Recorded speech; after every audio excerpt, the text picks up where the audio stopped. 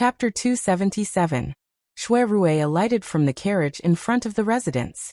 Just as a silver sedan with a dazzling silver cover left the door, the second-in-command of the Shui family, Su Li, stood on the stone steps and watched respectfully as it left.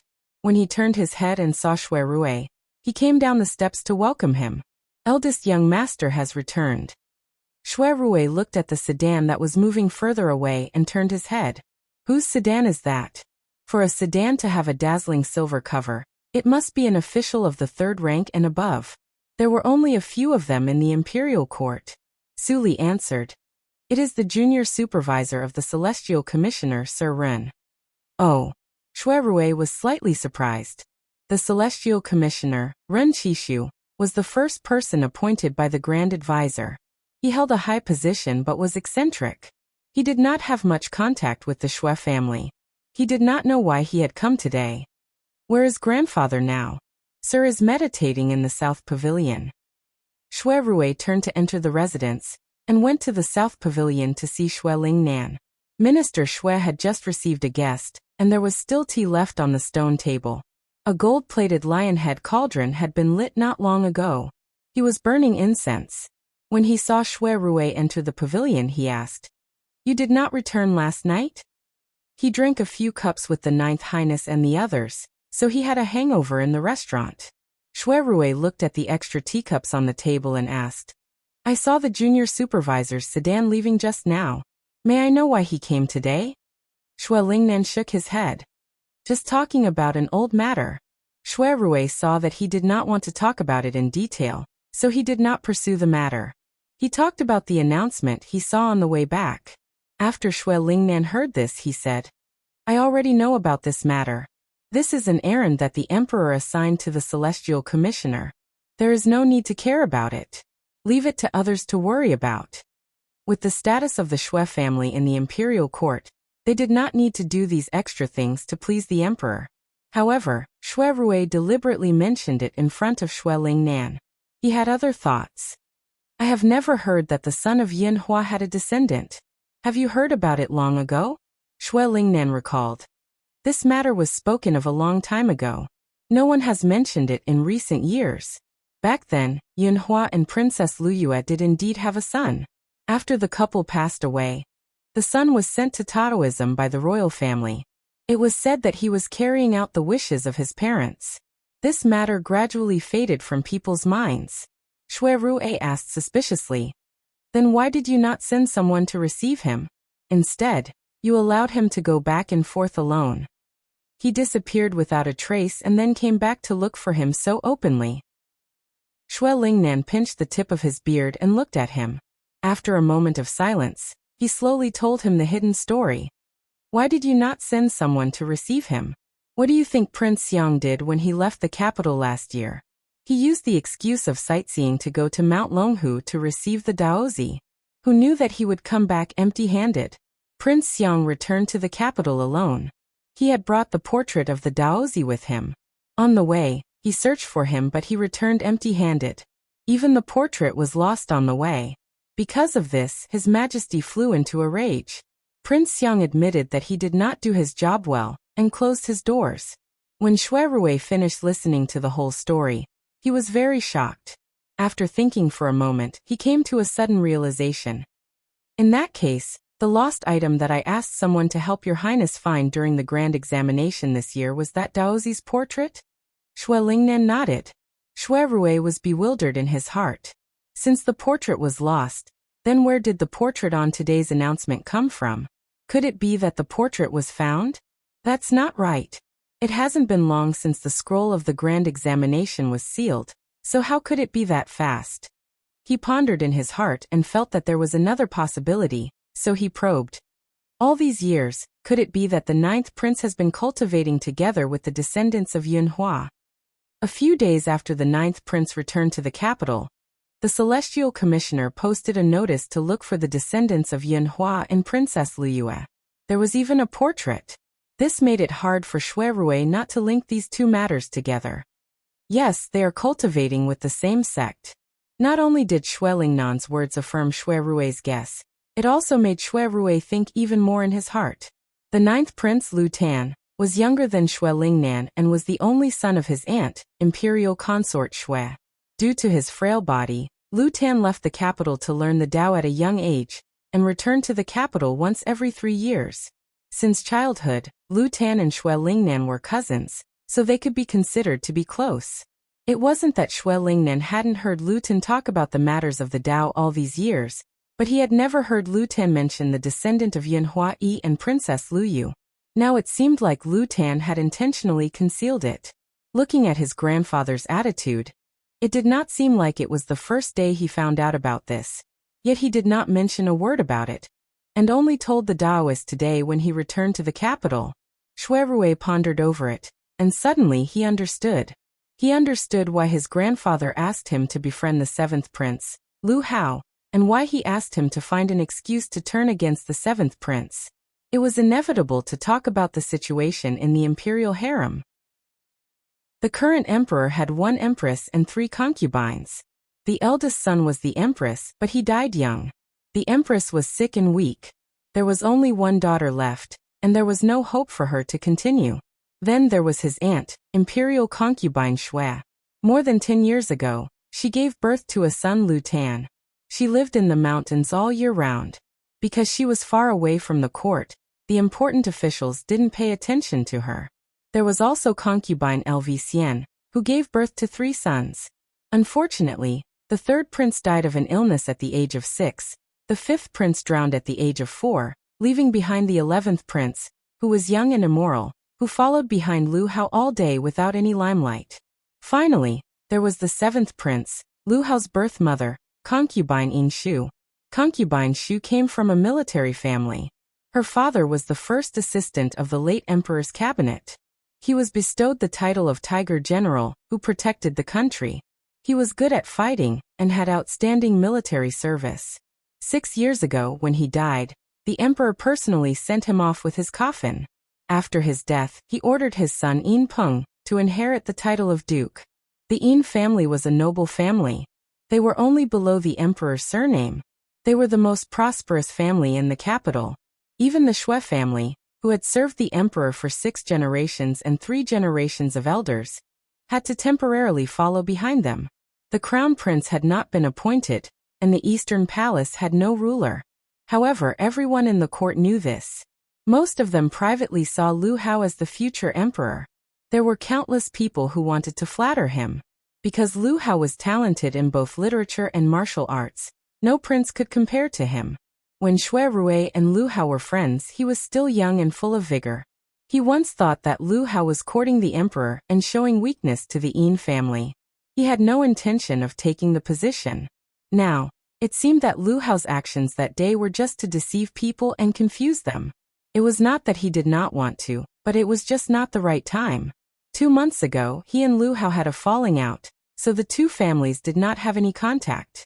Although there were discussions in the capital, they were only rumors and did not involve anything important. It was probably because Lu Tan was still in the mountains and no one knew about it. Shui Rui thought that his grandfather must have known that Lu Tan was going to return to the capital at that time. After he returned this time, there was no need for him to go back. Therefore, he let him and Lu Hao cut off contact in advance. It was better than having a falling out now and being criticized by others. It was so that outsiders could not understand the position and attitude of the Shui family. How could such a painstaking arrangement not have any ulterior motives? After thinking about this, Shui Rui looked at the old man in front of him again. He was in awe and a little heavy. Cheng Bai, you were brought up by grandfather. Your father passed away early, and your mother was weak.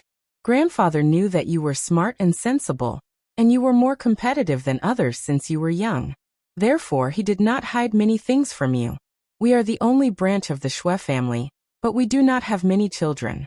Your second uncle is like that, so we cannot count on him. Grandfather has always been strict with you, because he has high hopes for you.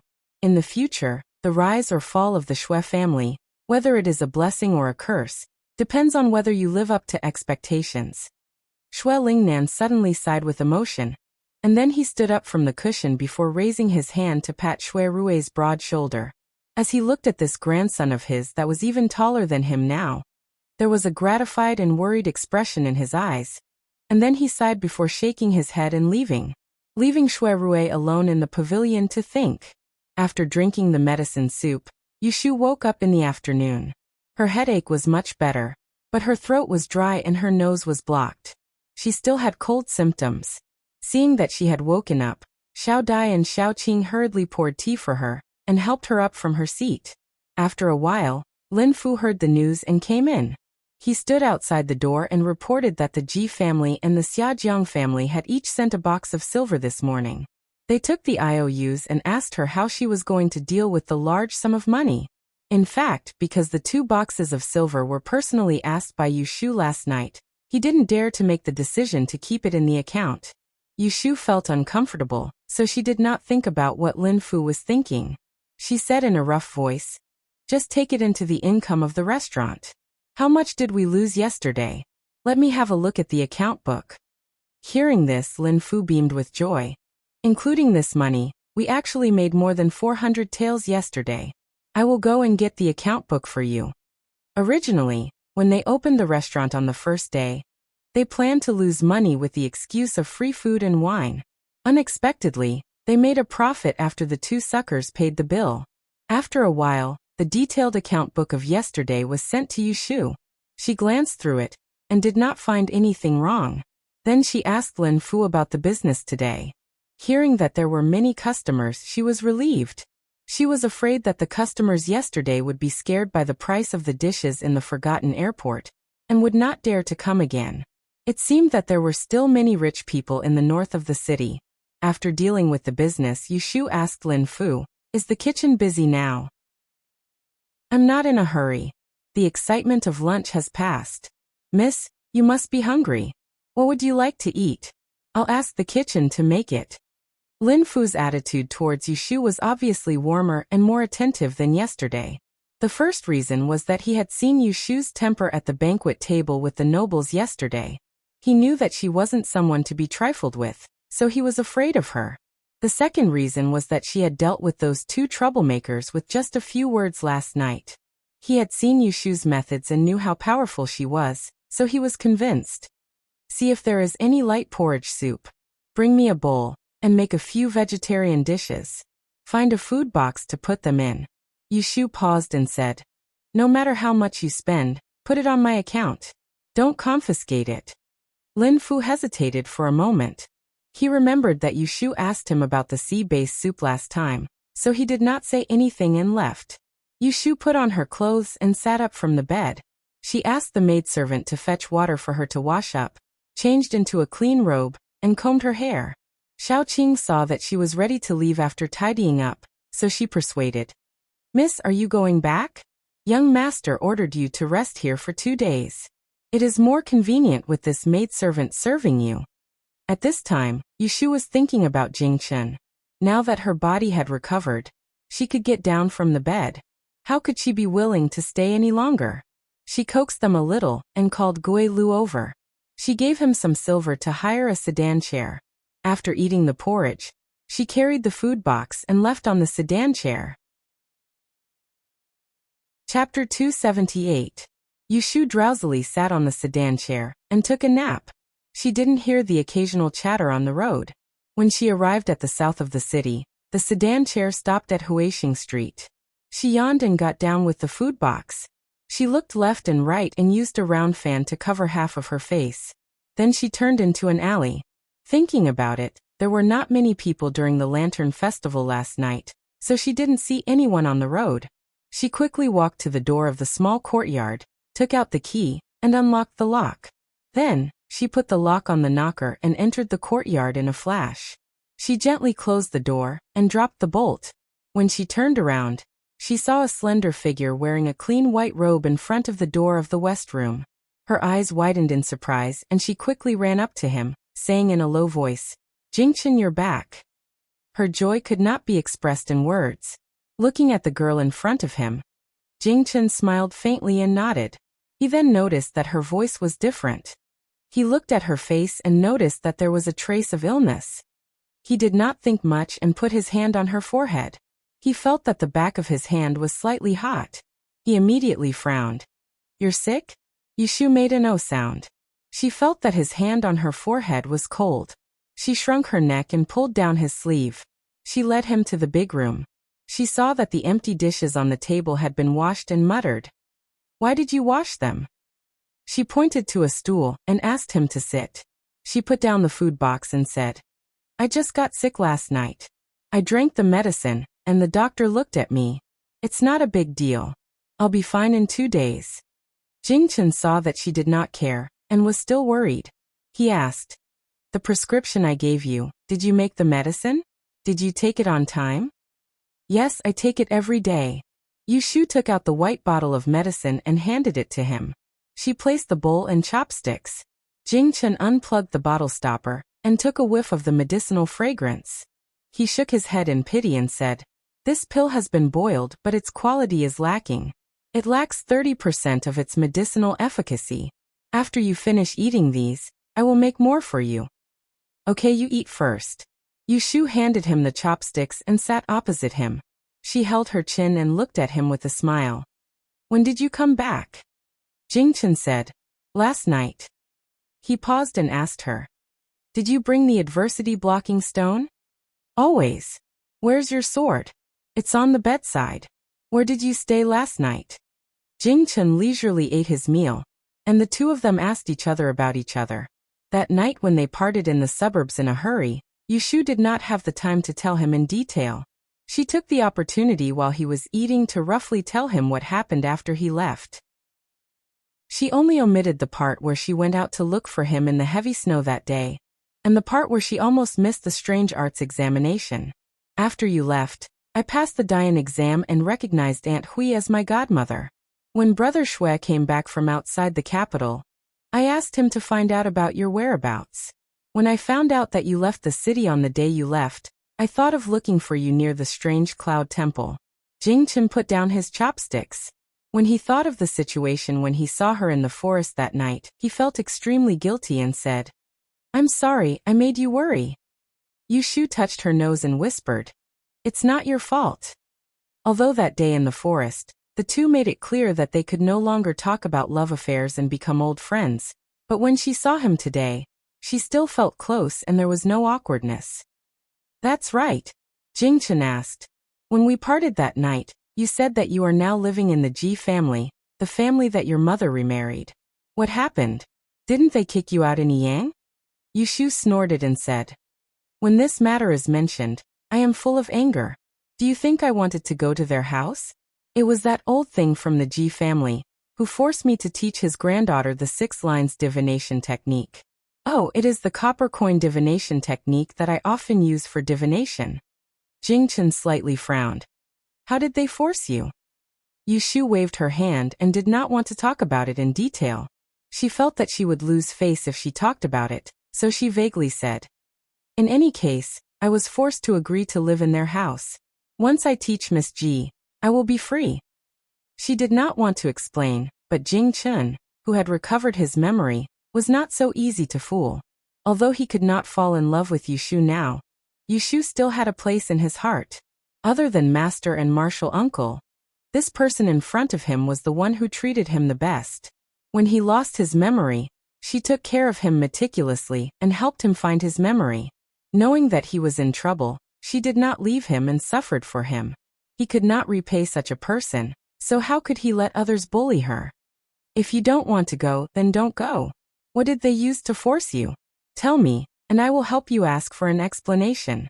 Jingchen's expression did not change, but a hint of coldness flashed across his clear and bright eyes. The people of the Taoist sects were mostly pure and did not like to fight, but their celestial master sect emphasized on trust and righteousness. Towards Yushu, he was trustworthy and righteous. He remembered the promise he made to her that day, but as long as he stayed by her side, he would definitely protect her. Yushu scratched her neck awkwardly. She could see that Jingchen was serious. If she really told him how Ji family threatened her, he would really dare to go to them.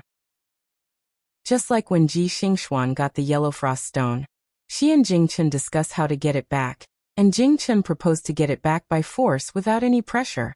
In his eyes, good or evil, there was another yardstick, and he did not need others to measure it. But what should he say about the Ji family's matter? In fact, I also have something to ask of them. Yushu deliberated and said, You know, my mother is a concubine of the third master of the Ji family. They use this, and I am always under their control. If I want to get my mother out, I have no other way but to make them let her go willingly. So when they threatened me, I took advantage of the situation and negotiated with them. When I teach Miss Ji well, they will let my mother go. Jing Chen still did not know much about the secular world. Yushu spent a lot of time to make him understand that she had to stay in the Ji family for a while. I was not bullied in the Ji family.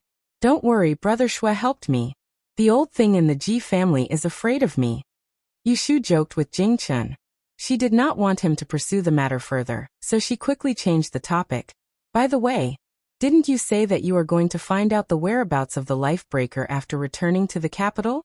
Where do you plan to find out? Jing Chen's attention was indeed diverted by her.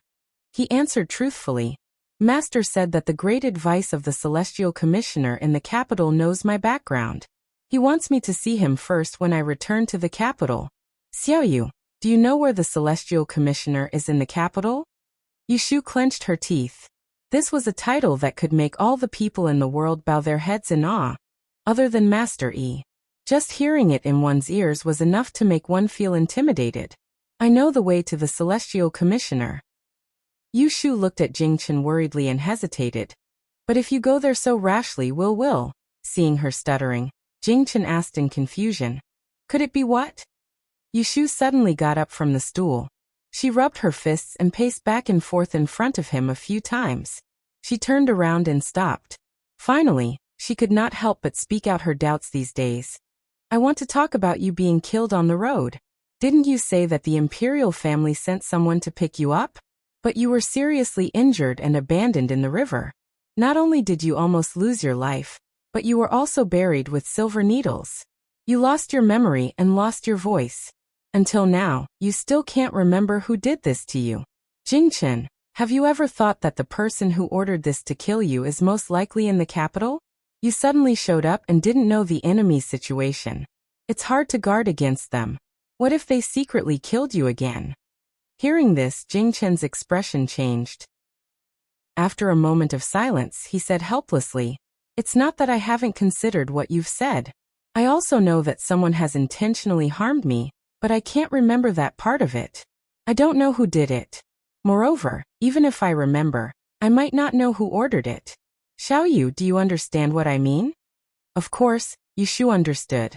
Jing Chen was the son of Easy He and the princess. He was a relative of the imperial family. No matter who wanted to kill him, they would not easily reveal themselves. When he recovered his memory, he could at most remember a few faces. However, Jing Chen lived in the mountains all year round. This was the first time he left the mountains, so how could he recognize who was who? In my opinion, it's better if you don't show up rashly. The last time you left, you didn't even finish drinking the medicine.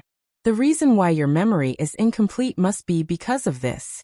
Why don't I go back and ask Godfather, and let you drink some medicine for a few days to see if it can help you recover? How much can you remember?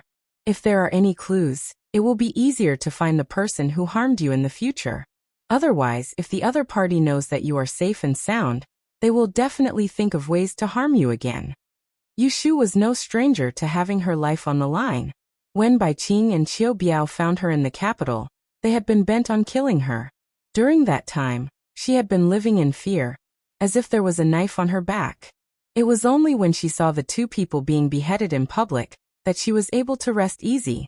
Now that Jing Chen was in the same situation, she could empathize with him. She was afraid that he would be in danger again, so she had to consider everything carefully. That's good too.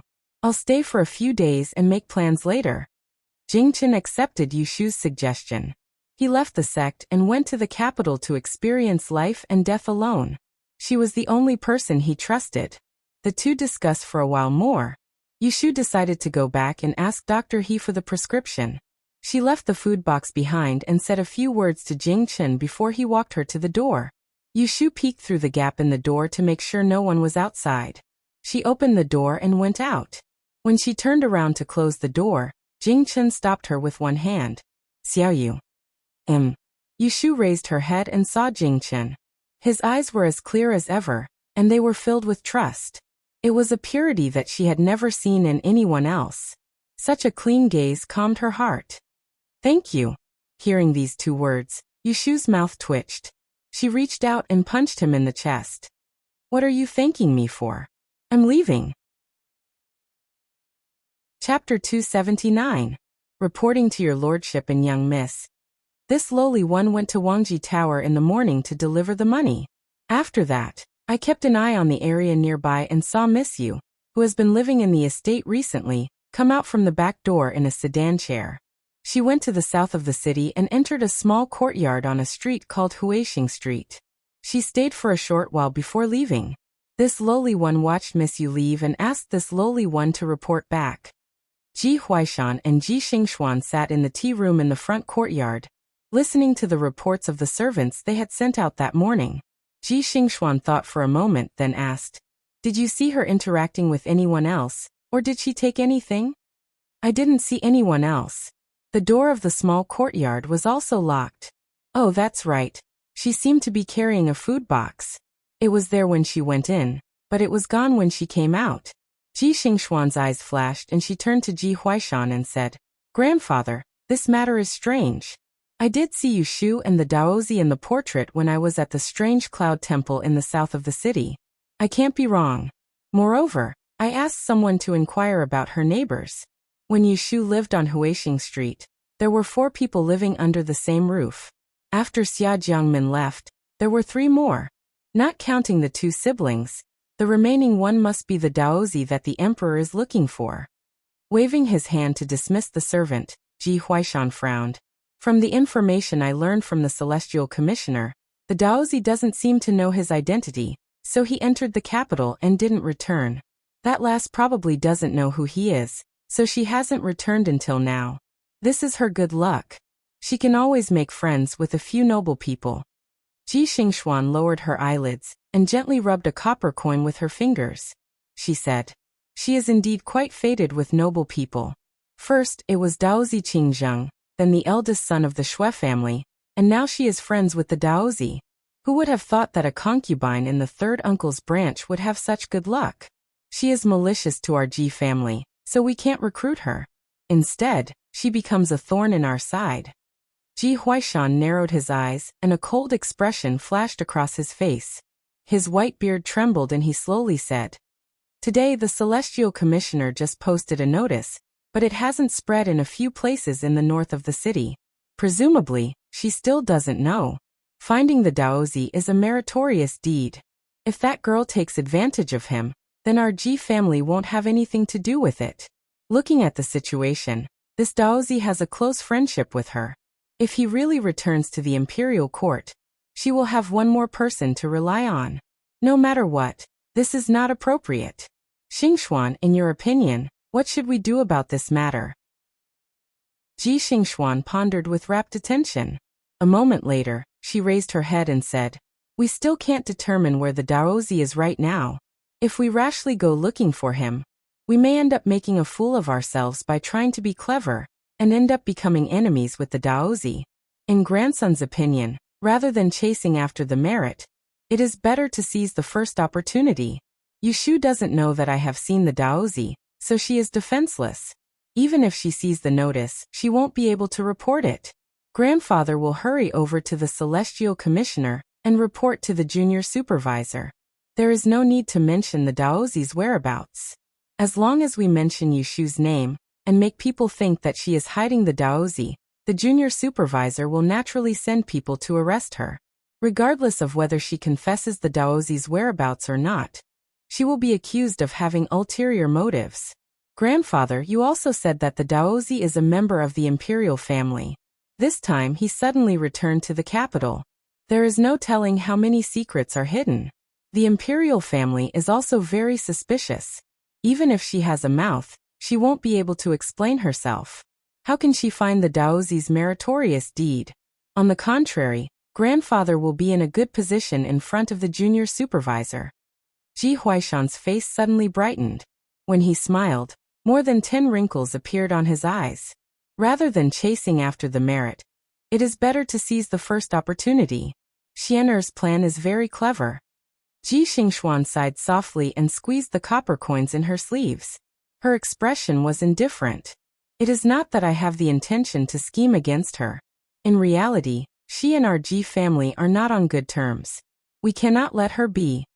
When Ji Huaishan heard her talking to herself, he only glanced at her for a moment before calling for the steward to prepare a carriage. He also ordered people to keep an eye on Yushu's movements and report to him at any time. He then hurried over to the Celestial Commissioner's residence. Zhao Hui's residence was in the east of the city.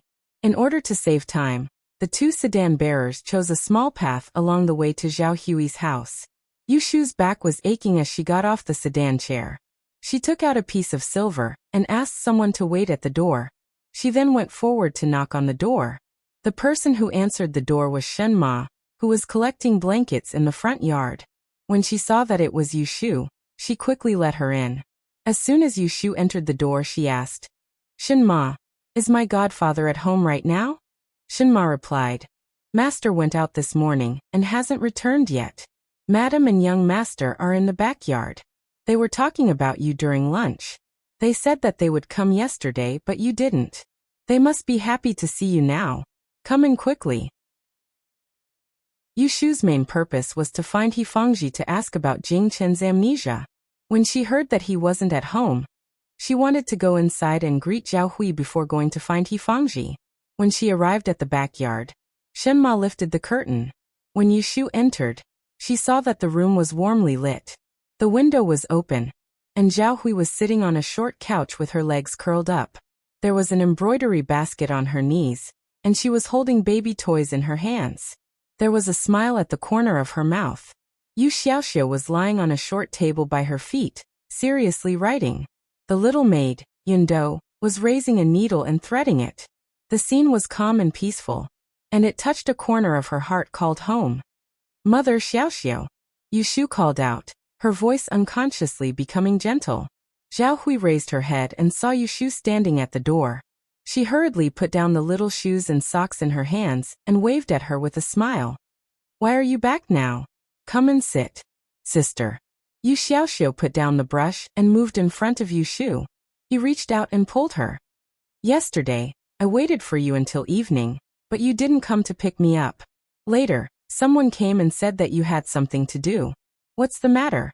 "Oh, mother's body wasn't feeling well yesterday. I didn't come because I saw that she wasn't feeling well." Yushu casually found an excuse. She touched Yu Xiaoxiu's head and stood at the door without moving. She said to Zhao Hui, "Last night, I caught a cold and have some symptoms. I don't want my illness to spread to you, so I won't go in. Where's father? I have some matters to discuss with him."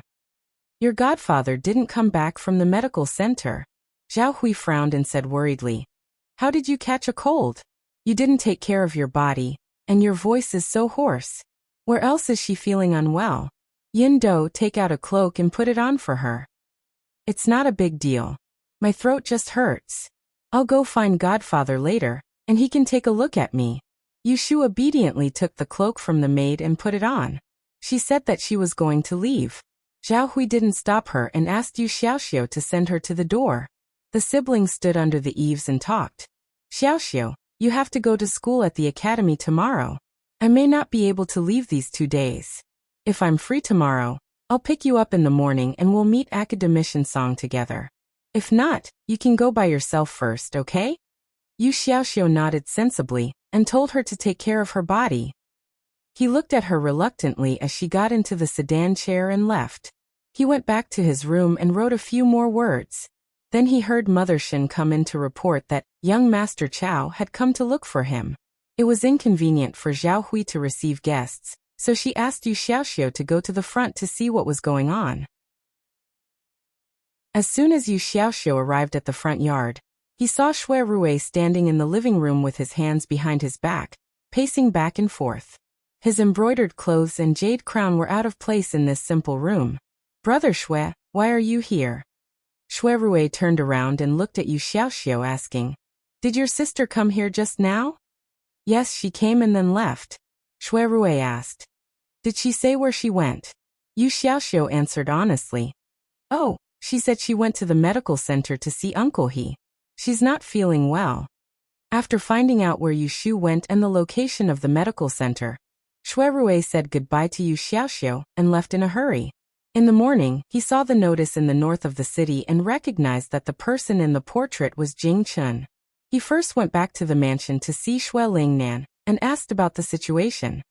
He didn't rest for long before he went back to Wang Jilu to find Yushu. He wanted to discuss Jing Chun with her, but he didn't expect to come back empty-handed. He thought she went back to the Ji family, so he went to the right magistrate's mansion and ordered the servants to ask around. Yushu didn't come back and finally found this place. Originally, Shuirue wouldn't be in such a hurry to find her. However, before the new year, Jing Chun suddenly disappeared, and Yushu went out to find him in the snow. When she was unconscious in bed, he heard from Zhao Hui that Jing Chun was murdered and lost his memory. In this way, the matter became serious. Jing Chun was the descendant of Yin Hua Yi and the princess. He was a member of the imperial family, and was the daozi that the emperor ordered to find. If something happened to him, it would inevitably involve Yushu. Moreover, there were many people who had seen Jing Chun. It was hard to guarantee that no one in the know would see the celestial commissioner's notice and think of him. From there, they could trace it back to Yushu. It would be fine if she could find the daozi, but if Yushu didn't know the whereabouts of Jing Chun, then she would be in trouble. Separated by Qianyuan Avenue, the news of the daozi entering the world had not spread to the south of the city. When Yushu found Hifangji in Huiran Medical Hall, he was busy setting the bones of a patient who had broken his leg. The small consultation room was crowded with people who wanted to watch the show, and the sound of the family members crying could be heard. Huiran Medical Hall also opened yesterday. Because it happened to be the opening day of Wangji Building, Yushu couldn't be there. However, on the 14th day, she had already congratulated Hifangji and sent 2 pots of asparagus as a congratulatory gift. They were placed in the medical hall to match the feng shui. She saw them the moment she entered the door. Hifangji couldn't leave for a while, so Yushu could only wait outside. The shopkeeper recognized her and knew that she was the boss's daughter, so he hurriedly let her sit inside the counter. Taking advantage of the chaos, he poured her a cup of tea and asked her to sit and wait. Who knew that she would wait for more than half an hour? The sun set, and the people who were watching the show dispersed. Hifangji wiped his sweat with a handkerchief and walked out of the inner hall panting. Seeing that he was so tired, Yushu quickly got up, handed him a cup of tea and gave him a seat. After Hifangji recovered, he waved at her. "What's wrong with you? You don't look well. Is it a cold or a fever? Come here, and let me have a look." Yushu leaned against the counter, stretched out her wrist to him and asked, "Godfather, can I ask you something?" Hifangji put his fingers on her pulse, closed his eyes and said, "What?" Yushu was about to ask him about the prescription Jing Chun took last time when she suddenly heard a commotion in front of the medical hall. She turned her head and saw that several horses stopped outside the door. 7 or 8 officials in jujube clothes with machetes on their waists dismounted and rushed in aggressively. The leader was a middle-aged man with a pair of thick eyebrows. Next to him was a servant wearing a cloth hat. The 2 stood in front of the door and said, "Is it here?" Chapter 280. A group of officials suddenly appeared outside the clinic. Seeing this, Hifangji hurriedly walked around the counter and saluted. "Greetings, Darren. May I know what business Darren has here?" The middle-aged man leading the group coldly looked around the clinic, and his eyes finally fell on Yushu, who was standing behind the counter. He sternly asked, "Which one of you is Yushu?" Yushu was startled. She was surprised. "Why are they looking for me?" Before she could react, the servant leading the way pointed at her and loudly said, "Reporting to Darren, this is Yushu." The middle-aged official wearing a black veil didn't say anything and waved his hand. "Take her away." Following that, some officials came forward to take them away. Hifangji turned pale with fright and tried to stop them, but she was pushed to the ground. Yushu was startled by this sudden turn of events. In a daze, she was dragged out by 2 officials and escorted out the door. "Xiaoyu, what are you doing? Don't pull me." As soon as Yushu reacted, she struggled with all her might. This wasn't a joke. She didn't even know where these officials came from. She could tell that they didn't come with good intentions and looked fierce. If she was really taken away by them, she most likely wouldn't have a good ending. Fangji crawled up from the ground, but she was stopped from going forward. The shopkeeper and the waiter were scared stiff and couldn't move. Yushu's strength was no match for two big men. In the blink of an eye, she was dragged to the door. She forced herself to calm down and didn't show any fear. She turned around and angrily scolded the leader. Which sect does this Darren belong to? Why are you arresting me for no reason? I am an examinee of this year's Grandian examination, and have half ascension. Don't you know the law? Unexpectedly, the middle-aged official didn't see through her bluff. He coldly snorted and ordered, "Gag her mouth and tie her up." After he finished speaking, someone took a piece of cloth and stuffed it into Yushu's mouth. They also took a rope to tie her up. Some people gradually gathered outside the clinic, but because of the official's authority, they whispered among themselves and didn't dare to come forward. Oh. Right now Yushu was both frightened and scared. Her legs kicked wildly, her face was red, and she wanted to spit out the cloth in her mouth. But she was still seriously ill and didn't have enough strength. In 2 or 3 moves, her hands and feet were tied and she was thrown onto the horse's back. The saddle hit her abdomen, causing her to groan in pain. She broke out in a cold sweat and lay weakly on the horse's back. After capturing Yushu, the officials did not linger. One by one, they mounted their horses.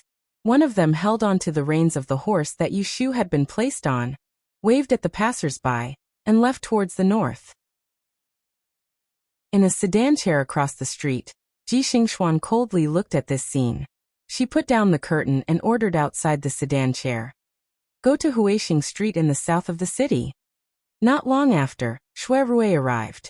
When he heard the people on the street talking, he knew that something was wrong. He quickened his pace and entered the Huiran Medical Center. He didn't see Fangji and Yushu.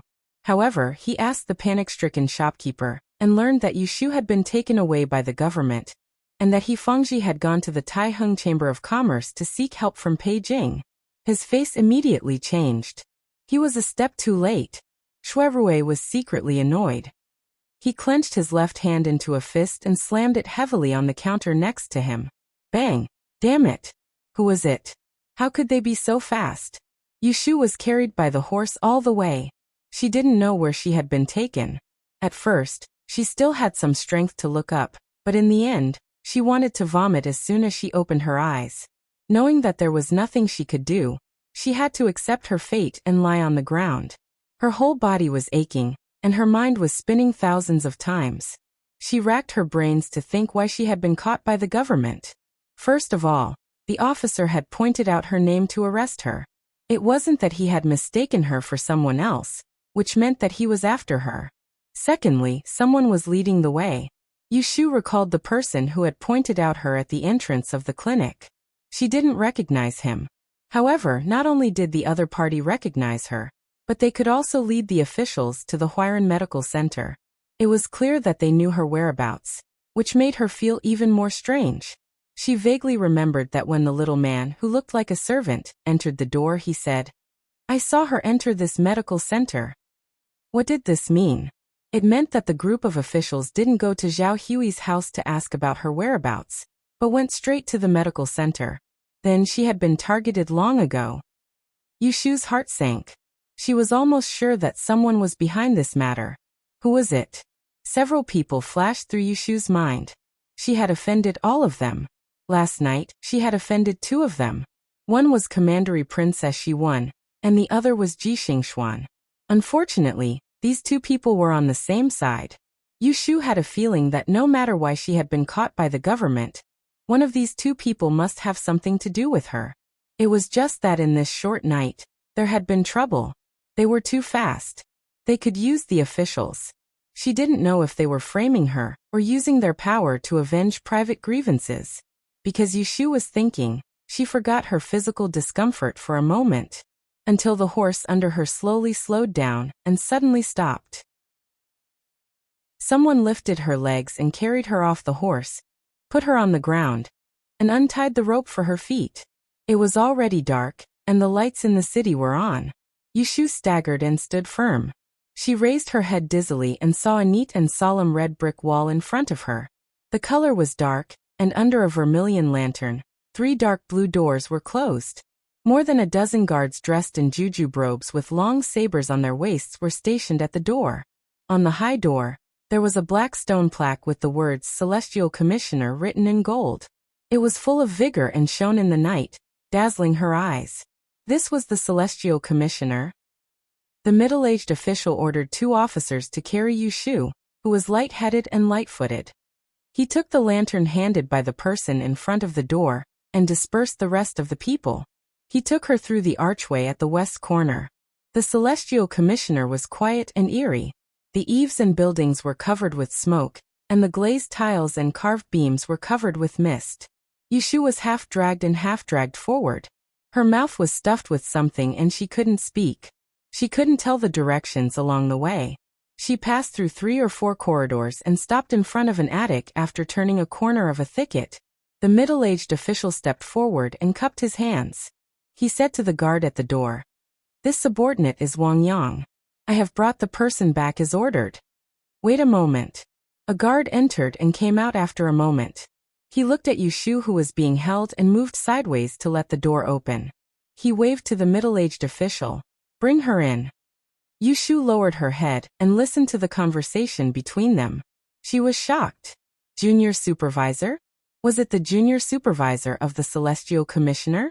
According to Yushu's knowledge, there were more than 100 officials in the Celestial Commissioner's office with official titles and titles. Under the senior supervisor, the first person was the junior supervisor, followed by the left and right magistrates, and then the left and right magistrates. The left was the highest, and the right was the reinstated position.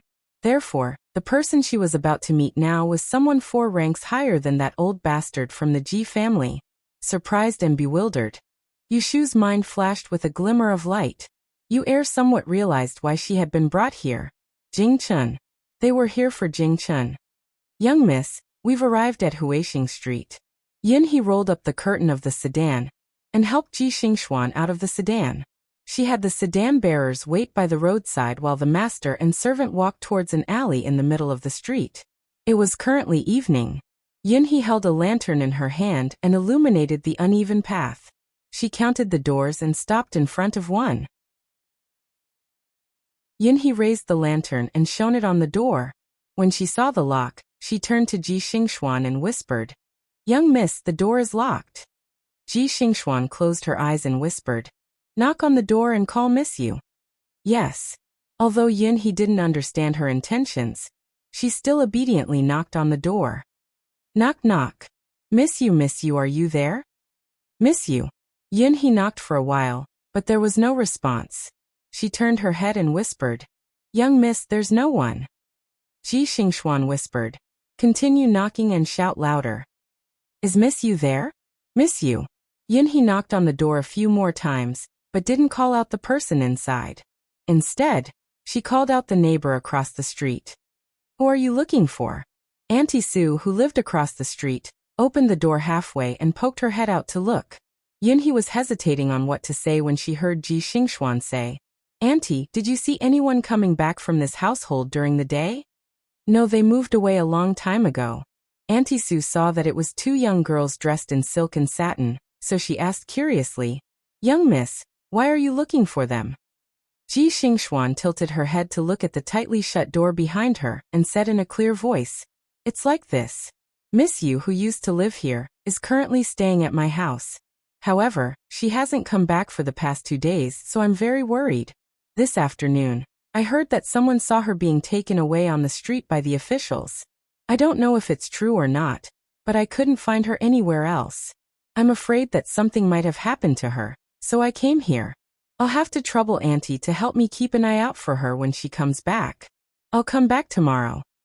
Auntie Sue made an sound and said with a strange look in her eyes, But this household doesn't have a girl There are 2 people with the surname Yu, and they're brothers. Which one are you talking about?" Ji Xingxuan said. "Her name is Yushu. Is there no such person?"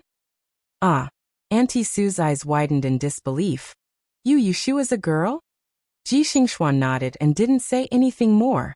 She glanced at the crack in the door again, and left with Yin He. Auntie Sue muttered as she retreated back home. She closed the door and went to talk to her husband about this strange matter. It turned out that the young man who lived next door for a long time was actually a girl. The master and servant had almost reached the entrance of the alley when Yunhee asked in confusion, "Young miss, just now you?" Ji Xingxuan softly shushed her and interrupted her. She paused at the entrance of the alley for a moment, and was about to walk away when she heard a voice behind her. "Please wait." Under the veil, Ji Xingxuan's lips curved up slightly. She turned around and saw a figure walking towards her from the dark alley. In the blink of an eye, the figure appeared in front of her.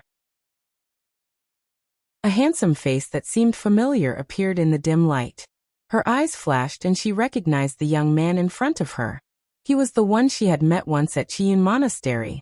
As she expected, he was here. "You." When Jingchen saw the woman at the entrance of the alley, his eyes flashed and his voice paused before he asked, "Who are you?" He had overheard their conversation from inside the door, and was worried about Yushu's situation. So he jumped over the wall and chased after them. Hearing his question, Ji Xingxuan frowned. "And who are you?" Chapter 281. I'm Xiao Yu's friend. Ji Xingxuan's face was half-veiled, so her expression was not obvious. "Since you're a friend, have you seen her these past 2 days?" Jingchen had just seen Yushu during the day. She said that she was going to find Dr. He to ask about his illness, but she had not returned. Earlier in the courtyard, he had heard the conversation between Ji Xingxuan and Auntie Su outside the door. He assumed that something had happened to Yushu, and that this person in front of him knew about it. He asked, "She came here this afternoon. You said that she was taken away by the government. What happened?" Ji Xingxuan knew that this man in front of her was the Daozi that the Celestial Commissioner was looking for. She had come here to try her luck, but she had coincidentally bumped into him. Judging by his expression, he did not know about the announcement that had been made this morning. She immediately thought of something and said, "My surname is Ji, and I'm considered a relative of Yushu. For some reason, she was temporarily staying at my house as a guest. She didn't return last night, and there was no news from her. It was really worrying, so my family sent people out to look for her. I heard that she was taken away by the government this afternoon. I don't know if this is true or not. I knew that she had stayed here before, so I came here in case she didn't return to our house." Hearing this, Jingchen frowned. He had actually seen the woman in front of him twice.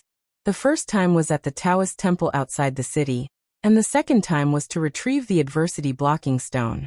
Before this, Yushu had not mentioned her, so he did not know who she was. Now it seemed that she was from the family that had bullied Yushu. His good impression of her immediately disappeared. However, he had always been a person of few desires, so he did not show his emotions. His expression did not change, but his voice became colder. "You said that she was taken away in the south of the city?" Ji Xingxuan was a very meticulous person. As soon as she introduced herself, she noticed the slight change in Jing Chen's attitude. She knew that Yushu must have damaged the Ji family in front of him. If that was the case, it would be difficult to build a good relationship with this Daozi. After giving it some thought, Ji Xingxuan decided to take Yushu away from this place to avoid the Celestial Commissioner's interrogation. She said, "I am not sure. My grandfather has sent someone to the yamen to gather information. If young master is worried about Yushu, why don't you come with me?" Jingchen did not know where Yushu had gone. Now he could only ask what was in front of him. After thinking for a moment, he held the rusted sword in his hand and nodded. "Thank you." Seeing that things were going smoothly, Ji Xingxuan asked Yunhee to send away the sedan bearers. She walked leisurely with Jing Chun back to the right magistrate's residence. Along the way, she tried to sound him out with words. However, Jing Chun did not know the ways of the world. He was not happy and did not even respond. Ji Xingxuan realized that Yushu was trying to slander him. What she did not know was that Yushu had not even mentioned her name in front of Jingchen. Yushu was brought to the imperial astronomer and sent into a loft with her hands tied behind her back. There was a brightly lit hall in front of her. Without going into the details of the furnishings, she saw a long 8 trigrams evil suppression desk on the east side. Behind the desk sat a man in his 30s. He was dressed in black silk and had silvery white hair. His appearance was extraordinary, but his expression was cold and dignified. At first he was still writing with meticulous brushwork, but when Yushu arrived in front of him, he put down his brush and looked up. Yushu met the man's eyes. She knew that this was the Celestial Commissioner's junior supervisor. Even in this situation, she could not help but sigh. Hearing about him was not as good as meeting him in person. She immediately lowered her head, avoiding eye contact. "Your Excellency, this is the man." The middle-aged official who was sent to capture Yushu bowed. After scanning Yushu's messy hair and clothes, Ren Qiming picked up the announcement on the desk with his left hand and passed it to the attendant behind him. "Show it to her." "Yes." The attendant took the announcement and unfolded it in front of Yushu. Puzzled, Yushu lowered her head to look at the portrait on the announcement. Her expression changed slightly. She read the content of the announcement in detail. Not only did it reveal Jing Chen's identity to the world, but it also ordered a reward for finding him. Her heart sank. She immediately confirmed her guess when she entered the room. The Celestial Commissioner was here for Jing Chen. Confused, she looked down and saw the date at the end of the announcement. After the 15th of the first month. According to this announcement was only posted today. This detail made Yushu suspicious. It was not strange that the Celestial Commissioner would come to find her. Although Jing Chen seldom went out with her, more than one person had seen him. It was normal for someone to see this announcement and report it to the government for the reward. However, it had only been a day since the announcement. It seemed that the news had not spread in the city yet. Otherwise, she would have heard about it after running around the city for half a day. She could count all the people who had seen Jing Chen with her. Auntie Sue and her family, Zhou Fangfang, and a few other neighbors. They were illiterate, so how could they understand the content of the announcement? They might not think that the man in the portrait was Jing Chen. If they really reported it to the government, it would take at least 3 to 5 days for it to happen. Then there were Zhao Hui and her husband, Pei Jing, and several servants. If she thought about it with her toes, it was impossible for them to inform the government behind her back. The last one was Shui Rui, and Yushu directly eliminated him. With her understanding of the eldest young master Shui's character, if he saw this notice, he would surely look for her first and tell her about it. Why would he covet any rewards from this notice, let alone betray her? Then who could it be? Who else would be with Jing Chen and keep an eye on her? Who could take the Celestial Commissioner's men to the clinic to get her if something happened? Yushu thought about it quietly and thought of a person, or rather, a family. Ji Xingxuan, the Ji family. Thinking of this, it made sense. As the right judge of the Celestial Commissioner, Ji Huaishan must have got the news of looking for the so-called Taoist. Ji Xingxuan knew her residence on Huixing Street and went to find her in person. Maybe Ji Xingxuan had seen her and Jing Chen together when she didn't know. This woman was good at physiognomy, and Jing Chen was easy to recognize. Therefore, when she saw the announcement, she thought of her.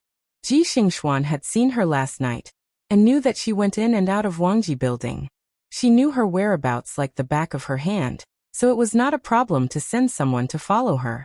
The servant who identified her in Huiran Medical Center must have been sent by the Ji family to follow her. Yushu looked at the announcement. There was no mention of the evil chi of Katistar. Instead, she addressed Jing Chen as Taoist. She also said that Jing Chen joined Taoism when he was young and inherited his parents' will. These beautiful words all showed that the royal family's attitude towards Jing Chen was friendly and valued. Since the Ji family found out that Jing Chen was in contact with her, and they knew that Jing Chen had a high status, they were afraid that she would take credit for finding the Taoist in the future. So they made a move first to gain the upper hand. Somehow, they fooled their superiors and made the young eunuch send someone to catch her. In this way, if she honestly told the whereabouts of Jing Chen, she would be betraying Jing Chen in a disguised way. If she refused to tell, she would be in trouble. Not only would she not get any benefits, but she would also be trapped. However, Jing Chen was missing a piece of memory. He didn't know who wanted to harm him, so he would be in danger as soon as he showed up. As a senior actuary, Yushu was best at information calculation and analysis. Although she didn't know what was going on, she was able to sort out the clues that she already knew, and she was able to guess what had happened. Yushu's mouth was blocked. She could only curse in her heart. This wicked Ji family. Do you recognize the person in this portrait? Ren Qiming quietly observed the changes in Yushu's expression. Seeing that she finished reading the notice and didn't move for a long time, he asked. The attendant pulled out the cloth from Yushu's mouth. Yushu coughed hard for a while and spat out 2 mouthfuls of saliva. She took a deep breath and made up her mind.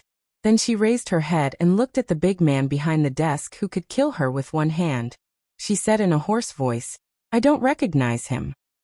Ren Qiming frowned. Finding Yunhua and the princess's son was a very important matter. The Great Commissioner had told him to handle it personally and not let others handle it. That was why Right Judge Ji came to see him in a hurry. He said that the servants in the mansion had seen the notice and saw Daoist child going in and out with someone. The description was very similar, so he sent his subordinates to bring the person back. Now that he was interrogating him personally, he wanted to avoid any mistakes. At this time, he saw Yushu's strange expression and concluded that she was hiding something. So he said coldly, since you have seen the notice, you should know who is in this portrait. Someone has seen you going in and out with Daoist child. Why do you say you don't know? Yushu's throat was blocked with phlegm. She felt dry and wretched. When she heard the junior supervisor's question, her neck stiffened and she couldn't answer. The middle-aged subordinate felt that she was being negligent.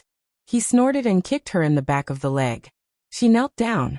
Yushu's ears were numb and she cried out in pain. Ah! The junior supervisor is questioning you. Don't hesitate and answer honestly. Wang Yang, Ren Qiming said coldly, leave. Yes, sir. The middle-aged subordinate excused himself and bowed before leaving. At this time, only Ren Qiming, Yushu, and the attendant were left in the building. Your surname is Yu and you were born in Jiangnan. You were the concubine of the 3rd son of the Celestial Commissioner, right Judge Ji Huaishan. You were an examinee of the Dayan examination last year, right? Ren Qiming held a report in his hand. It was just delivered to him along with Yushu. After listening to Ji Huaishan's report, he sent people to arrest her, and also sent people to several places to inquire about this girl's situation to verify. In addition, you have a foster relative with the surname, he who moved here from the south. You have a weak younger brother who moved to the He family in the 12th month of last year. At that time, he was accompanied by a young man. Later he disappeared. Let me ask you, who is that man? And where is he now? Yushu bit her lips. She propped up her upper body and kneeled on the ground. Cold sweat appeared on her forehead, and her shoulders trembled slightly. She said in a hoarse voice, that is a friend who is staying at my house. I don't know where he went. As for the person in the painting, even if you ask him 1,000 times, I don't know him. Yushu's heart was heavy. The Ji family probably knew that she went to Huixing Street in the afternoon, since they sent people to follow her. Jing Chun was now waiting for her in the small courtyard. He was completely unaware of the news outside and had nowhere to hide. It was only a matter of time before he was found. She wasn't stupid enough to think that if she didn't say Jing Chen's whereabouts, the Celestial Commissioner wouldn't be able to find him. But she couldn't say it. At least she couldn't say it now. Once she said it, she would fall into the Ji family's trap and wouldn't be able to get out. Now that she had one foot in the swamp, she had to find a way to pull herself out. In front of me you dare to lie. Ren Qiming was a strict man. He had always been cold and serious. He was sure that Yushu was hiding the whereabouts of the Daozi. He asked her again and again. Seeing that she was unwilling to say it, he lost his patience. He put down the report in his hand and put his hands on the table. He said, Qingfeng, let her speak. Chapter 282. Ji Xingxuan brought Jing Chen to the Ji family and settled him in the living room of the front courtyard. She said, wait here for a moment. I will go ask grandfather to see if there is any news of Yushu. Jing Chen nodded but did not sit down. Instead, he held his sword and stood at the door of the living room. Ji Xingxuan knew that he was a Taoist and did not stand on ceremony. She left with her maidservant and hurriedly went to the back. She called for a servant to go to the rear courtyard and invite Ji Huaishan over. Not long after, Ji Huaishan rushed to the front courtyard and met up with Ji Xingxuan in the corridor. As soon as he saw her, he anxiously asked, "I heard the servants say that you brought someone back?" Ji Xingxuan replied, "It is the Taoist that His Majesty is looking for." Ji Huaishan was pleasantly surprised and waved his hand to dismiss the people around him. He asked in a low voice, "You went out this afternoon to look for someone. Why didn't you discuss this with me? Didn't you say that you would wait for Junior Supervisor Run to send someone to look for him? Why did you bring him back?" Ji Xingxuan first told Ji Huaishan how she brought Jingchen back. Then, she told him what she was thinking. Grandson only wanted to go and investigate. After seeing the Taoist, I reported my family name. From his attitude, it seems that he is dissatisfied with the Ji family. It must be because of Yu Shu. Grandson thinks that since there is no way to resolve this peacefully, rather than letting Junior Supervisor Run find out the Taoist's whereabouts from Yu Shu, why don't grandfather personally bring him to Senior Supervisor Ren? It will be beneficial. Ji Huaishan stroked his beard and his eyes flashed. He said, "This is good. However, you are tricking him to come back. From his appearance, he doesn't seem to know anything. How should we bring him to Celestial Commissioner? You can't force him. Just tell him the truth. That's it." Ji Xingxuan's expression did not change. She covered her mouth with one hand and muttered. Ji Huaishan nodded repeatedly as he listened. Finally, he smiled and said, "My granddaughter is still the most sensitive. Let's go and meet this Taoist with grandfather." The grandfather and grandson turned to the front hall. Jing Chen was standing at the door, looking up at the stars in the night sky. Hearing footsteps, he saw an old man and a young man coming from the left corridor. They stopped in front of him. The old man was about to speak, but when he saw Jing Chen, his face suddenly changed and he stared at him. Ji Xingxuan stepped forward and supported the old man. "Grandfather, what's wrong? This young master said that he saw Miss Yu today. Didn't you have something to ask him?" However, Ji Huaishan ignored him. He stared at Jing Chen and said excitedly, "May I ask if you are the descendant of Yinhua Yizi?" Jing Chen was shocked to be exposed by the old man in front of him. However, he remembered Yu Shu's reminder and did not respond. Instead, he frowned and said, "You've got the wrong person. I'm here to look for someone. Do you know where Yu Shu is now?" "That's impossible. You're clearly the same as the one in the portrait." Ji Huaishan had a look of disbelief. He turned his head and ordered the steward, "Go and bring me the announcement on the table in my study." "Yes, Your Excellency." Ji Xingxuan had a puzzled expression and said doubtfully, "Grandfather, what's wrong with you? This young master is Yu Shu's friend. How did he become the descendant of Yinhua Yizi?" Ji Huaishan shook his head and ignored her. He cupped his hands at Jing Chen and said, "Young master, please don't be impatient. Let this old man verify something, and then tell me where Yu Shu is." Jing Chen looked at the grandfather and grandson in front of him. He was puzzled and nodded. A moment later, the steward ran back with a scroll and gave it to Ji Huaishan. He handed it to Jing Chen. "Young master, look. This is the announcement that the emperor ordered to be posted in the city this morning." Jing Chen took it in his hands and looked at it. He saw the portrait and the document and suddenly realized that the imperial family had ordered to find him.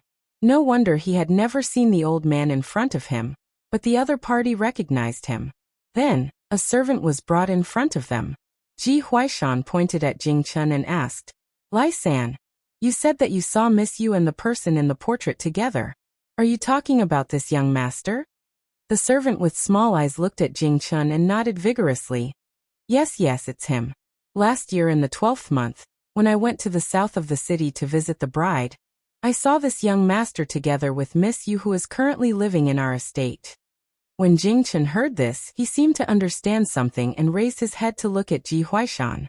However, before he could ask, Ji Huaishan sighed and then cupped his hands at Jing Chen and said, "This old man is the Celestial Commissioner, right, Magistrate Ji Huaishan. May I ask if young master is a cultivator from Mount Longhu? If you are, then you are undoubtedly the descendant of Master Yi that the Emperor has ordered to find. To tell you the truth, His Majesty is in a hurry to summon you back to the Imperial Court. Everyone in the Imperial Astronomer's office has received the order. Because this old servant was certain that he had seen you and Yu Shu together, I was unable to find her. In a moment of desperation, I went to the Imperial Astronomer's office during the day and reported to my superior. Presumably, that child Yushu has already been brought to the Imperial Astronomer's office for interrogation. Jing Chen was shocked, but then he heard Ji Xingxuan say in surprise, "Grandfather, why is it like this? Didn't you say that you sent someone to find Miss Yu, but there was no news?" Ji Huaishan sighed. How can this old man tell a child about such an important matter? Then he said to Jing Chen with a complicated expression, "If Daozi is worried about Miss Yu, then come with this old man to the Celestial Commissioner's residence. There's no time to lose. I'm afraid that if we're late, Miss Yu will suffer." Since Jing Chen knew where Yushu had gone, he didn't have the heart to think about other things. He was only worried about her safety. He was afraid that she would refuse to tell if someone asked about his whereabouts. He made a prompt decision and decided to go with Ji Huaishan to the Celestial Commissioner's residence. He didn't care about exposing his whereabouts at this time, and what danger it would bring. "I came from Mount Longhu.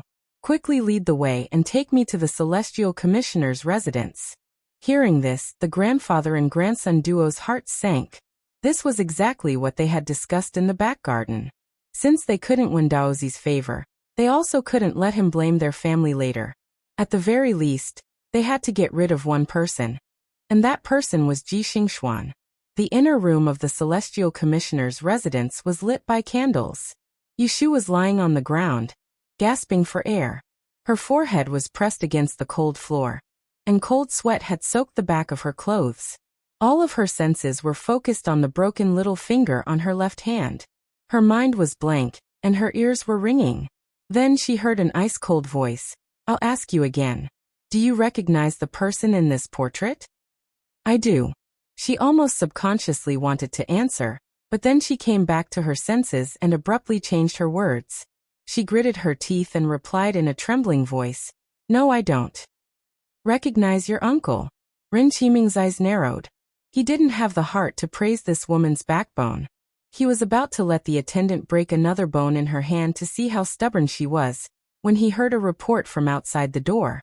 Darren, the 9th Prince, young Master Rue, and the young master of the Xue family ask for an audience. They say they have the whereabouts of Daozi. Hearing this, Ren Qiming turned his head to look outside the door. He had a surprised expression on his face. He then glanced at Yushu, who was kneeling on the ground, and said, "Invite them in." Yushu was suffering from the pain of her broken fingers. Her ears were ringing and she didn't hear the announcement. She didn't know that the people who came at this time were just in time, so she was lucky enough not to have another broken finger. Xue Rue, Lu Tan and Rue Lin were invited in. At first glance, the first thing Xue Rue saw was a figure kneeling on the ground. Her clothes were messy and her upper body was drenched. His body stiffened, and he tried to resist the urge to go forward to check on her condition. He secretly clenched his fist and shifted his gaze to the man behind the evil warding case. Rue Lin raised his hand to salute and said in a low voice, "This lowly official greets the junior supervisor." This was the Celestial Commissioner's Ren Qiming. Even his grandfather had to give him some face in front of him. As a junior, he couldn't be disrespectful. When Ren Qiming saw Lu Tan, he stood up and raised his hand to salute. "Greetings, Your Highness." "Sir Ren, you may rise." Lu Tan and Rue Lin were both temporarily pulled here by Xue Rue as reinforcements. On the way, they had heard Xue Rue's explanation. When they saw the scene in front of them, they knew who the person kneeling on the ground was. They weren't confused. Rue Lin immediately smiled and said, "Brother-in-law, why has your place become a yamen? Do you still need to interrogate criminals?" From the way he addressed him, it was obvious that young Lord Rue was Ren Qiming's brother-in-law. If there were people in Anling City who weren't afraid of Junior Supervisor Ren's cold face, he was one of them. Ren Qiming ignored him, but his expression softened a little. He turned to Lu Tan and Xue Rue and said, "Your Highness and Mr. Xue have the whereabouts of Daozi?" Lu Tan said, "It was my cousin who came to find me. He said that he had news of Master Uncle. Coincidentally, I was with Rue Lin, so we came together. Let him tell, sir." "Brother Rue." When the tinnitus in Yushu's ears subsided a little, she heard a few more voices in the building. They were vaguely familiar. She slowly turned her head and saw a few more pairs of boots on the ground. When she looked up, her vision gradually became clear. She was the first to recognize Xue Rui and was stunned on the spot. Why is he here? Before she could wrap her mind around it, she heard Xue Rui's voice. Sir Run, I have seen Daozi in person a month ago. Ren Qiming looked serious and said, Where did you see Daozi? Tell me in detail. Xue Rui's eyes moved. He turned to look at Yushu on the ground and said, Sir, please untie her first. Ren Qiming frowned. He looked at Xue Rui, and then looked at Yushu. Since he knew that they knew each other, he thought that there must be some inside story. After hesitating for a moment, he waved his hand and said, Release her. The attendant was about to untie Yushu, but Xue Rui was one step ahead of him. He went forward to help Yushu up from the ground and untied her wrists behind her back. As soon as he touched her wrists, he heard her gasp and tremble. He thought that she was injured and hurriedly checked. Soon he found that one of her little fingers was broken and blood was squeezed together. It was mercilessly twisted. It was a shocking sight. Xue Rui turned pale with fright. He couldn't care less about the anger in his heart. He hurriedly tore off a piece of his sleeve, put her against his chest, and held her finger. He felt her body tremble slightly and whispered in her ear, Bear with it. Yushu seemed to know what he was going to do. She leaned against him numbly. When she heard his voice, she felt a little relieved. The next moment, she felt a stinging pain in her brain. She clenched her teeth, trembled violently, and collapsed in his arms. Her eyes were wet with sweat. Xue Rui pulled a long face as he straightened Yushu's broken little finger. He removed the hairpin from his head and stuck it on her wrist bone before he quickly wrapped it with a piece of cloth. He lowered his head to look at her ghastly pale complexion, her purple lips, and her sweaty face. He felt as if his chest had been hammered, and he also felt a little bitter. Seeing the girl that he had been longing for suffer for another man again and again, this feeling was really not good. Chapter 283. Xue Rui knelt on the ground, hugged Yushu to his chest, and treated the injury on her hand.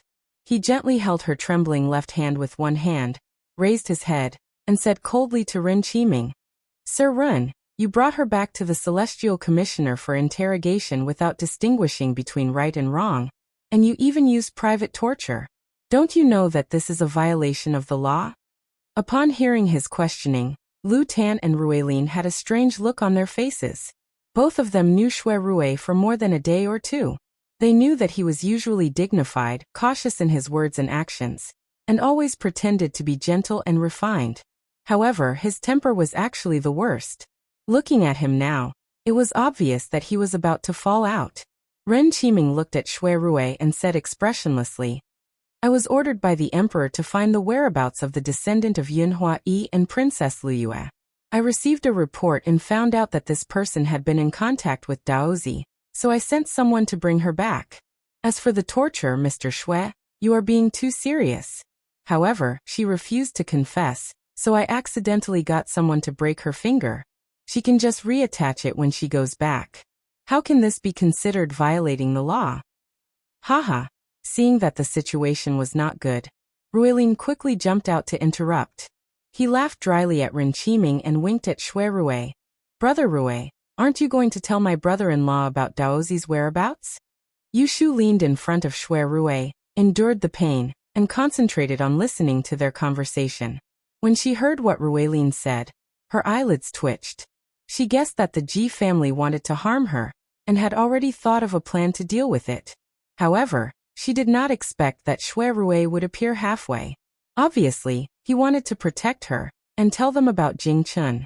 Although it was a mess, it could also be regarded as a delaying plan. Sure enough, as soon as Yushu thought about it, she heard Xue Rui say, Daozi's name is Jing Chun. A month ago he stayed at my sworn sister's house. As far as I know, Daozi used to suffer from amnesia, and I don't know where he came from. Later, he recovered his memory and left alone. My sworn sister is also looking for his whereabouts, but she doesn't know where he went. I also sent someone to help her inquire, and I got the news that a few days ago. Hearing this, Yushu suddenly coughed and interrupted him. She said in a hoarse voice, Brother, don't say. Her stop was heard by several people in the building. Rin Qiming was listening to the key point of Shui Rui's story, but he was stopped by Yu Shu. His face turned cold, but before he could say anything, he heard Shui Rui say in a low voice, "Why don't you say it? You saved Daozi's life, took care of him all the way, and worked hard for him without complaint. After he recovered, he left without saying a word. Now you have been wronged and suffered. Why do you still want to cover up for him?"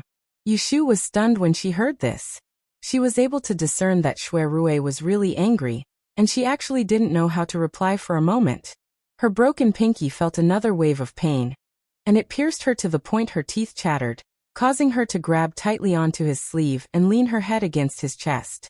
She pressed her forehead against his thick chest, and she gritted her teeth to prevent herself from crying out in pain. Shui Rui noticed her little movement. He knew that she was uncomfortable, but he couldn't replace her. He could only gently tighten his arms, trying to make her feel better. Rin Qiming had been frowning since Shui Rui opened his mouth. He didn't worry about anything else, but he was worried that the news of Daozi's life in Katastar would be leaked. So at the beginning, when he found that Yu Shu was hiding something, he wanted to deal with her as soon as possible in case she already knew it.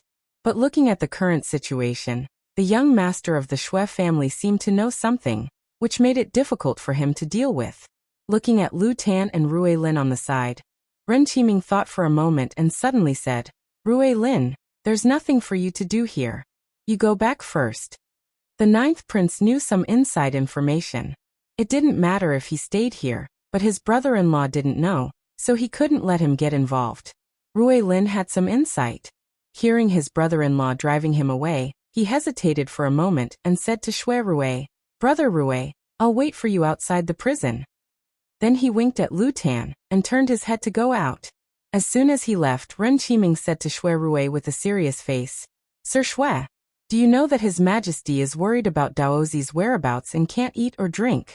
As an official, we must share the burden of the Emperor.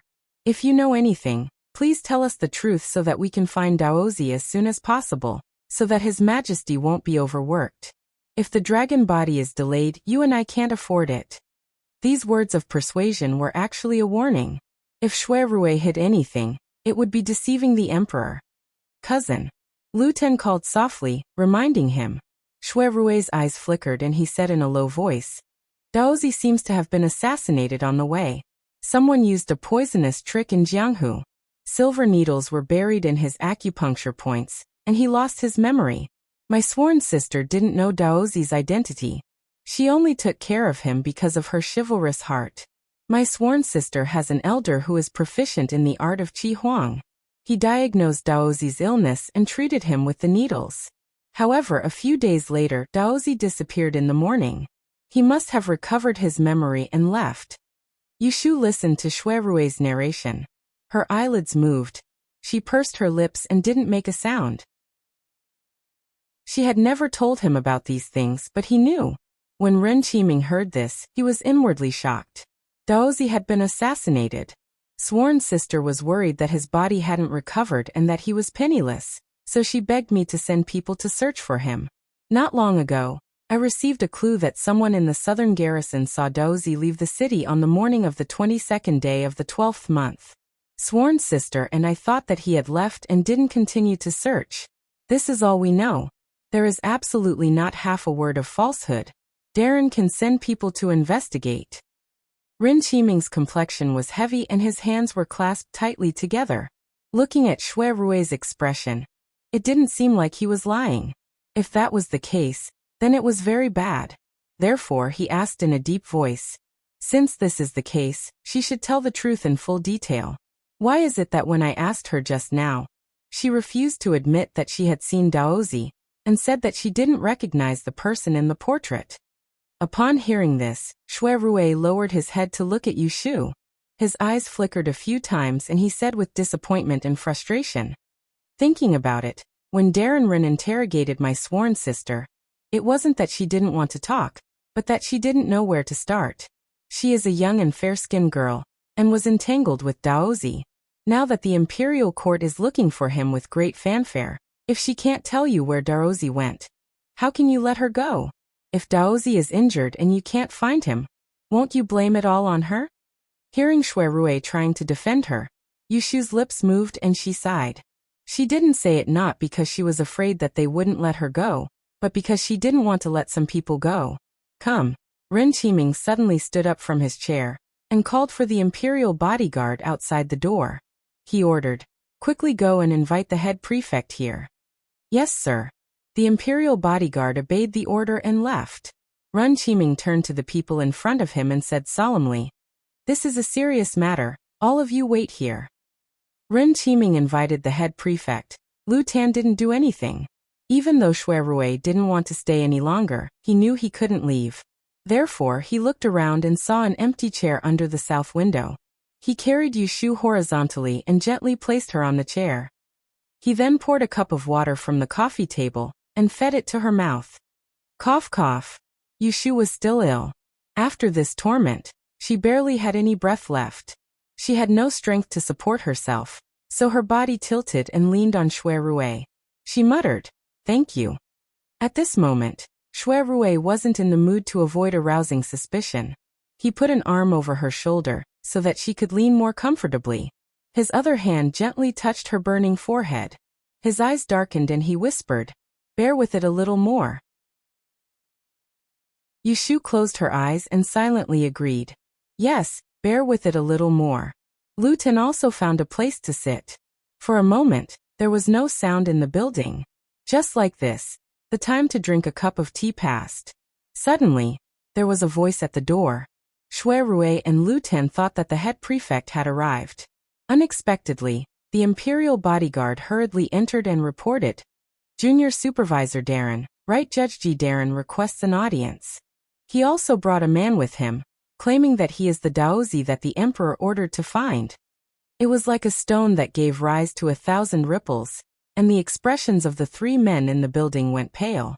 Only Shu, who was leaning on Shui Rui, suddenly opened his bloodshot eyes, and a fierce light flashed within them. It really was this pair of bastards. Ren Qiming and Lu Tan both stood up from their chairs. The former reacted the fastest and hurriedly said, "Quickly let them in." The imperial bodyguard retreated. A moment later, 3 people followed him in.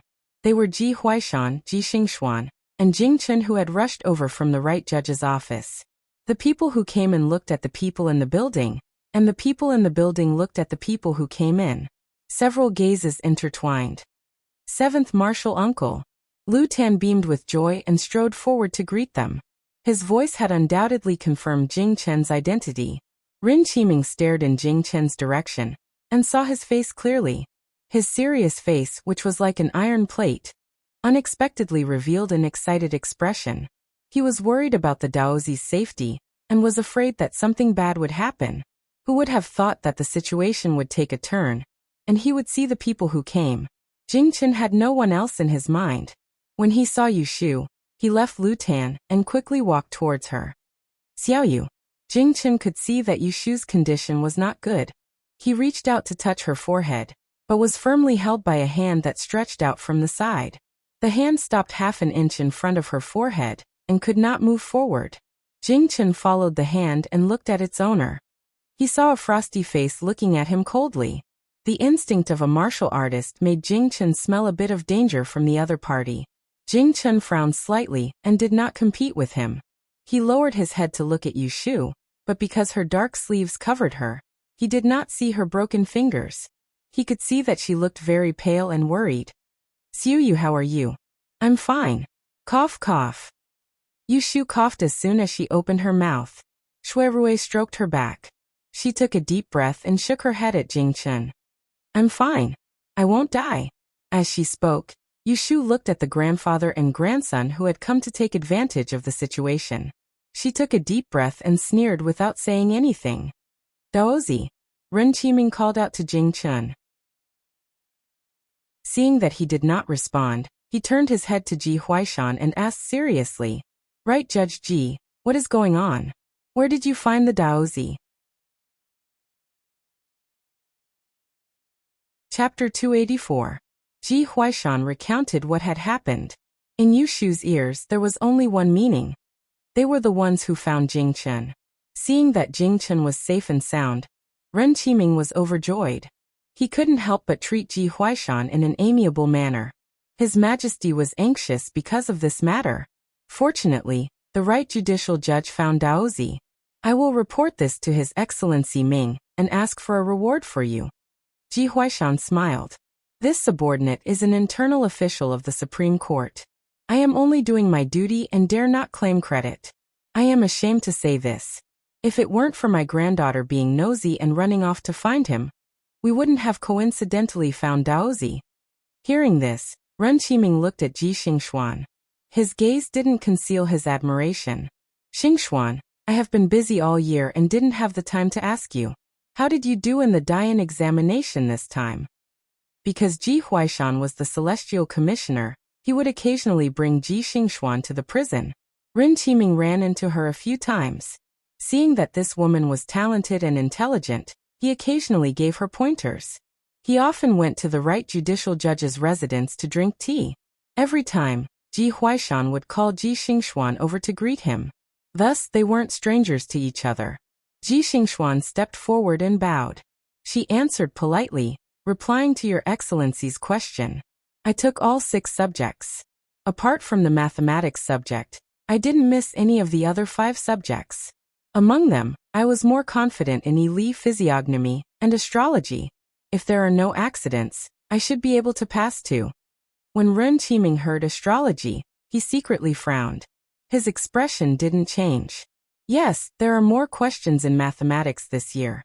It stumped many people. Pausing, he looked at her and continued. You have been studying in the Taisher Library for 3 years. If you are able to become a great E-master this year, this Fu will recommend you to the higher authorities. Next year, you can take up a position in the Imperial Censorate. The Imperial Censorate is currently lacking a scribe. Although it is only a 7th-ranked scribe, you will be able to learn much better than anywhere else. The selection of officials for the Celestial Commissioner was different. As long as it was approved by the senior supervisor and the junior supervisor, even the emperor wouldn't interfere. It wasn't easy for a woman to become an official. Today, with Ren Qiming's words, Ji Xingxuan would be appointed to the Celestial Commissioner's post. Hearing this, Ji Xingxuan paused. Then her beautiful eyes brightened. She was overjoyed. Ji Huaishan was even more overjoyed. Fearing that Ren Qiming would take back his words, he hurriedly said, Xingxuan, hurry up and thank the junior supervisor for his appreciation. Xingxuan will not disappoint Your Excellency. On one side, they were giving gifts. On the other side, Yushu was watching coldly from the sidelines. Everyone else who witnessed this scene had different thoughts. Shuerue sneered because he knew a lot of inside information. He could see through this grandfather and granddaughter's ploy. It was nothing more than using a knife to hurt someone, and then sitting back and enjoying the fruits of their labor. It was a pity that the little girl in his arms had worked so hard to protect a noble to the capital. In the end, she had made a wedding dress for someone else. She had to suffer in silence and couldn't say anything. Jing Chen looked thoughtfully at the old and young pair who had brought him here. He suddenly said, Did you know that I was hiding in that small courtyard? Others might not understand what Jing Chen was saying, but the grandfather and granddaughter of the Ji family understood. Ji Huaishan's smile froze. Ji Xingxuan frowned and asked, Why do you say that, Taoist? Jing Chen pointed at her and said suspiciously, You've seen me before. Last October, at the Qiyun Temple in the south of the city. At that time, I was with Xiao Yu and you met me. You recognized me. Today you pretended not to know me. You deliberately used Xiao Yu as an excuse to bring me here, didn't you? Jing Chen was not worldly. However, he was born sensitive and meticulous. He could often sense the changes in people's hearts. That was why he did not hesitate to hand over a treasure like the Yellow Frost Stone to Yushu in Yiyang City. He believed it because he knew it.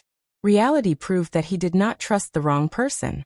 In the future, not only did Yushu save his life, but it was also because of her that he could stand here safely today. Shuerue looked at Jing Chen in surprise. He thought to himself that this person was not stupid. Ren Qiming looked at Ji Xingxuan meaningfully and asked, Xingxuan, Daoist said that you've seen him before. Is that true? Ji Xingxuan hesitated for a moment and said in a low voice, Yes, I've seen Taoist at the Qian temple before. Xingxuan. Ji Huaishan was shocked. He did not understand what she was doing. Shui also looked at Ji Xingxuan strangely. He did not know what trick she was playing. Grandfather. Ji Xingxuan clenched her hands in front of her abdomen. She smiled bitterly and said, "Did you forget? Last October, I accidentally broke your treasured painting of the 9 plum blossoms, and was punished by you to copy books at home? Coincidentally, you were not in the Fu, so I sneaked out with Yin He. I wanted to admire the plum blossom forest near the Qian temple. When I came back, I drew a plum blossom painting to make you happy. I was afraid that you would blame me afterwards, so I did not mention it again. Coincidentally, I met Taoist at the temple. Now that I've seen him, how could I recognize him? I could only pretend not to know him. Who would have known that he was the Taoist you were looking for?" This was indeed a coincidence and caused Taoist to misunderstand. This explanation was flawless and immediately dispelled everyone's suspicions. Ji Xingxuan had made it very clear that she had seen Jing Chen before. However, at that time she did not recognize Jing Chen. Today, she pretended not to know him because she was afraid of bringing up the matter of her sneaking out. Jing Chen only had suspicions. In the end, there was no evidence to prove that Ji Xingxuan had tricked him to come here. Shui Rui was a little shocked. He thought to himself that this Ji Xingxuan had a deep mind. She was quick-witted and meticulous. She was practically invulnerable. On one hand, he was lucky enough to break off the engagement with the Ji family that day. On the other hand, he was worried for Yu Shu. Now that she had provoked such a difficult character, her days in the future would not be stable. "Are you done?" Yu Shu, who had been resting on Shui Rui's body, suddenly spoke up. Her hissing voice was very attention-grabbing. Ji Xingxuan shifted her gaze and saw a weak-looking Yu Shu holding on to the armrest of the chair. She barely managed to sit up straight. Her pair of reddened eyes stared straight at Ji Xingxuan, making Ji Xingxuan feel a sense of foreboding. "If you're done, it's my turn." Yu Shu didn't care what they thought of her. She retracted her gaze from Ji Xingxuan and shifted it to Junior Eunuch Ren. She held back her cough and slowly said, "Jing Chen and I, oh the Daozi that you guys call him, met him a year ago in Jiangnan's Yang City. I was indebted to him, so I felt grateful and befriended him. Last April he suddenly bade farewell to me and left Yang City. I thought that we wouldn't be able to meet again, but who knew that 2 months later, when I took a boat north to the capital, I actually met him again. However, at that time, he was severely injured and was abandoned in the river. He was fished out of the water as he was on his last breath. He almost lost his life. I recognized him, and in order to repay his kindness, I naturally took good care of him. Who knew that after he woke up, not only did he lose his voice, he also lost his memory. Jing Chen, you never lie. Tell them, is there a single lie in what I've said?" Most of the people present were flabbergasted when they heard about Jing Chen's thrilling experience. Rin Qiming's expression was the worst, while Lu Tan's expression was one of shock and anger. Ji Huaishan and Ji Xingxuan, on the other hand, didn't expect this. They looked at each other and felt that something was wrong. They had originally thought that Yu Shu and the Daozi were good friends at most. They didn't expect her to be his savior. Jing Chen looked at Yu Shu and said, "It's true. What Xiaoyu said is absolutely true. If she hadn't saved me on the river, I would have become a pile of bones in the river. Later, when we were hijacked, she was the one who helped me escape and saved my life." Ji Huaishan was a sly old fox. Seeing that the situation had changed, he sighed and said, "I didn't expect that the Daozi would have such an experience. You're really lucky. In this way, you can be considered to be affectionate and righteous. You know how to repay kindness." He came to play the good guy. With one sentence, he minimized Yu Shu's life-saving grace into repaying kindness.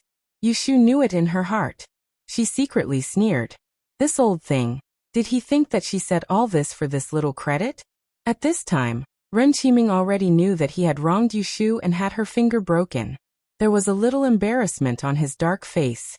He felt guilty in his heart, but he couldn't bring himself to apologize.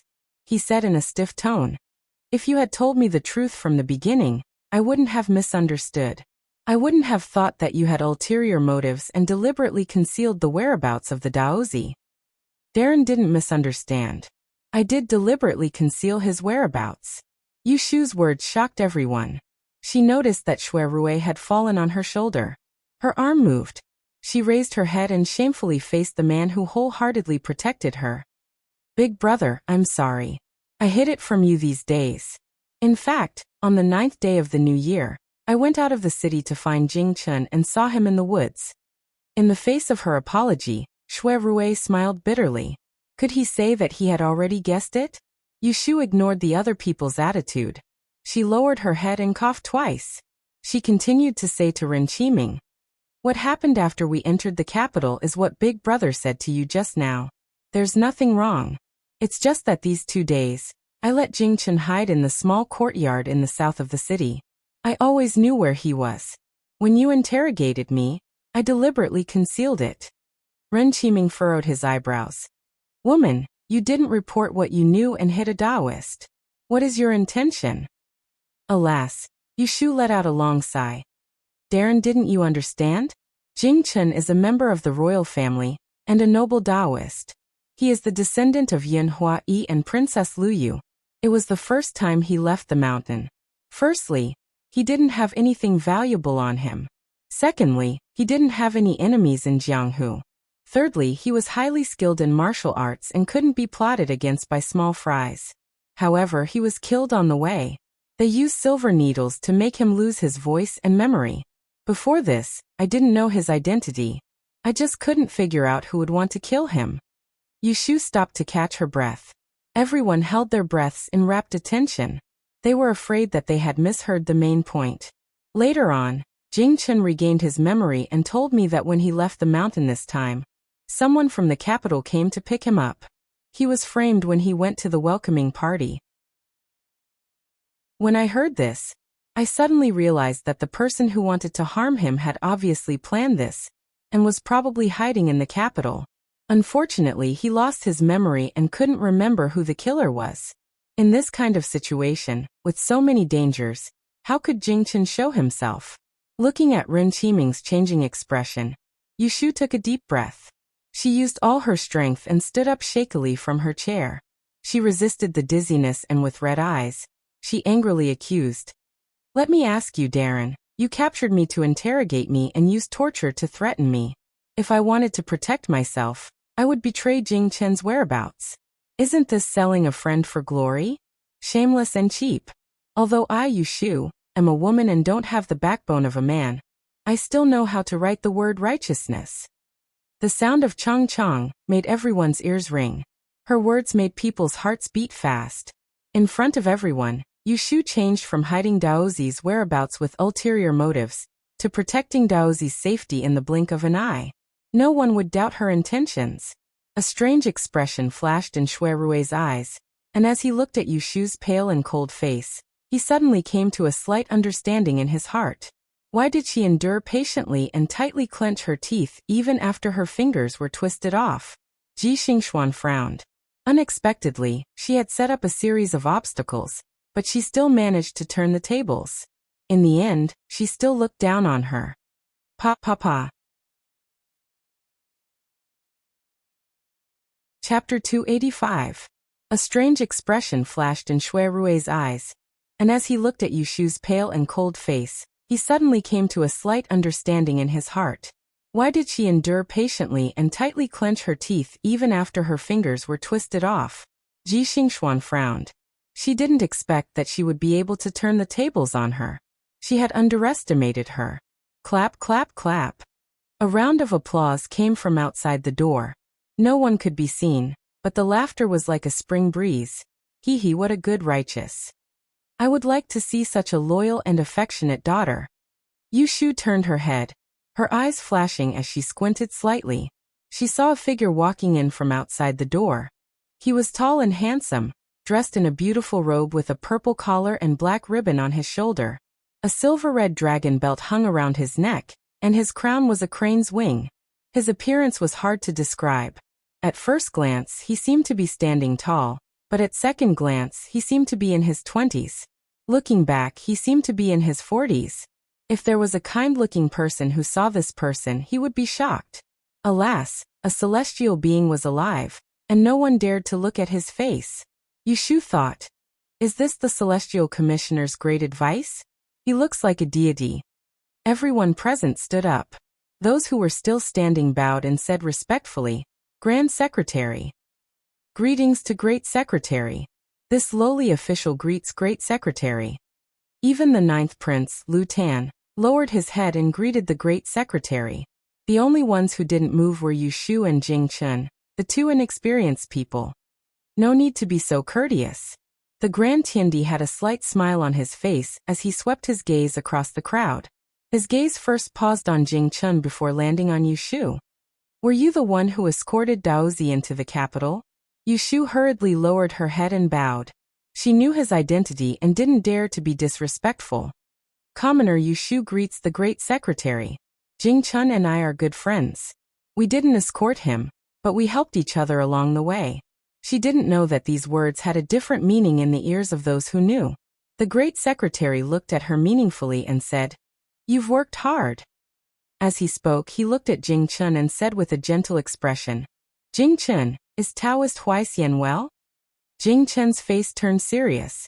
He said, Master is in good health and asked me to send his regards when I see you. He also asked me to bring you a sword as a gift. But I was ambushed on the way and lost it. It doesn't matter. It's fine as long as you're fine. The Tidian raised his hand and patted his shoulder. It's been hard on you. You ran into danger on the way and hid everywhere. Now that you're back, you don't have to worry about anything else with me here. His words seemed to have a hidden meaning. Jing Chun understood some of it, but the others didn't. Rin Qiming walked forward and bowed. Taishu, what happened is, this seat already knows. There's no need to explain. The Great Secretary waved his sleeve at Rin Qiming and said to the crowd, It's late. Now that the Taoist has been found, this seat wants to bring him to the palace to see the Emperor, so that the Emperor can be at ease. You can all disperse. Go back and do what you need to do. We'll talk about the rest tomorrow. Yes, Taishu. Ji Huaishan was the first to bow and leave. He had benefited from today and heard a lot of inside information. He had really gained a lot. Ji Xingxuan turned around to look at Yushu. She was a little unwilling, but there was nothing she could do. She thought to herself that it was fine. After all, she had made Yushu suffer this time. As for the rest, she could wait for next time. The grandmother and granddaughter were about to leave, but before they reached the door, they heard a voice saying, Wait a moment, Official Ji. Let me finish. Yushu calmly stopped Ji Huaishan and Ji Xingxuan. She lowered her head and coughed. She bowed to the immortal-like Great Secretary and solemnly reported, This lowly person has an important matter that I must report. It concerns the Taoist's safety. Oh. The Great Secretary was puzzled. What is it? Tell me. Although Jing Chun lost a part of his memory and doesn't remember who killed him, the person who murdered the Taoist is not without clues. Yushu's words were shocking. Ren Qiming anxiously asked, What clues? Tell me in detail. Ahem. Yushu stood for a while and closed her eyes, feeling a little dizzy. She pulled herself together and raised her head to look at the unfathomable expression of the grand suggestion point. She said in a hoarse voice, Before Jing Chun lost his memory, he had befriended me. At that time, he had a treasure on him and showed it to me. Later, he bid farewell to me and was killed on the way. I saved him, but that treasure is no longer on him. Even his sword must have been plundered by the person who murdered him. But later, when I arrived at the capital, I saw that treasure in someone else's hands. After she finished speaking, the building was silent. Everyone knew that the situation was serious. The Great Secretary looked at Yushu and said seriously, Do you know who that is? Yushu took a deep breath and swallowed. She slowly turned her head and raised her hand to point at a person not far away. Her lips curled into a cold smile. It's her. The person she was pointing at was Ji Xingxuan, who was wearing a long blue dress. Ji Huaishan flew into a rage. Don't spout nonsense. When did we ever take anything from the Taoist? Ji Xingxuan looked at Yushu coldly. She was fearless. She wanted to see what trick she was playing. You never took it? Yushu put down her hand and lowered her head to touch her neck. She hooked a thread with her finger and pulled it off forcefully, revealing a small amulet.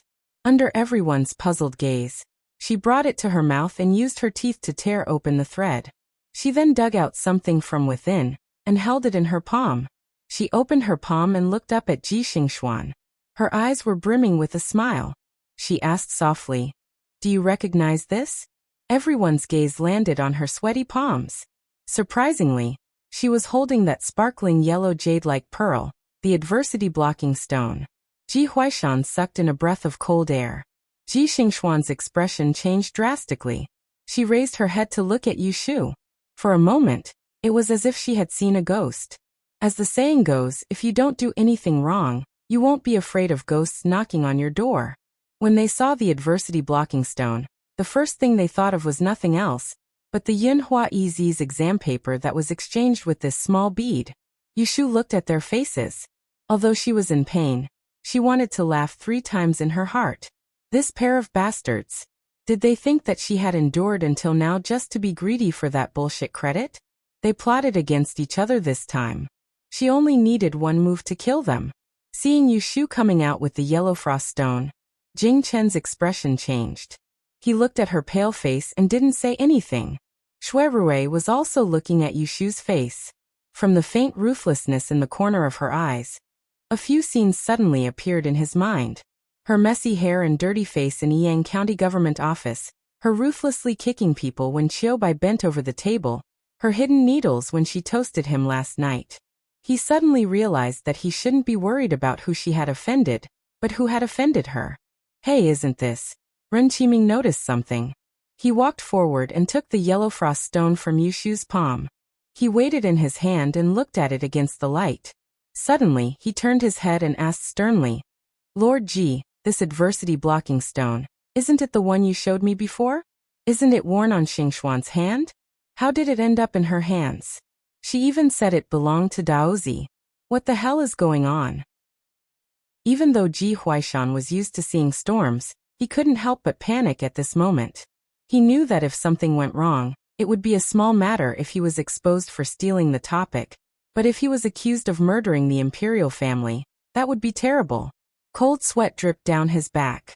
Without thinking too much, he hurriedly explained, reporting to Lord, Xingxuan originally had the same one, but she lost it 2 months ago. This old man doesn't know how it ended up in her hands, or how it became Daozi's. Ren Qiming was very suspicious. After listening to him, he went to ask Ji Xingxuan, "Tell me the truth, where did you get this adversity-blocking stone?" Under the veil, Ji Xingxuan bit her lip and looked deeply at Yushu.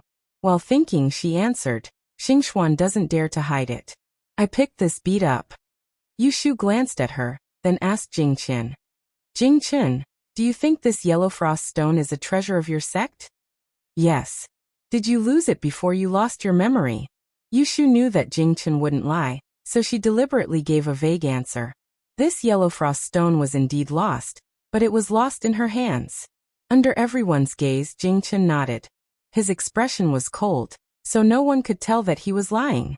Yushu then went to ask Ji Xingxuan, "You said you picked it up.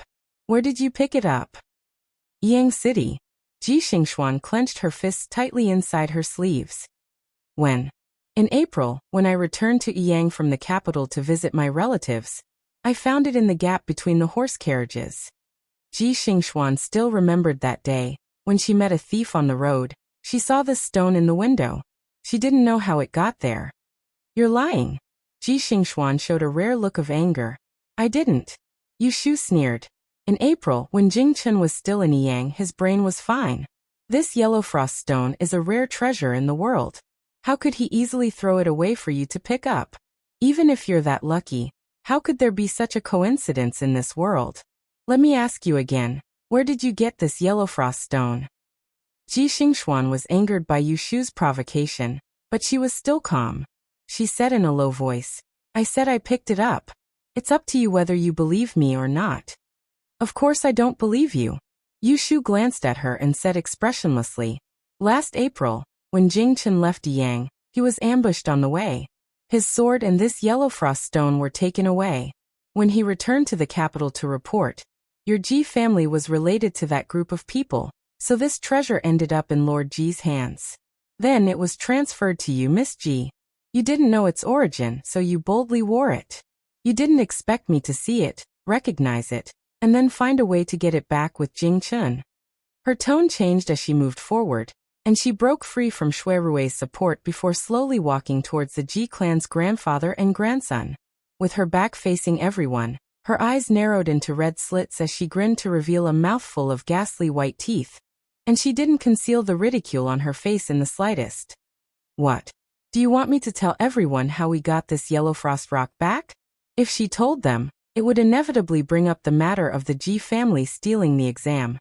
If she didn't tell them, it would be impossible to explain. She wanted them to have a taste of this dilemma. Ji Huaishan's face turned slightly pale, but he forced himself to calm down. Ji Xingxuan looked at Yu Shu. She almost bit her lips under the veil.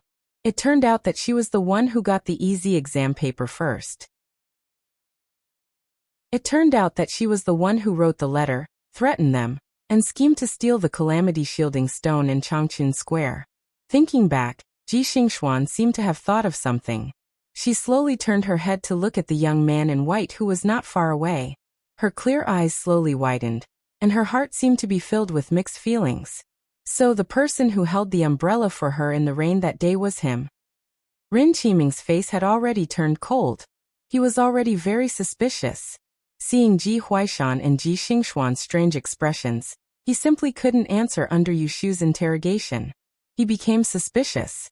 Moreover, this matter was of great importance. Even if he had a good relationship with the Ji family, he couldn't be biased. He snorted coldly and said sternly, "Right, Judge Ji. What explanation do you want?" "It's this woman who is slandering me." Ji Huaishan was trembling with anger. He was afraid that others would believe Yu Shu's nonsense.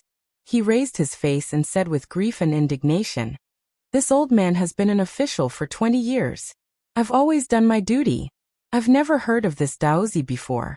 How could he be involved with the person who murdered Daozi? Imperial Secretary, Junior Supervisor, please understand, this old man is innocent." Shui Rui stretched out his hand and lightly touched Lu Tan, who was standing beside him without anyone noticing. His finger moved as he swiftly wrote the number 7 on Lu Tan's arm. Lu Tan, who had been silent for a long time, suddenly opened his mouth coldly. "The witness and the material evidence are all here. You've obviously colluded with the person who murdered my Shirshu. How dare you assassinate a member of the imperial family? Do you know that this is a capital crime?" Yu Shu looked at Lu Tan in surprise. She then looked at Shui Rui and understood. Lu Tan's angry rebuke completely shocked Ji Huaishan. He had been an official for many years. How could he not know that there were some crimes that he couldn't even touch? This old man, who was over 50 years old, felt his legs go soft. He actually knelt on the spot. 2 streams of tears flowed down at the same time. He cried, "Your Highness, please investigate clearly. This lowly official is innocent." "Grandfather." Ji Xingxuan hurriedly squatted down in shock. She wanted to help Ji Huaishan up, but he pulled her with one hand, and she knelt down with him. Ji Xingxuan was at a loss for a moment. She had never seen Ji Huaishan lose his composure like this. She looked around and saw pairs of cold and suspicious eyes. She finally realized the seriousness of the situation. The hair on her body stood on end. Her face gradually turned pale. She also knelt down with Ji Huaishan and said in a trembling voice, "Imperial Secretary, please investigate clearly. Grandfather and I have been wronged." Yu Shu admired the panicked look of the grandfather and granddaughter from a close distance. She unceremoniously moved to the center and accepted the 2 people's kowtow. The pain in her left little finger pierced her brain. It was not as good as the feeling in her heart. Ren Qiming looked at the chaotic scene. He frowned and turned to look at the person who had been quietly watching. "Imperial Secretary, what do you think?" Yu Shu's ears were sharp and she heard it. She turned to look at the immortal and met his gaze. His eyes were as light as the moon. Her heart skipped a beat. She pretended to be calm and lowered her head. She heard a light sigh. "Guards, send them to the Supreme Court and wait for their decision." Mr. Shui, thank you for making this trip. I will go to the palace to see the emperor and ask the emperor to make a decision. Dong. Ji Huaishan's blood rushed to his head and he fainted. Ji Xingxuan was stunned for a moment. Then she rushed forward and helped the old man up with red eyes. She cried, "Grandfather, grandfather." Seeing this scene, Lu Tan and Shui Rui looked at each other. Ren Qiming shook his head. Jing Chen turned his head away. Yu Shu, from the beginning to the end, had a pair of cold eyes. Chapter 286. Ji Huaishan fainted and was carried out by the guards.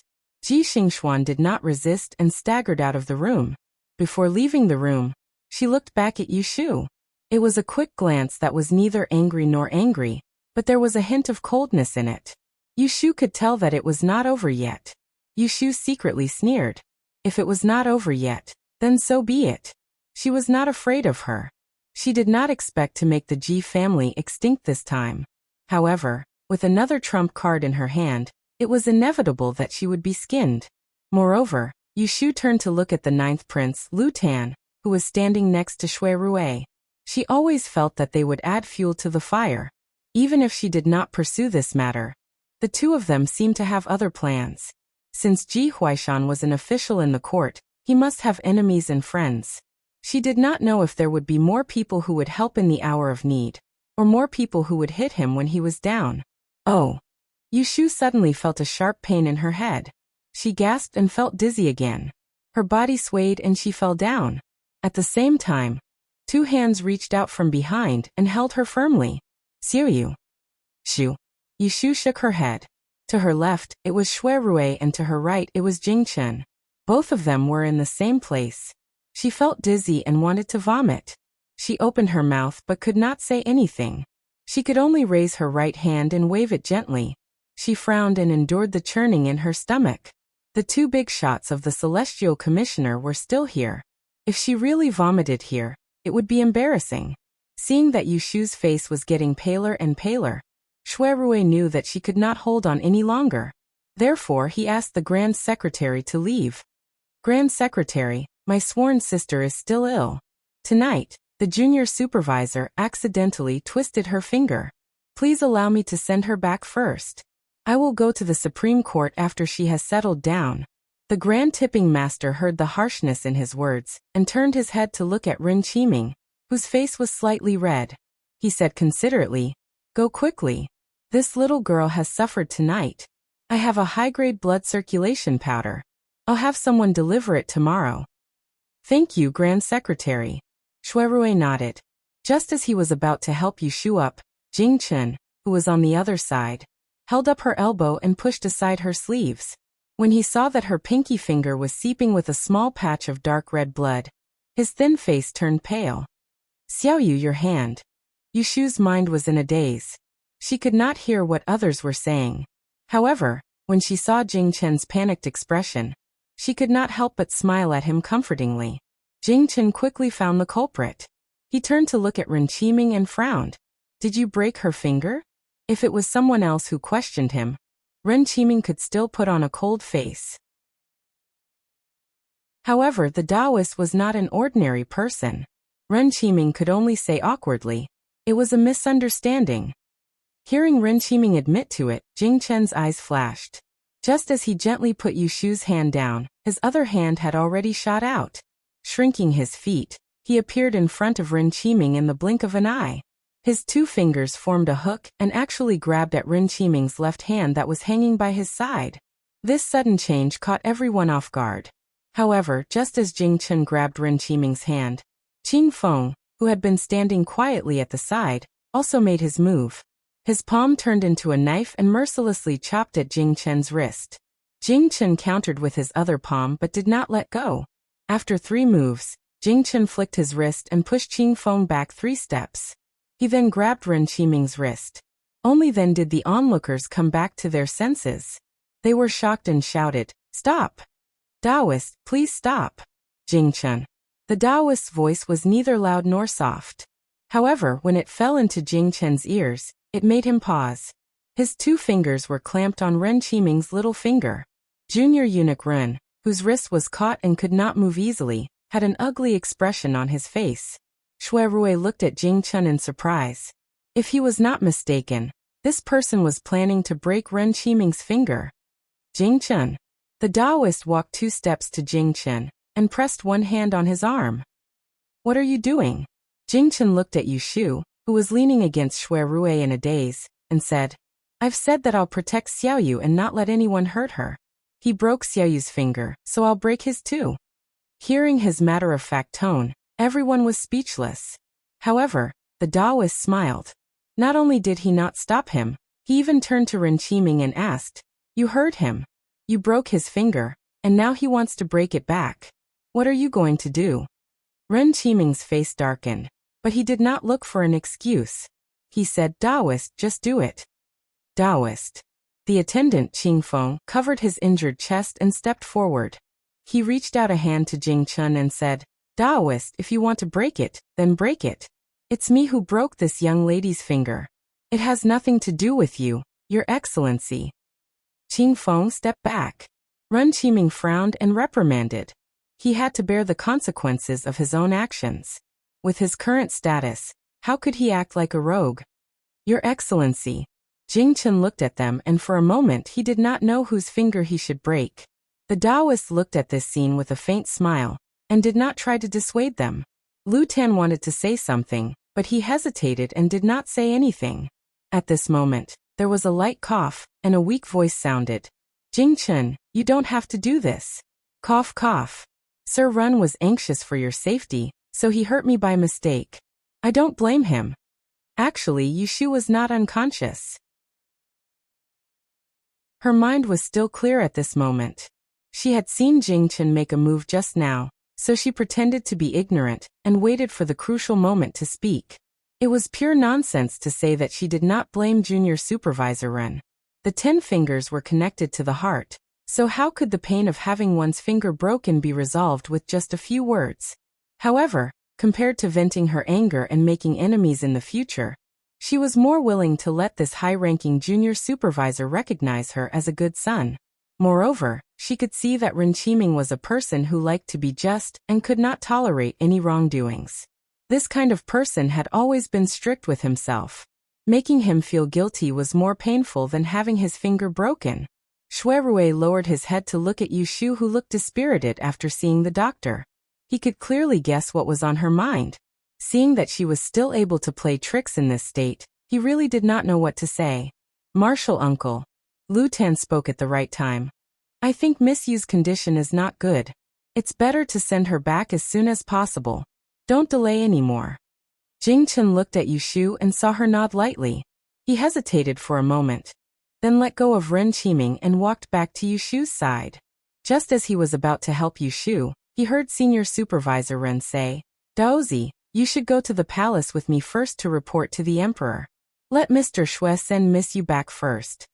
Yu Shu's eyelids twitched, and she quietly raised her hand. Using her body as cover, she grabbed Jing Chun's sleeve. What a joke. She hadn't even gotten a good explanation from Jing Chun, so how could she let him go like this? However, it was also strange. This senior supervisor Ren should know the secret of Jing Chun's K2 star. Why wasn't he afraid of the emperor being killed? Even if the power of Jing Chun's K2 star was greatly reduced after the full moon, was it appropriate to take him into the palace so rashly? Jing Chun didn't know what Yu Shu was planning, but he wouldn't leave her side at this time even if she didn't say anything. So he shook his head at Senior Supervisor Ren and said, I want to send her back. I can't go with you. Senior Supervisor Ren looked at them and didn't stop them. Instead, he ordered the guards to send them away and sent Qing Feng to follow them, so as to not lose track of Jing Chun again. The young people left, and soon only Senior Supervisor Ren and Ren Qiming were left in the building. Imperial Secretary, in your opinion, is Ji Huaishan really involved with the thief who murdered Daozi? Whether he is or not, that's the matter of the Supreme Court. It's not the duty of the Celestial Commissioner to investigate the case. Don't you think it's strange that the little girl named Yu Shu is safe and sound after being with Daozi for so long? There are a lot of people in this world who are lucky, hee. Senior Supervisor Ren turned his head and patted Ren Qiming's shoulder. He left with an ambiguous smile, and left with his hands behind his back. Daozi had returned to the capital, and he had to send the news to the palace as soon as possible. Young Lord Rue waited outside the Celestial Commissioner's door for a long time. Finally, he saw Shui Rue and Lu Tin coming out. He quickly jumped off the carriage to greet them and asked curiously, "What happened? I just saw Judge Ji and Miss Ji family being escorted away." It was late at night, and the Celestial Commissioner's door was so quiet that there wasn't even a passerby. The longevity lamp illuminated the slender shadows of people. Gusts of night wind rolled up the cold air. Yushu couldn't help coughing twice. Shui Rue frowned and said, "Let's get in the carriage first." Rue Lin was not blind. Seeing Shui Rue and a strange man supporting Yushu on one side, he quickly ran to the carriage and opened the curtain. Fortunately, the carriage was spacious and could easily accommodate the 5 of them. Yushu was the first to sit in the carriage with Shui Rue's help. As soon as she touched the cushion, she became weak. She felt so uncomfortable that she wanted someone to knock her out with a hammer. It turned out that when they came out of the carriage, Shui Rue intended to carry her, but as soon as her feet left the ground, she wanted to vomit, so she forced herself to walk out of the Celestial Commissioner's door. In the carriage, Lu Tan and Rue Lin sat on one side. Yushu sat in the corner, and Jing Chun and Shui Rue sat on each side. "Brother Rue, where are we going now?" Shui Rue poured a cup of tea to feed Yushu while telling him the address of Zhao Hui's house. Dr. He's medical skills were still trustworthy. At this time, it was better to find their own people than to find an internal physician elsewhere. Moreover, that family must be worried about Yushu. It was a good time to go back and report that she was safe. Jing Chun put his hand on Yushu's wrist and gently frowned. He put her wrist on his knee and touched the side of her waist. Just as he touched the corner of her clothes, he was stopped by Shui Rue. Looking up at Shui Rue's guarded gaze, Jing Chun did not know why he felt a little uncomfortable, but he still explained to him. "I asked Xiaoyu to prepare a pill to carry with her. You will feel better after taking one. Let go." Shui Rue didn't loosen his grip when he heard this. Even though Jing Chen's actions of attacking Ren Qiming without the slightest hesitation in the Directorate of Astronomy had caused him to view Jing Chen in a new light, it didn't mean that he could watch as Jing Chen made a move against Yushu. When Jing Chen saw that Shui Rue did not let go, he turned his palm to break free. Unexpectedly, Shui Rue also knew martial arts. With a turn of his wrist, he clamped his hand again. Jing Chen turned his finger to flick his wrist, and Shui Rue clenched his fist to meet it. The two did not give way to each other, and in this narrow space, they began to fight with small tricks. Yushu was half dead, and she did not even have the strength to open her eyes, let alone stop them. Ruelin looked at this and that. Because before Jing Chen appeared, he was kicked out by Ren Qiming, so he did not recognize him. He whispered to Lu Tan, "Who is this?" Lu Tan looked at the 2 men in front of him strangely. They were usually steady, but now they were fighting like children. His lips moved. "My youngest martial uncle."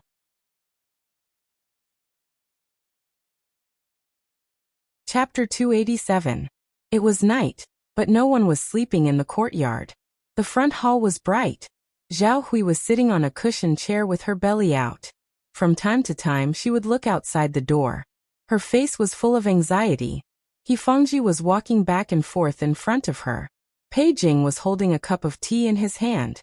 He let it cool down but did not take a sip. In the afternoon, Yushu was taken away from Huiran Medical Center. He Fengji first went to find Pei Jing. Because he did not even know where the official came from, Pei Jing took him to several government offices in the east of the city to inquire.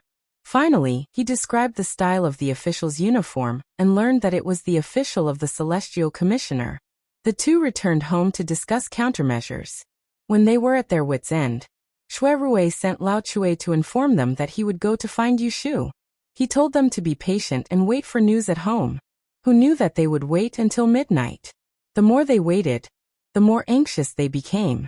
Everything was fine. How did we offend the Shangguan family? Zhao Hui was so anxious that she was crying. She was afraid that something would happen to Yushu. Pei Jing sighed and said, "Let's wait a little longer. That young Master Chow is not an ordinary person. There should be a way to save her." He Fengji walked to the door and looked at Yu Xiaoxiu, who had been standing outside for almost an hour. He Fengji clenched his fists and turned to Pei Jing and said, "No, I have to go to the Celestial Commissioner and take a look." Seeing this, Pei Jing turned to Zhao Hui and said, "Let's go and take a look. You wait at home." Zhao Hui nodded quickly. When the two men walked to the door, they saw a carriage coming from not far away. It stopped in front of the door. The curtain of the carriage was lifted, and a round-faced man jumped out. After lifting the curtain, a noble young master came down. He Fengji and Pei Jing were shocked when they saw Yu Shu coming down with the help of two people. They hurried to greet her. However, Yu Xiaoxiu was faster than them. He jumped up and held Yu Shu. He immediately recognized Jing Chen. Sister, what's wrong with you? Brother Jing." Not to mention how surprised Yu Xiaoxiu and others were when they saw Jing Chen. A group of people helped Yu Shu into the courtyard and into the bedroom. Jing Chen and Xue Rui followed them, leaving Lu Tan and Ruilin outside the door. They were polite and did not break into a woman's boudoir. Yu Shu finally leaned against the bed. She moaned and opened her swollen eyes. She saw Yu Xiaoxiu and Zhao Hui, one big and one small, snuggling on the edge of the bed. Their eyes were red and they were crying. She coughed and said weakly, "Stop. My body hurts more when I see you crying." However, no one was in the mood to joke with her. Xue Rui pulled the quilt over her and turned sideways to make room for He Fengji. He told him, "My left hand's finger was broken. I reattached it at the last minute. Please take a look at the injury." When Zhao Hui heard this, tears streamed down her face. Her body swayed and she almost fainted. Pei Jing hurriedly asked the maidservants to coax her outside to sit and wait. He Fengji rolled up Yu Shu's sleeve and checked her left hand. When he touched it, Yu Shu shivered. She gritted her teeth and endured the pain. The blood vessels on her neck were so tight that they turned blue. The few people present couldn't bear to see her like this. He Fengji couldn't help but say angrily, "Who is so vicious? To make people feel pain, they actually picked the tendons and bones and twisted them. They deserve to die." These words echoed the thoughts of the few people beside the bed.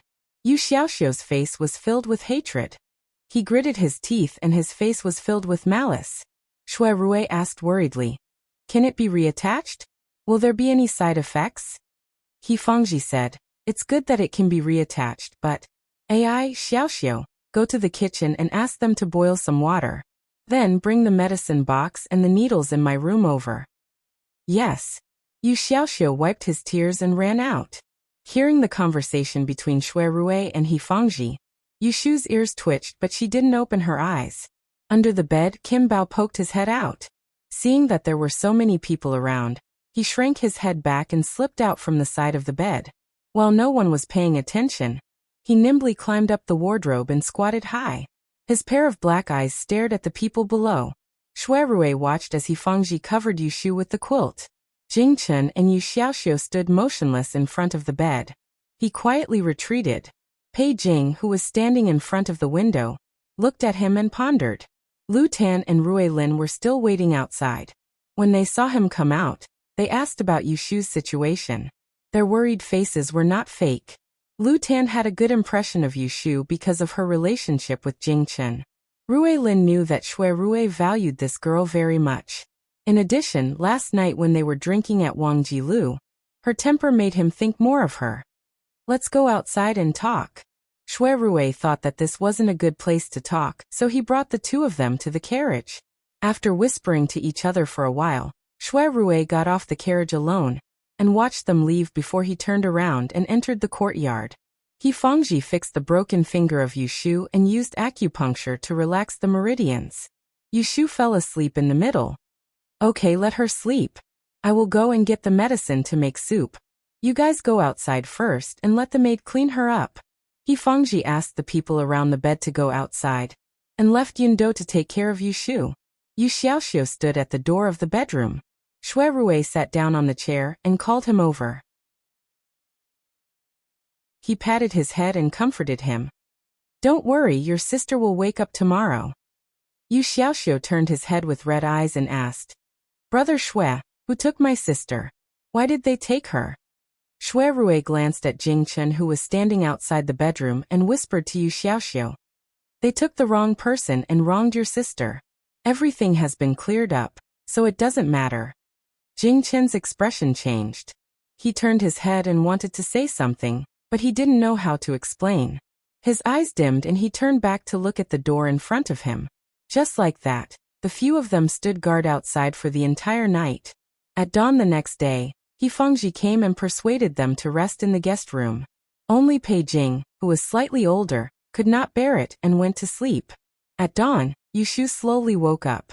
She moved her head and saw Yu Xiaoxiu sleeping next to her bed.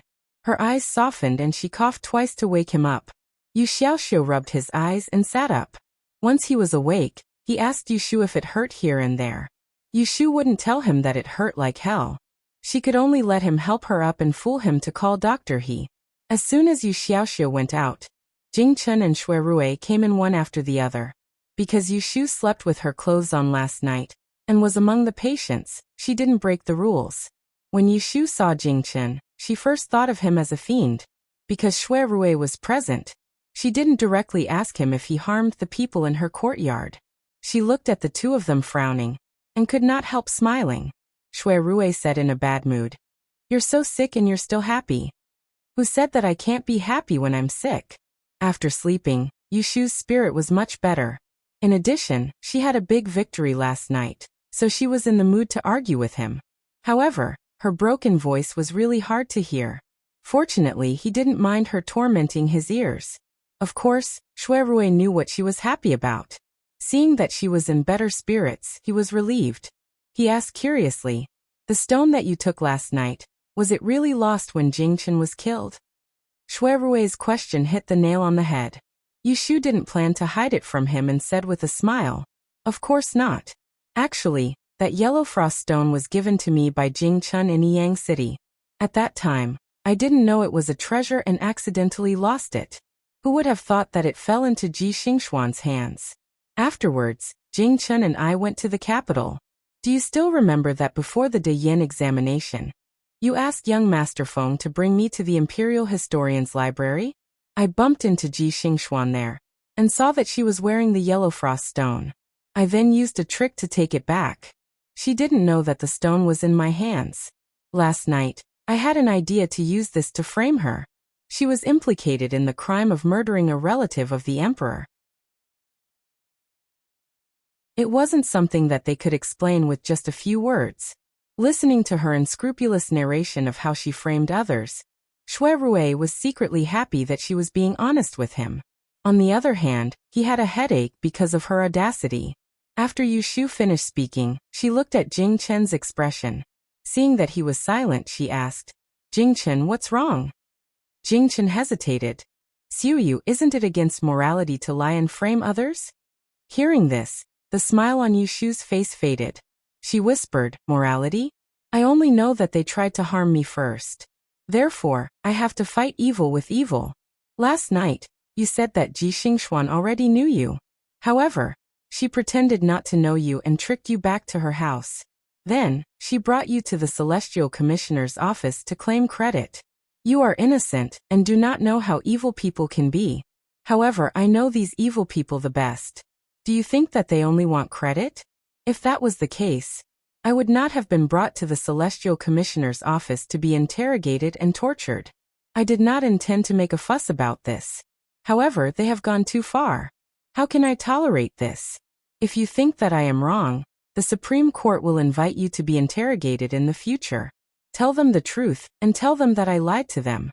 Jing Chen saw the sadness on her face, and knew that he had said something wrong. He was not an inflexible person.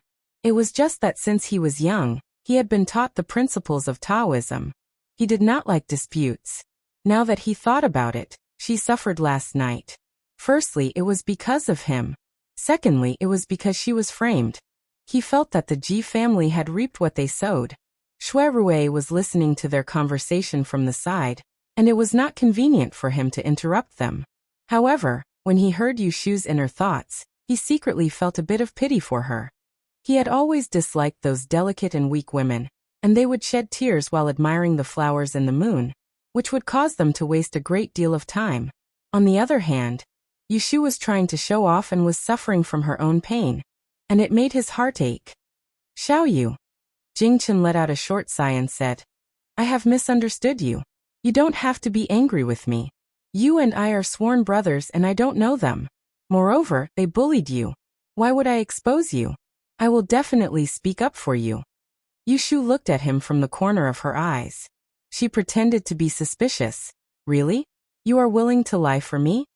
Jingchen hesitated for a moment before nodding. Yushu's lips curled up. In her heart, she raised 2 fingers. Done. The Ji family will not be able to escape this time. Chapter 288. Yushu and Shui Rui and Jingchen were talking in the room when Fangji hurriedly walked in and said that there were a lot of carriages and horses outside the gate, as well as several officials who wanted to see some daozi. It turned out that when the emperor went to the palace last night, he already knew that Jingchen had been found and urgently wanted to see him. As soon as the sun rose, he sent people out of the palace to receive him. Yushu repeatedly said, Jingchen, go with them. Remember what I told you just now. It is inconvenient for me to get up. Let Shui Dage escort you out. Jingchen nodded and said, After I see His Majesty, I will come back to see you. Jingchen was not only the descendant of Yanhua Yizi, he was also the late Princess Chang's only son. Now that his identity was revealed, he had become His Majesty's nephew. His status was indescribably noble. Although the matter was rushed, the palace still sent a proper guard of honor to receive him. Fangji and Pei Jing watched from the door as Jingchen was respectfully escorted to the brocade-covered carriage and escorted away by a group of imperial bodyguards. They were bewildered and hurriedly went back to their room to ask Yushu. Yushu told them Jingchen's identity, causing the 2 of them to exclaim in surprise again and again. Shui Rui on the side said with a smile, Dr. He, you have rendered meritorious service in treating Daozi's illness, and Ashu has saved his life. When Daozi enters the palace to report to His Majesty, he will definitely reward you. I congratulate you in advance.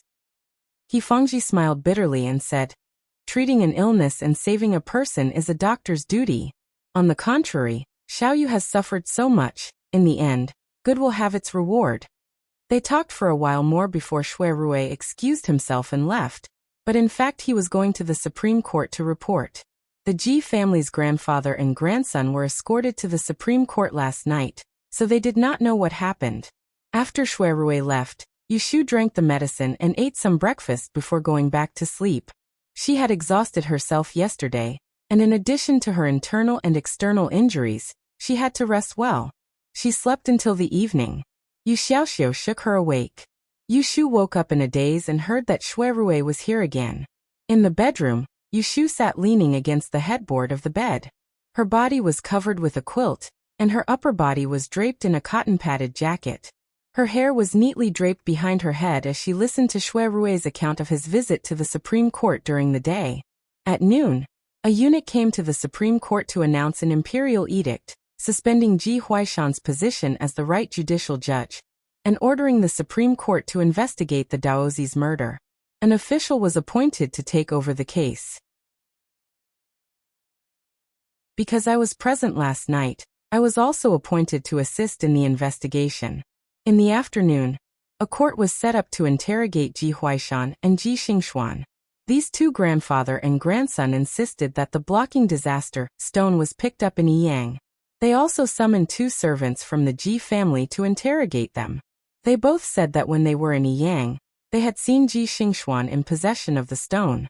Because there was insufficient evidence, it was difficult to distinguish the truth from the falsehood, so they were temporarily detained in prison to await a retrial. After listening to this, Yushu asked with a smile, since it was an interrogation, was there any torture? Thinking back to last night, she had merely refused to confess Jingchen's whereabouts and her fingers had been broken. Now that Ji Huaishan and Ji Xingxuan were stained with the capital crime of murdering the imperial family, they should at least suffer some physical pain first. Each of them received 15 lashes. Yushu curled her lips. Only a few lashes. That day when she went to beat the drum and climb the court for Zhao Hui, she received more than this number of lashes. Shui Rui knew what she was dissatisfied about, so he explained, the lashes of the Supreme Court are half a foot wide.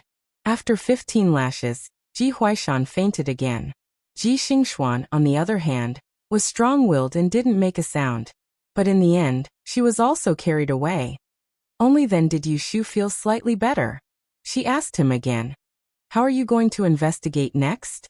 Will you summon me for questioning?"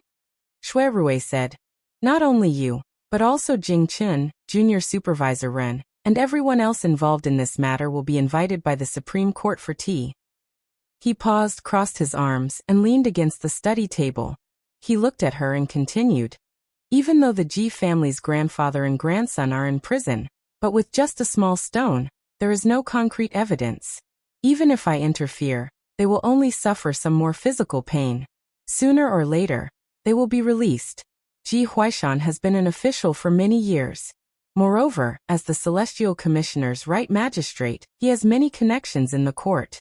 If there is someone to protect him, after he is released, I am afraid it will not be difficult for him to be reinstated.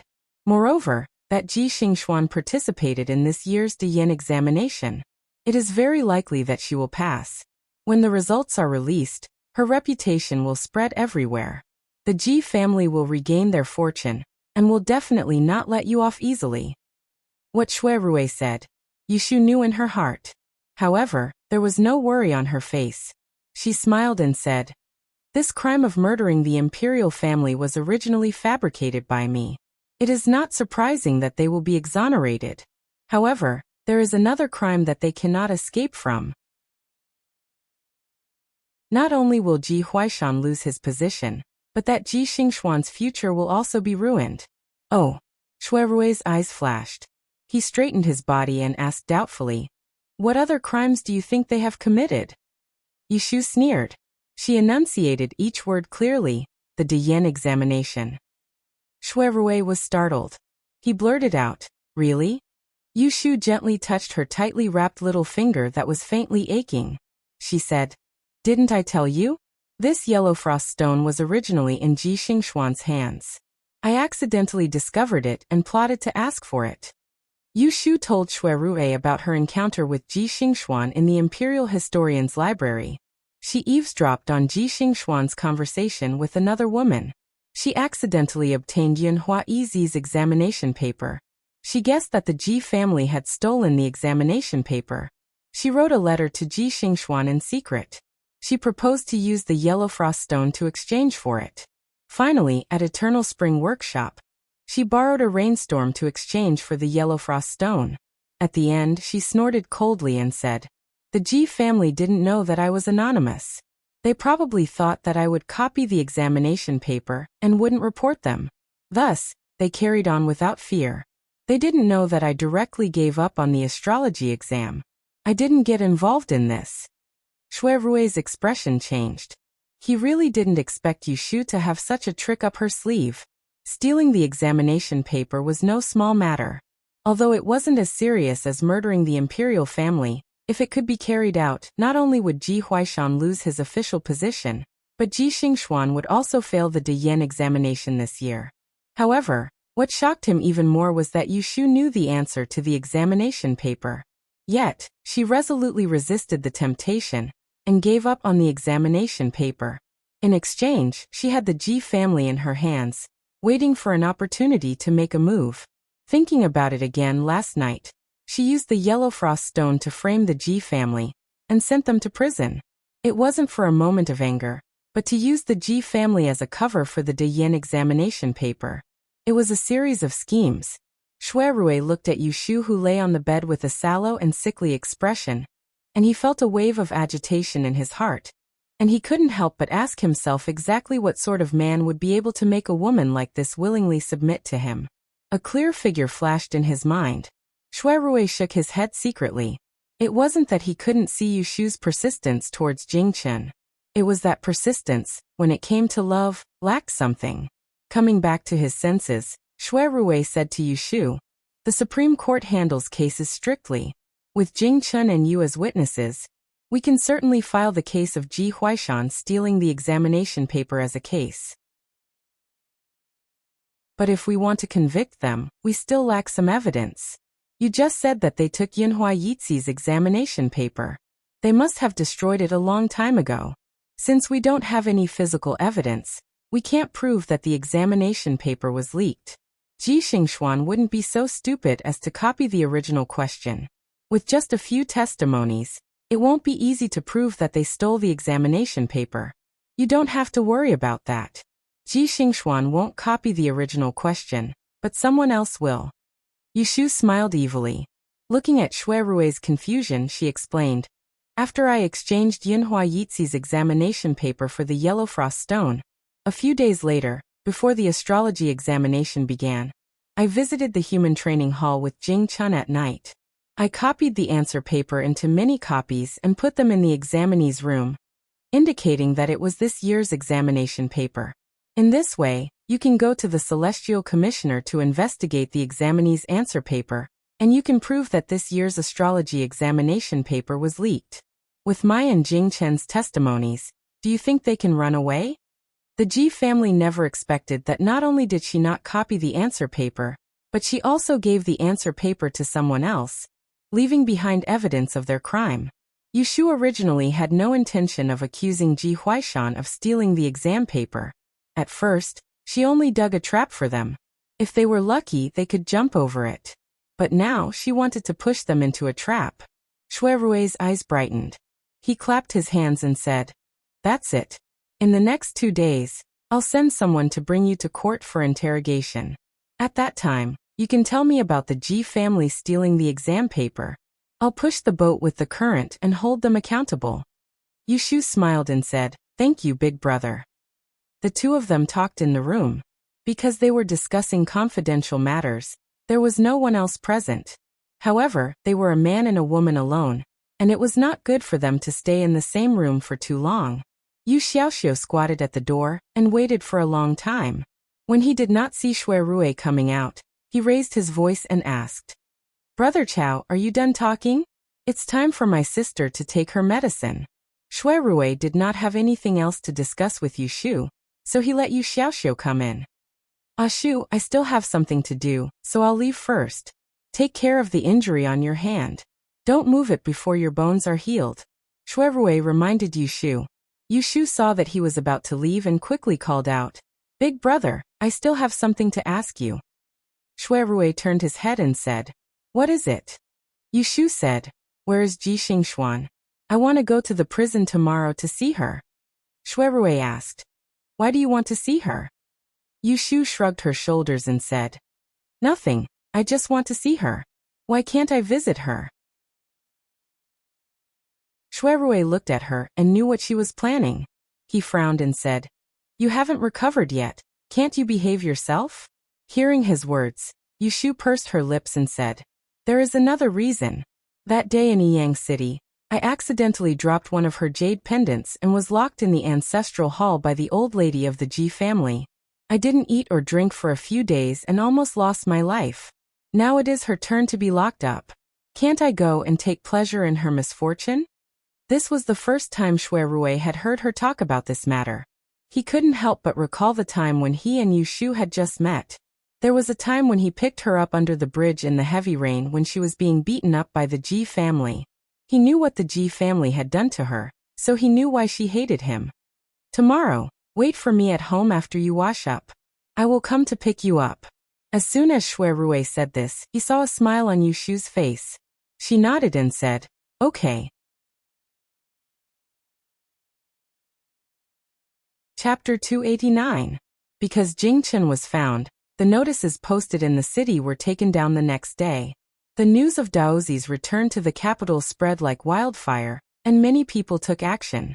Because they were suspected of plotting to murder a relative of the emperor, the Ji family's residence was also sealed and investigated the next day. The related relatives were all grounded at home, suspended from work, and imprisoned. Such a commotion also alarmed some people. Let's not talk about this for now. Jing Chen was picked up by someone from the palace yesterday, and there was no news about him. Yu Shu got up early the next day. After changing her dressing, Fangji dressed herself neatly and waited for Shui Rui in the room. Shui Rui didn't let her wait for long. As soon as the sun rose, he came to pick her up in a carriage, and the two of them went to the prison in the west of the city. In the city of Anling, there were 2 prisons in the east and west of the city.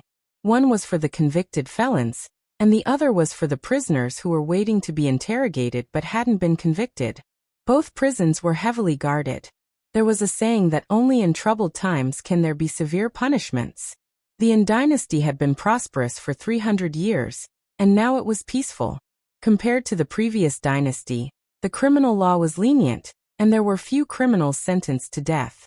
But in contrast, the law was strict. All major cases were jointly tried by the Ministry of Justice, the Supreme Court, and the Imperial Censorate, and there were few unjust or false cases. The carriage stopped in front of Ningkong Street in the west of the city. Yushu and Shui Rui got off the carriage.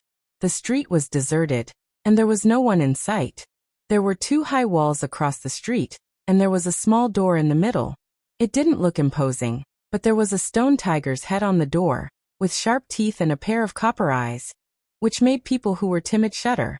There were only 2 jailers guarding the door. They wore square hats, brown clothes, cloth boots, and a red unlined jacket. They held spears in their hands, and when they saw someone approaching, they crossed the spears in their hands to block the door and asked with a serious face. Shui Rui held the official token of the Supreme Court, and said that he was here to visit. The jailer recognized his position, so he respectfully invited him in, asked who he was looking for, and led the way. After entering the door, there was a narrow alley, which could only allow 4 people to walk side by side. There were 2 jailers guarding at a certain distance. It wasn't the first time that Yushu was in prison. Last year, when she helped Xia Mingming raise money for the entrance examination, she participated in gambling and was arrested. But that was a small prison, not a big one. After passing the alley, they suddenly saw a wide space. There were cells on all sides, and a road led to more than a dozen aisles. There were hundreds of large and small cells. The walls and eaves were raised high to block, and the eaves blocked the wind and rain, as well as the light. Everything was cold. The layout of this prison also had the signs. It was like a water, and the water was dry and swamp. The people day and night and day year. You prison day. Shui Darren this way. The jailer led Shui Rui and Yushu to the front of a cell. He untied a string of keys from his trousers and stepped forward to open the door. Clatter! Clatter! The lock was pulled out, and the jailer pushed open the iron door. He looked inside first, and then he turned his head to Shui Rui and said, "Darren, they are inside." Shui Rui took a piece of silver from his sleeve and handed it to the jailer. "Wait on the side," he said. The jailer bowed his head and accepted the silver. He then walked away with a discerning eye. Shui Rui stood outside the door, and Yushu went in alone. This cell was very different from the one she was locked in the last time. There were no bars on the outside, and it was just a stone house. There was a lot of hay on the floor, and a damp and moldy smell filled the air. There was a window at the top, and only a beam of light shone on the wall. However, the light was enough for Yushu to see the situation inside clearly. With one glance, she saw Xingxuan with disheveled hair, dressed in a yellowish prison uniform, hugging her knees and leaning against the wall. Without her veil, Yushu would not be able to recognize her. It seems that even a beauty needs to be groomed. No matter how beautiful a bird is, it will still look the same when it falls into the mud. Yushu smiled and walked forward. She stopped a few steps away from Ji Xingxuan and didn't make a sound. She crossed her arms and looked down at Ji Xingxuan from head to toe. When she saw Ji Xingxuan's disheveled appearance, she was secretly pleased. However, she was also a little curious as to what Ji Xingxuan was feeling right now. "Have you seen enough?" When the jailer opened the door, Ji Xingxuan saw Yushu and Shui Rui outside the door, and she knew in her heart that they'd come to ridicule her, so she intentionally ignored them. But she'd underestimated their patience, and she'd overestimated her own endurance. She had spent a night in this horrible place, plus the injury on her back yesterday. The pain she had suffered since she was a child was not as much as what she had suffered in the past 2 days. At this moment, seeing the culprit appear in front of her, how could she turn a blind eye? Hearing Ji Xingxuan's cold voice, Yushu calmly asked, "How does it feel in this cell? Did you sleep well last night?" Ji Xingxuan heard the ridicule in her words, so she closed her eyes and did not answer. "It seems that I did not sleep well." Yu Shu answered her own question. I am guessing that you do not like it here. But there is no other way. You will have to stay here for a long time. Murdering a relative of the emperor is a serious crime. Before the case is fully investigated, you and Lord Ji will have to be wronged as prisoners. Alas, you're young and full of vigor. It's not a big deal to stay in this damned place for a few days, but I heard that Master Ji was frightened and fell ill. He was also beaten. I don't know how many days he'll be able to endure. Perhaps he'll fall asleep tonight and won't be able to wake up tomorrow. Ji Xingxuan raised her head abruptly, suppressing her anger. Do not curse my grandfather. If anything happens to him, I will not forgive you in the future. You won't forgive me? Ha! Yu Shu tilted her head back and laughed, as if she had heard a joke. Squatting down, she looked directly at Ji Xingxuan and coldly said, Will I forgive you? Ji Xingxuan turned her head away and snorted coldly. You are merely colluding with Daozi to frame us. The innocent will know their innocence. Sooner or later, the truth will come to light. Do you think that everyone else is a fool to be fooled by you? The innocent will know their innocence? You have the nerve to defile these words? Yu Shu's face was full of ridicule. Have your Ji family not done enough shameful things? Have you, Ji Xingxuan, not done enough shameful things? Let's not talk about the past. Just recently, you found out that I was acquainted with Daozi and saw the announcement. In order to claim credit, you plotted against me, causing me to suffer the pain of having my finger cut off, and almost being wrongly accused. If it weren't for my good brain, I would be the one in prison right now. You went for wool and came home shorn. You still have the face to blame me for framing you? Only you are allowed to harm others and others are not allowed to harm you. What kind of logic is this? Ji Xingxuan's face reddened at her words. She clenched her teeth, not out of shame, but out of anger.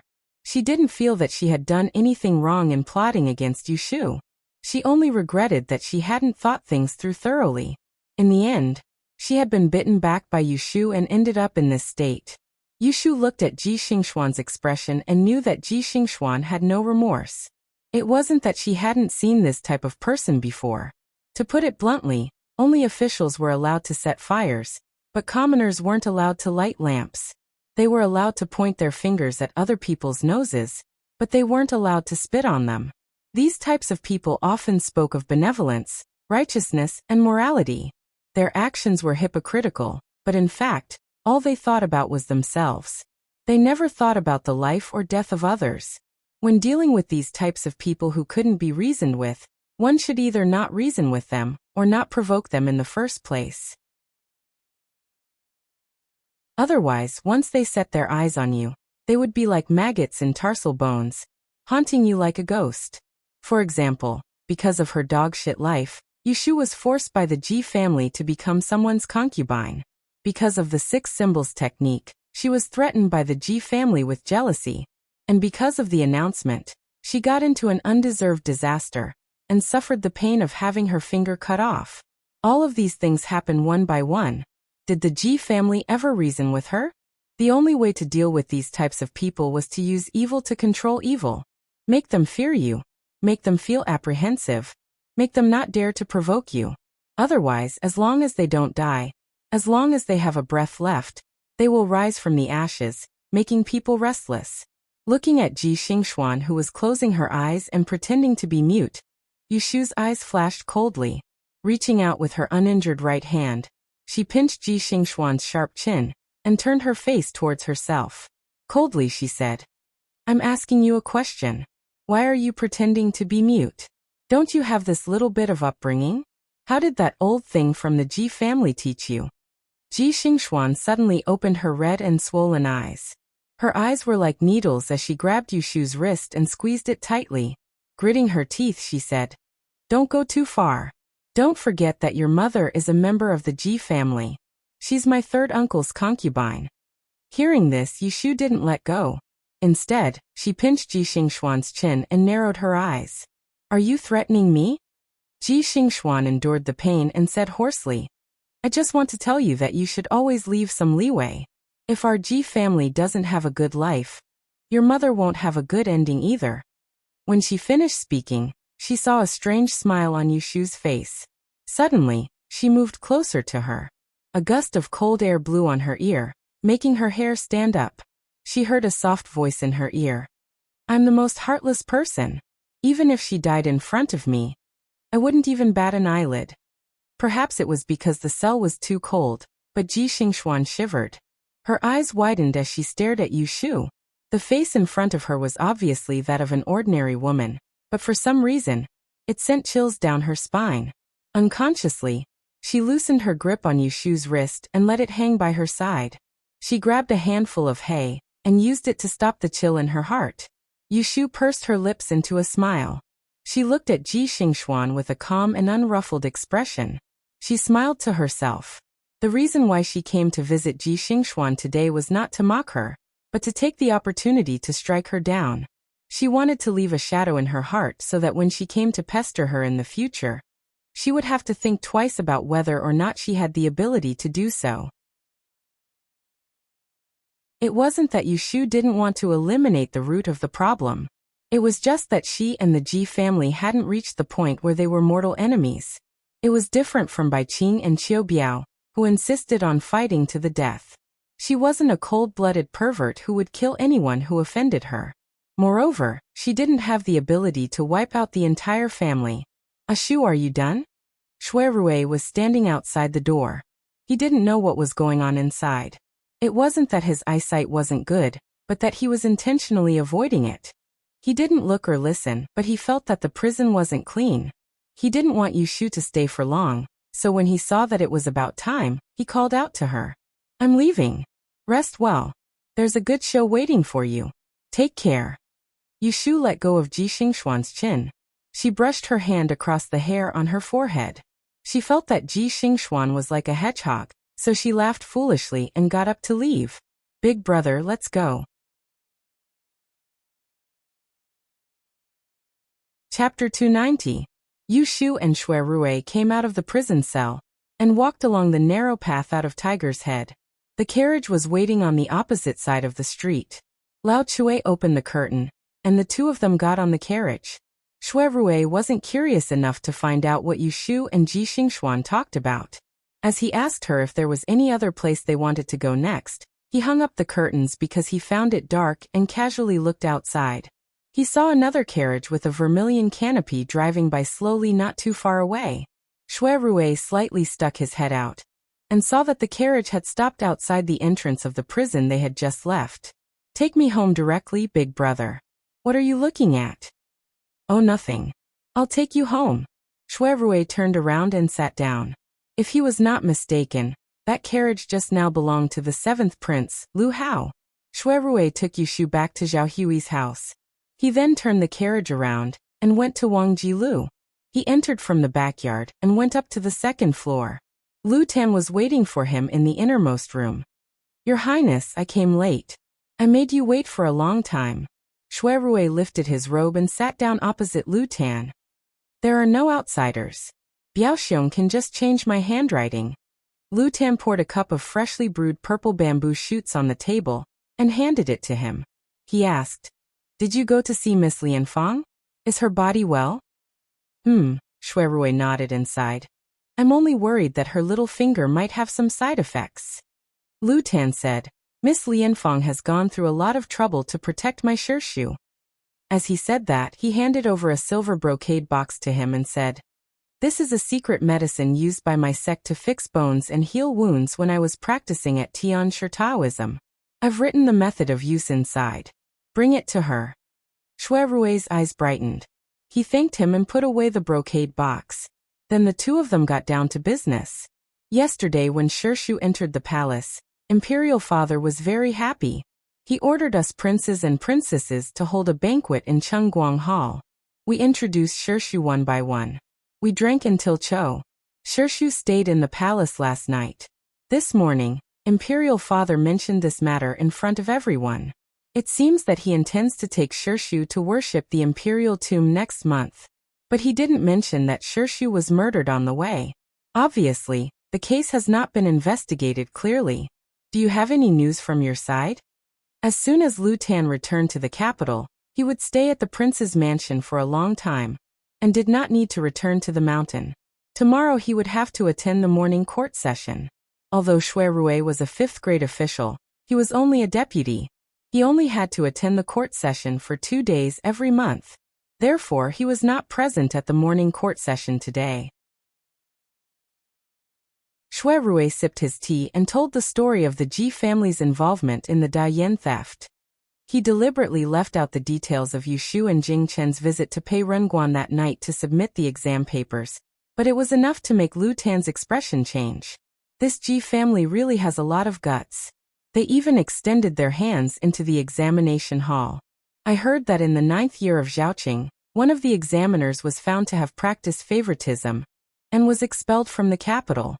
3 examinees were beaten to death on the spot. It was a sensation for a while. I did not expect that after 3 years, such a scandal would happen again. Shui Rui said. Ji Huaishan originally relied on the promotion of the previous head supervisor to sit in his current position. Normally, he would take advantage of his seniority in the Celestial Commissioner. But in the end, his family background is not deep and he has no foundation. He has held this position for too long. Many people are waiting for him to retire next year and take over the position. Ji Huaishan is also anxious. Originally, he wanted to use the 7th prince's influence to curry favor with the emperor. Unfortunately, His Majesty's arranged marriage made their wish come to nothing. Therefore, he set his eyes on this Dayan and tried to think of a way to let his family's 4th miss stand out and take the opportunity to enter the Celestial Commissioner's office. It's a pity that they made a mistake and schemed against my sworn sister. All day long they hit the geese and were pecked blind by the geese. This time, they will not be able to escape this calamity. Lu Tan listened attentively to his analysis of the matter. Then he asked, last night during the Celestial Commissioner's office, Biao Xiong asked me to help. Is it because this Ji family is under Lu Hao's clique? But I have inquired and it seems that there is not much connection between the two. Shui Rui smiled faintly and said, Yun, you are often outside and have not been with Enling for a long time. There are some things that you are not very clear about. This Ji family is admittedly not under the 7th prince's clique, but that Ji family's 4th young miss is a problem in his heart. This woman is peerless in both talent and beauty, and is also good at learning. That day, the 7th prince had the intention of taking her as his consort. According to what I know, he had privately sent a jade Rui to the other. However, marriage matters are all decided by His Majesty, and he could not do anything about it. The young miss of the Ji family is proud and arrogant, not willing to submit to him. When she found out about his marriage, she decisively cut off all relations with him. Saying this, he paused and swirled the half-cup of fragrant tea in his hand. He slowly said, I understand Lu Hao's character very well. As long as he cannot get his hands on something, he will not let it go. Because this person is popular all year round. He has an arrogant air and loves face. Now that the Ji family is in trouble and that Miss Ji is in prison, how could he let go of this good opportunity to be a hero and save the beauty? Moreover, Ji Huaishan has a close friend in his life. It is the 4th-rank academician of the Imperial History Library, Zhao Zhixue. When the Ji family is in trouble, no matter what, he will not stand by and do nothing. And I have heard from my sworn sister that the Zhao family is also involved in this matter. The Zhao family and the Xu Feiyin family are in-laws. As long as they plan properly, they can very well implicate this matter to the 7th prince. As long as he is involved in this matter, he will be covered in blood. In comparison, you and Daozi are fellow cultivators. Now that the emperor favors Daozi, once this matter comes out, it will add to your reputation. Lu Tan looked at Shui Rui and thought of that night when the Celestial Commissioner was only a few breaths. Shui Rui was able to have such a reaction. He couldn't help but secretly admire him. He said to himself, after listening to Biao Xiong's words, I know that my knowledge is shallow. In the future, I will need to trouble you to teach me more. Shui Rui chuckled and touched his teacup. You should learn from me. It is more like learning to eat, drink and be merry. When I come back from a trip to the Supreme Court in the afternoon, I will bring you around the capital at night. I have not returned for 3 years. This Anling city has changed. You should take a good look first. Lu Tan also laughed and clinked his cup with him. The usually quiet person is now in the mood to joke. I have long heard that Biaoxiong is a playboy. Don't bring me to those places of pleasure. I have just taken off this Taoist robe for a few days, and I need to cleanse my heart and mind. Shui Rui facebombed and said, It must be that fellow Ruilin talking about me in front of you. What playboy? It is just that I was not sensible for the past few years. I have been socializing with those playboys and picked up some bad habits. Now that I have quit, other than drinking, I do not indulge in pleasure. Lu Ten nodded and did not tease him anymore. After tea, the two of them went back to the restaurant for a meal, and went their separate ways. Yesterday, Yushu came back from visiting in prison, and rested at home for 2 days. She did not see Jingchen return, and did not hear any news about him. Just when she was about to ask Shui Rui for help, someone from the Supreme Court came to ask her about the Ji family's involvement in the murder of the emperor. The office of the Supreme Court is located in the north of the city.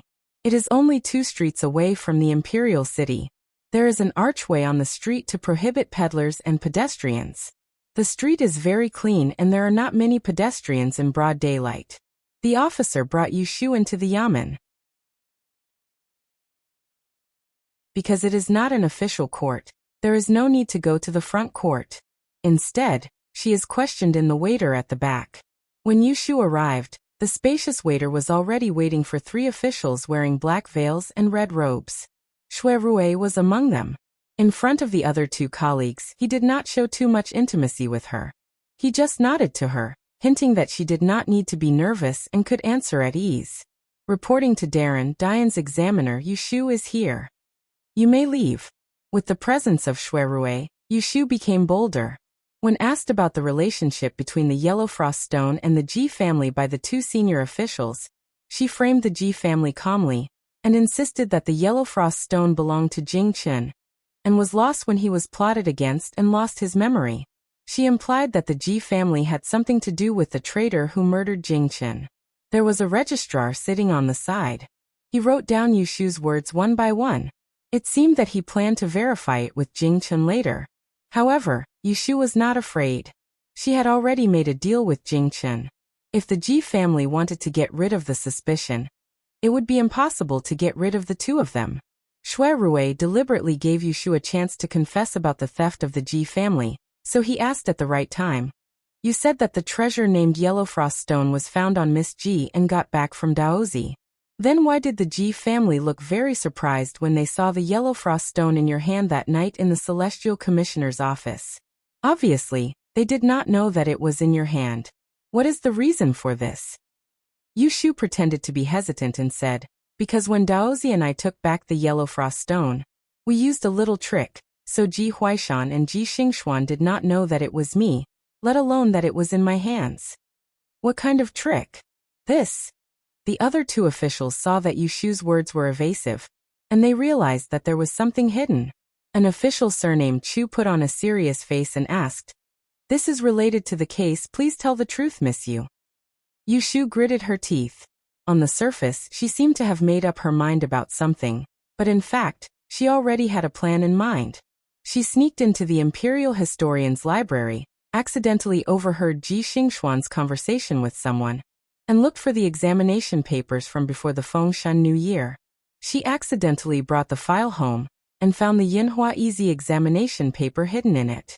From then on, she guessed that the Ji family had stolen the questions, and then anonymously wrote a letter to the Ji family to threaten them, and then exchanged the examination paper for the Yellow Frost Stone in Changchun workshop. The 2 officials of the Supreme Court's expressions changed on the spot, and they exchanged glances. After a while, they thought of asking Yushu. You claim that the Ji family stole the questions. What evidence do you have?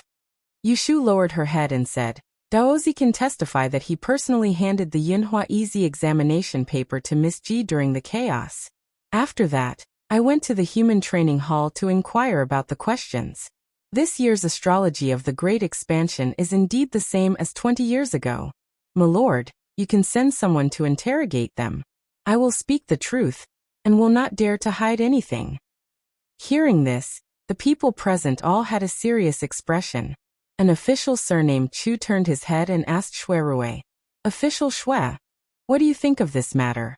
Shui Rui straightened his face and said, I think it is true. If the Ji family did not know the questions this year, why did they go as promised and exchange a treasure like the yellow frost stone for an invalid examination paper? In this official's opinion, we should first send someone to the Celestial Commissioner to inquire. After the investigation, we must file a case. As an official of the Celestial Commissioner, Ji Huaishan's crime of stealing the questions will be increased. This crime of favoritism and fraud cannot be tolerated. In that case, I will have to trouble official Shui to make this trip. During the morning court session tomorrow, this official will report this matter to His Majesty and ask for a decision.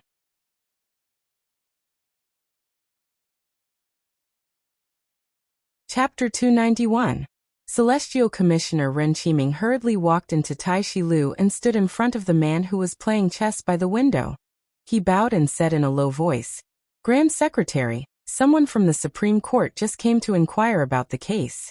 The leak of the astrology and astrology question this year has been leaked. Oh, the Grand Secretary raised his head and frowned imperceptibly, asking, What happened? Where did it come from? Ren Qiming said, Do you still remember the night before last? That Miss Yu took out Daozi's belongings and pointed out that the Ji family was related to the thief who murdered Daozi. At that time, she claimed that Daozi had lost the calamity blocking stone when he was plotted against. No, it should be called the calamity blocking stone. Later, the calamity blocking stone fell into Ji Xingxuan's hands and was recognized by Miss Yu. Ren Qiming recounted how Yu Shu discovered that the Ji family had stolen the questions. Looking at the man's expression, his heart began to tremble. As early as half a month ago, he had discovered the phenomenon of astrology questions being leaked during the revision process. Although this question had appeared 20 years ago, it had been personally revised by the teacher at that time, so the answers weren't unknown. However, in this year's exam papers, there were over a dozen similar answers. It could be seen that it wasn't that there were many capable people, but that the questions had been leaked. 3 years ago, in the Grand Yin examination, there was an incident where questions were leaked. Back then, Long Yin was furious. As the chief examiner of the Grand Yin examination, Dede took the blame and was punished for half a year. Then, a group of examinees caused trouble, questioning the fairness of the Grand Yin examination. It took 2 whole months for the commotion to subside.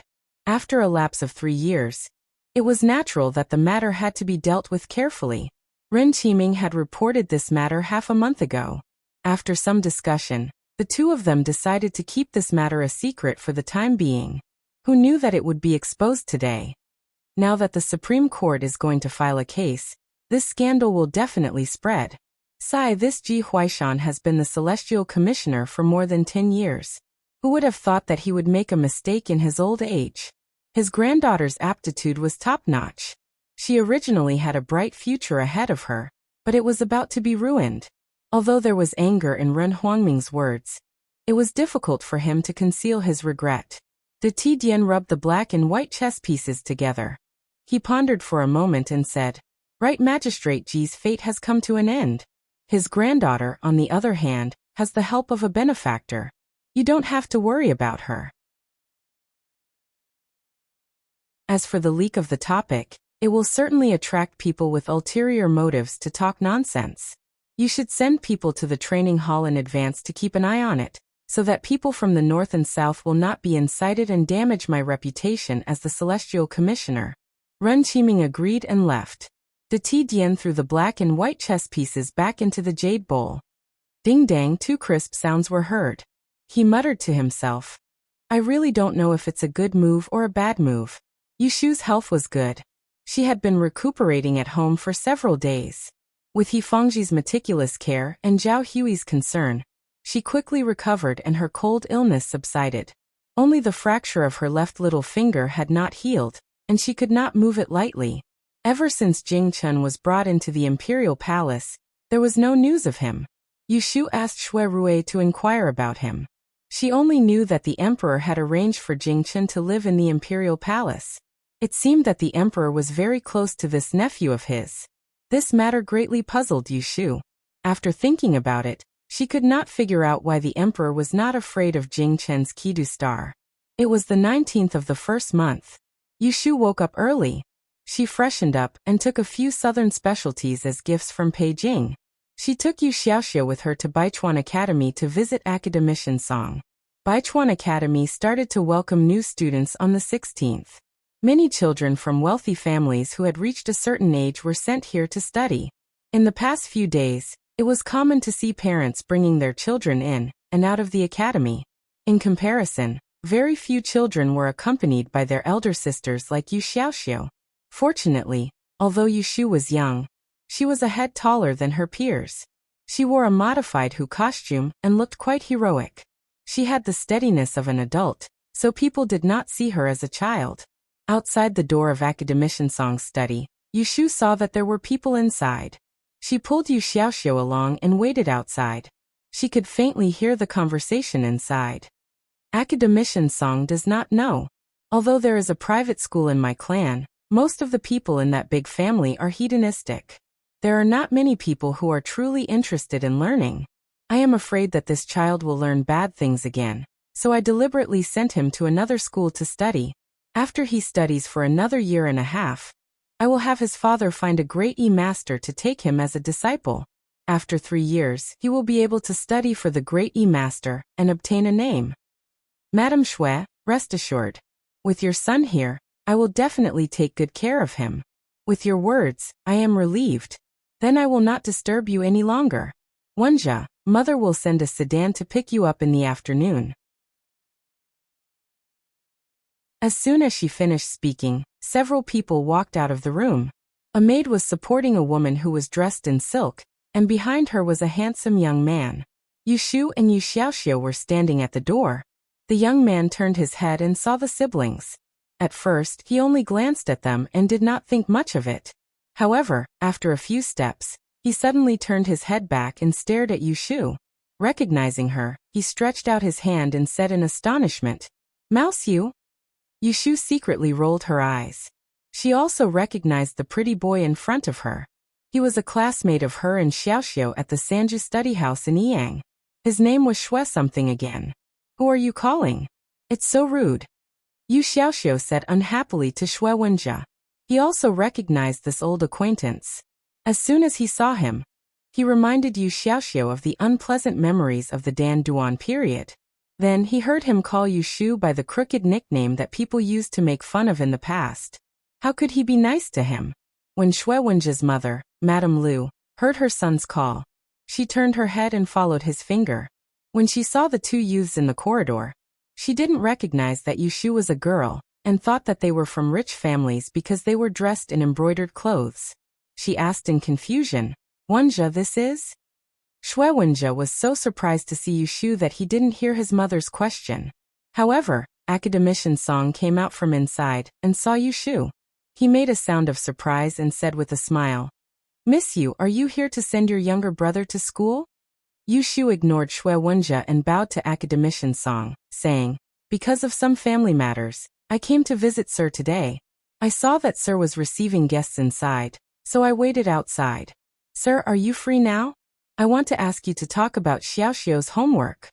Academician Song nodded and pointed inside the door saying, "You guys go in and wait first. I'll come back after I send them off." Okay. Yushu pulled Yu Xiaoxiu into the study and didn't look at Shui Wenjia again. This unfamiliar attitude caused Shui Wenjia to come back to his senses. Then he became angry. He turned around and saw Madame Lu looking at him suspiciously, so he hurriedly said, "Mother, I'm walking around. You should go home." Madame Lu looked at Yushu and her younger brother, who had just walked in. Although she was confused, she didn't ask any more questions. She warned him a few more times before she was sent away by Academician Song. As soon as they left, Shui Wenjia turned around and entered the study. He strode in front of Yushu and Yu Xiaoxiu, looked at them, and asked with a frown, "Why are you two here?" A year ago, the young master of the Shui family grew taller and thinner. I think he's reaching puberty. There's a red pimple on his forehead, but it can't hide his good looks. Yushu isn't young. She secretly compared him to the other Master Shui, and inwardly shook her head. They were from the same family and had the same surname, but her big brother Shui was much more magnanimous. Yu Xiaoxiu didn't like Shui Wenji's tone. When he was in the Sanju study house, he was the son of a concubine. He wasn't even a member of the same family, so he had to endure the ridicule of the young masters and misses. Now was different from the past. He and Yushu had traveled all the way to Anling, seen life and death, and studied in a proper school. He lived a life without lack of food and clothing. The inferiority complex he used to have had long since disappeared. How could he show weakness in front of Shui Wenjie? So he angrily replied, "I'm studying here. Of course, I have to pay my respects to teacher when school starts." Shui Wenjie's expression was strange. "You're studying here?" It was no wonder that he didn't believe it. In Shui Wenjie's impression, Yushu and her brother were similar to the servants of the Ji family. He was already very suspicious that they would appear in the capital. Baichuan Academy was said to be one of the top foreign schools. The monthly expenses were dozens of taels. Unless they were from a rich family, who could afford it? Yu Xiaoxiu vaguely guessed what he was thinking from his expression. He coldly snorted and turned his face away. He didn't want to talk to him anymore.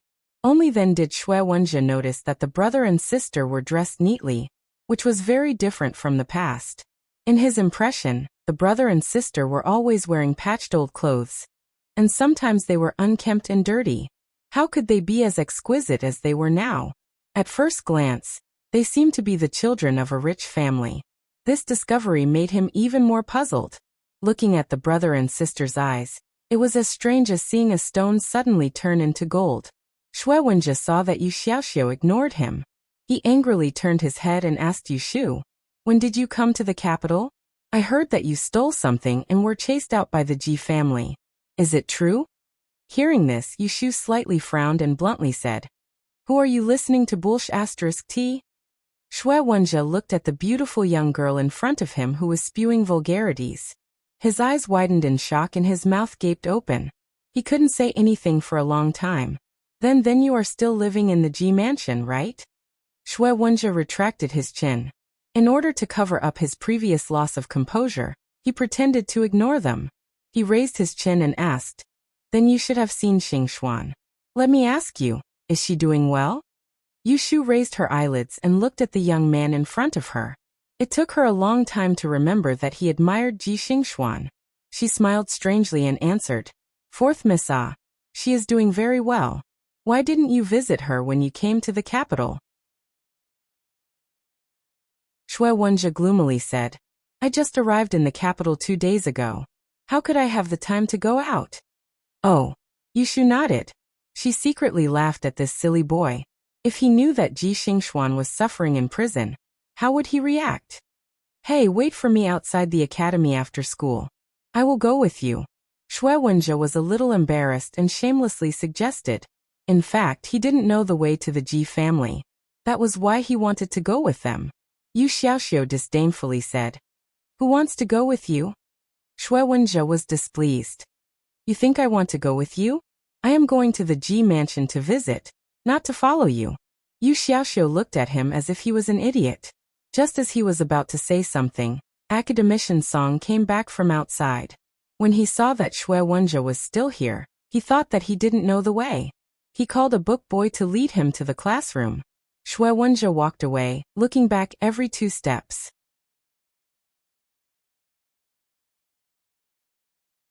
Chapter 292. Yushu had seen academician song before.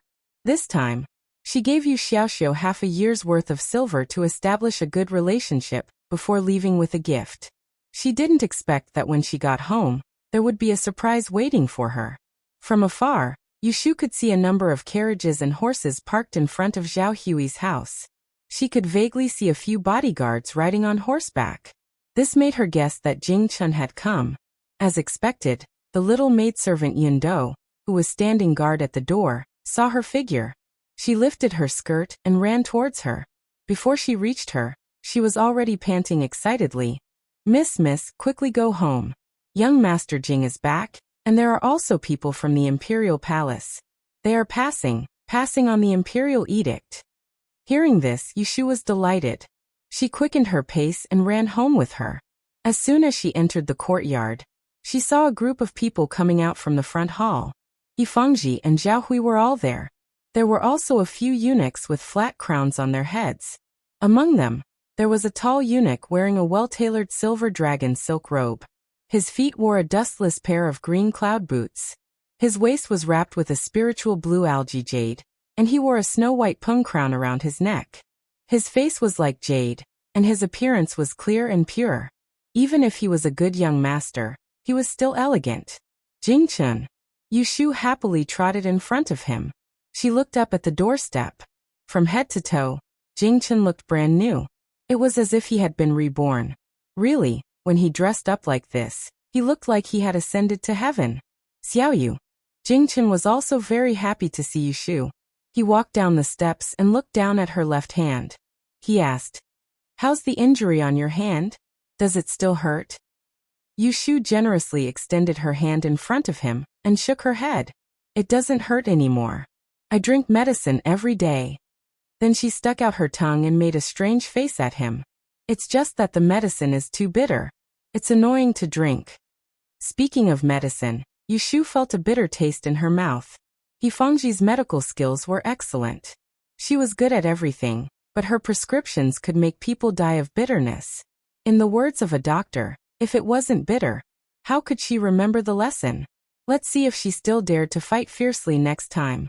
Hearing her complaints, Yifangji and Zhao Hui couldn't help but laugh. Jingchen told her in all seriousness, "Medicine is only effective when it's bitter.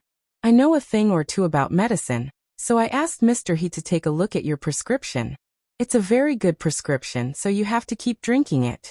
Also, I know of a special ointment for treating broken bones. I've already asked someone to brew it, and I'll send it to you tomorrow." Yushu nodded.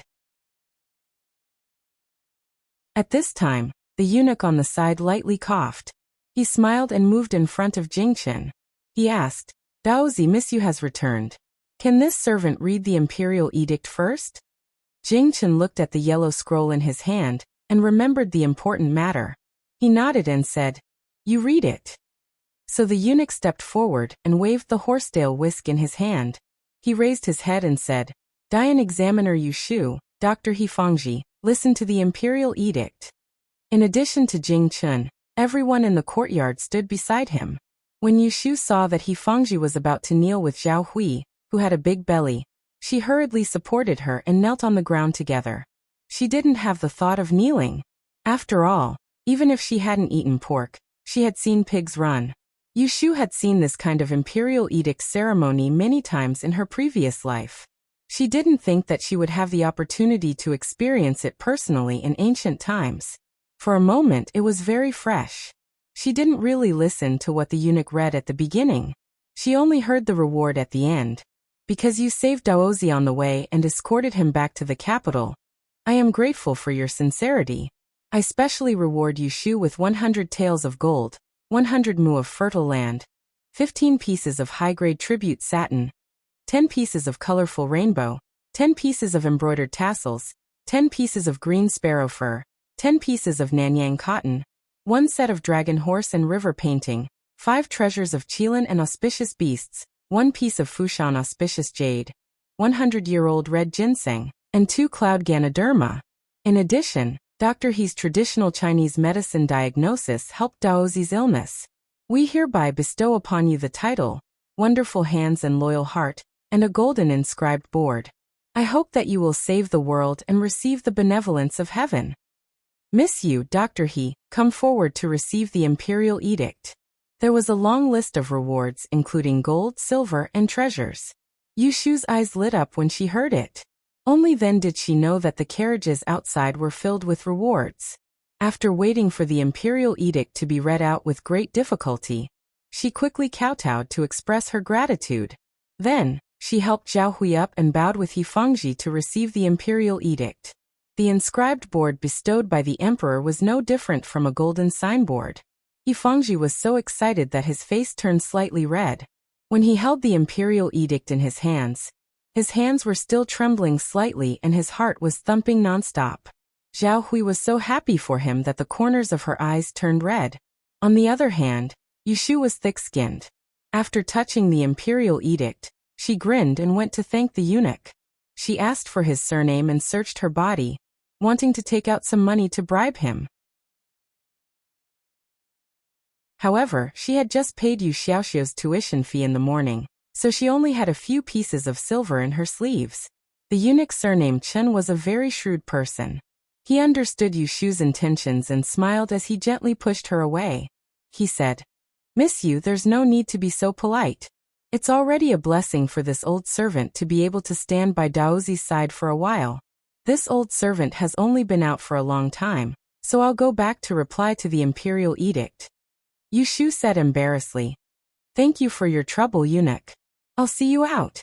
Yesterday, Yu Xiu had just seen Shui Rui, so he had expected that someone from the palace would come over to bestow rewards. He had given her a few important points in advance. The first thing was to be polite to the eunuchs from the palace. Although these eunuchs didn't have high ranks, once they came out of the palace, they represented their masters, so she couldn't neglect them. Jing Chen saw that Yu Xiu and He Fengji were seeing Eunuch Chen out, so he also followed. Eunuch Chen turned his head to see them and stopped in front of the door.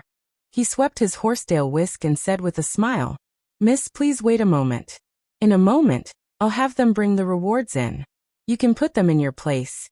Daozi, this old servant will take his leave.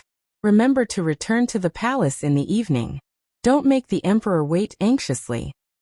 And Jing Chen grunted. Yu Xiu watched as the eunuch mounted a short-legged horse and staggered away with his entourage. Only then did she turn her head to ask Jing Chen, "You still want to return to the palace tonight?"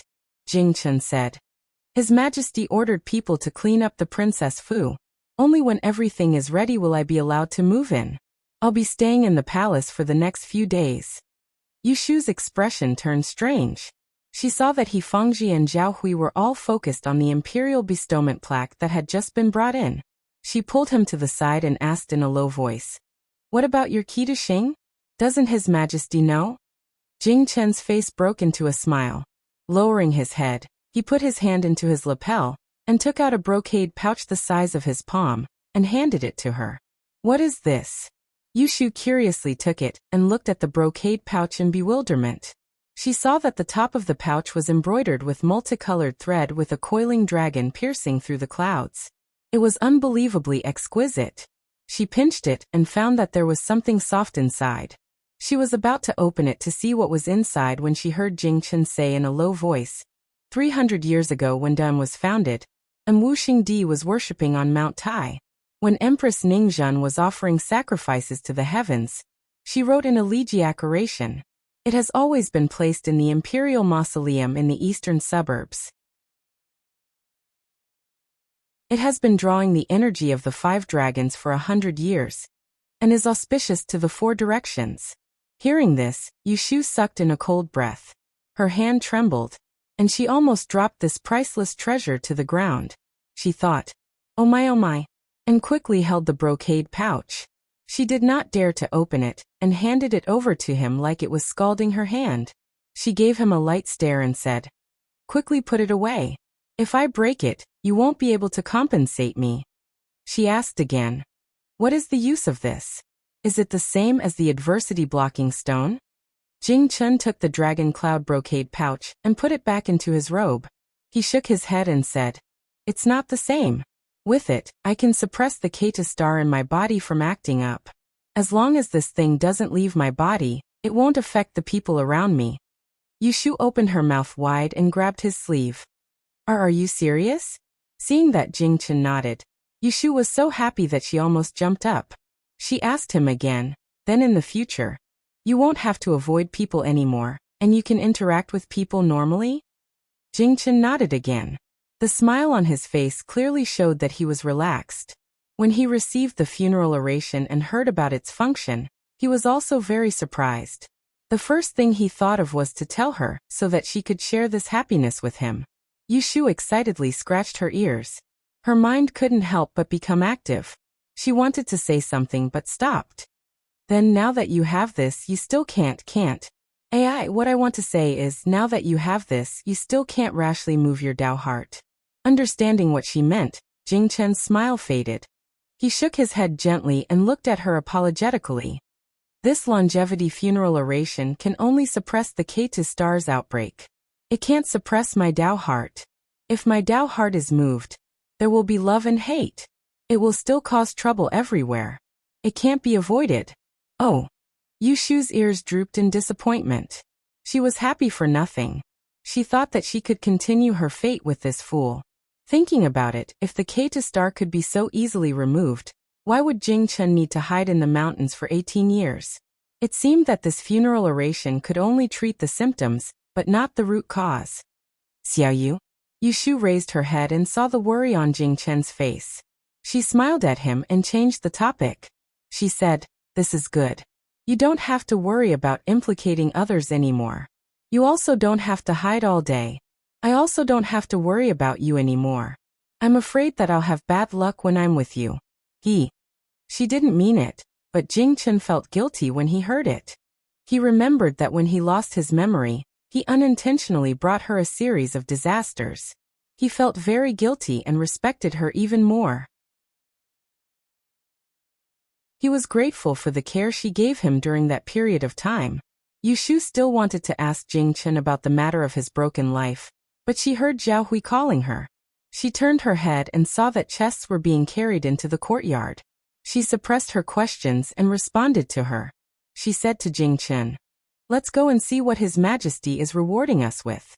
The reward this time could not be said to be not generous. Just the dozens of rolls of finely woven cloth would be worth more than 1,000 taels of money. There were also several treasures such as the 100-year-old ginseng and lingji, which made Hifangji click her tongue in admiration. But among them, the thing that made Yushu smile the most was the round gold yuan bao. The more Yushu looked at it, the more she liked it. She couldn't help but say to Jing Chen, "This time I'm rich. Thanks to your good fortune, haha." There was a saying that the poor used copper, the rich used silver, and no one used gold. This saying meant that gold was too expensive and not many people could afford it. It was true. After Yushu entered the capital, she had seen a lot of money, but this was the first time she had seen a pile of gold. Her eyes were filled with dazzling gold. Just looking at it made her, a miser, blush and her heart beat faster.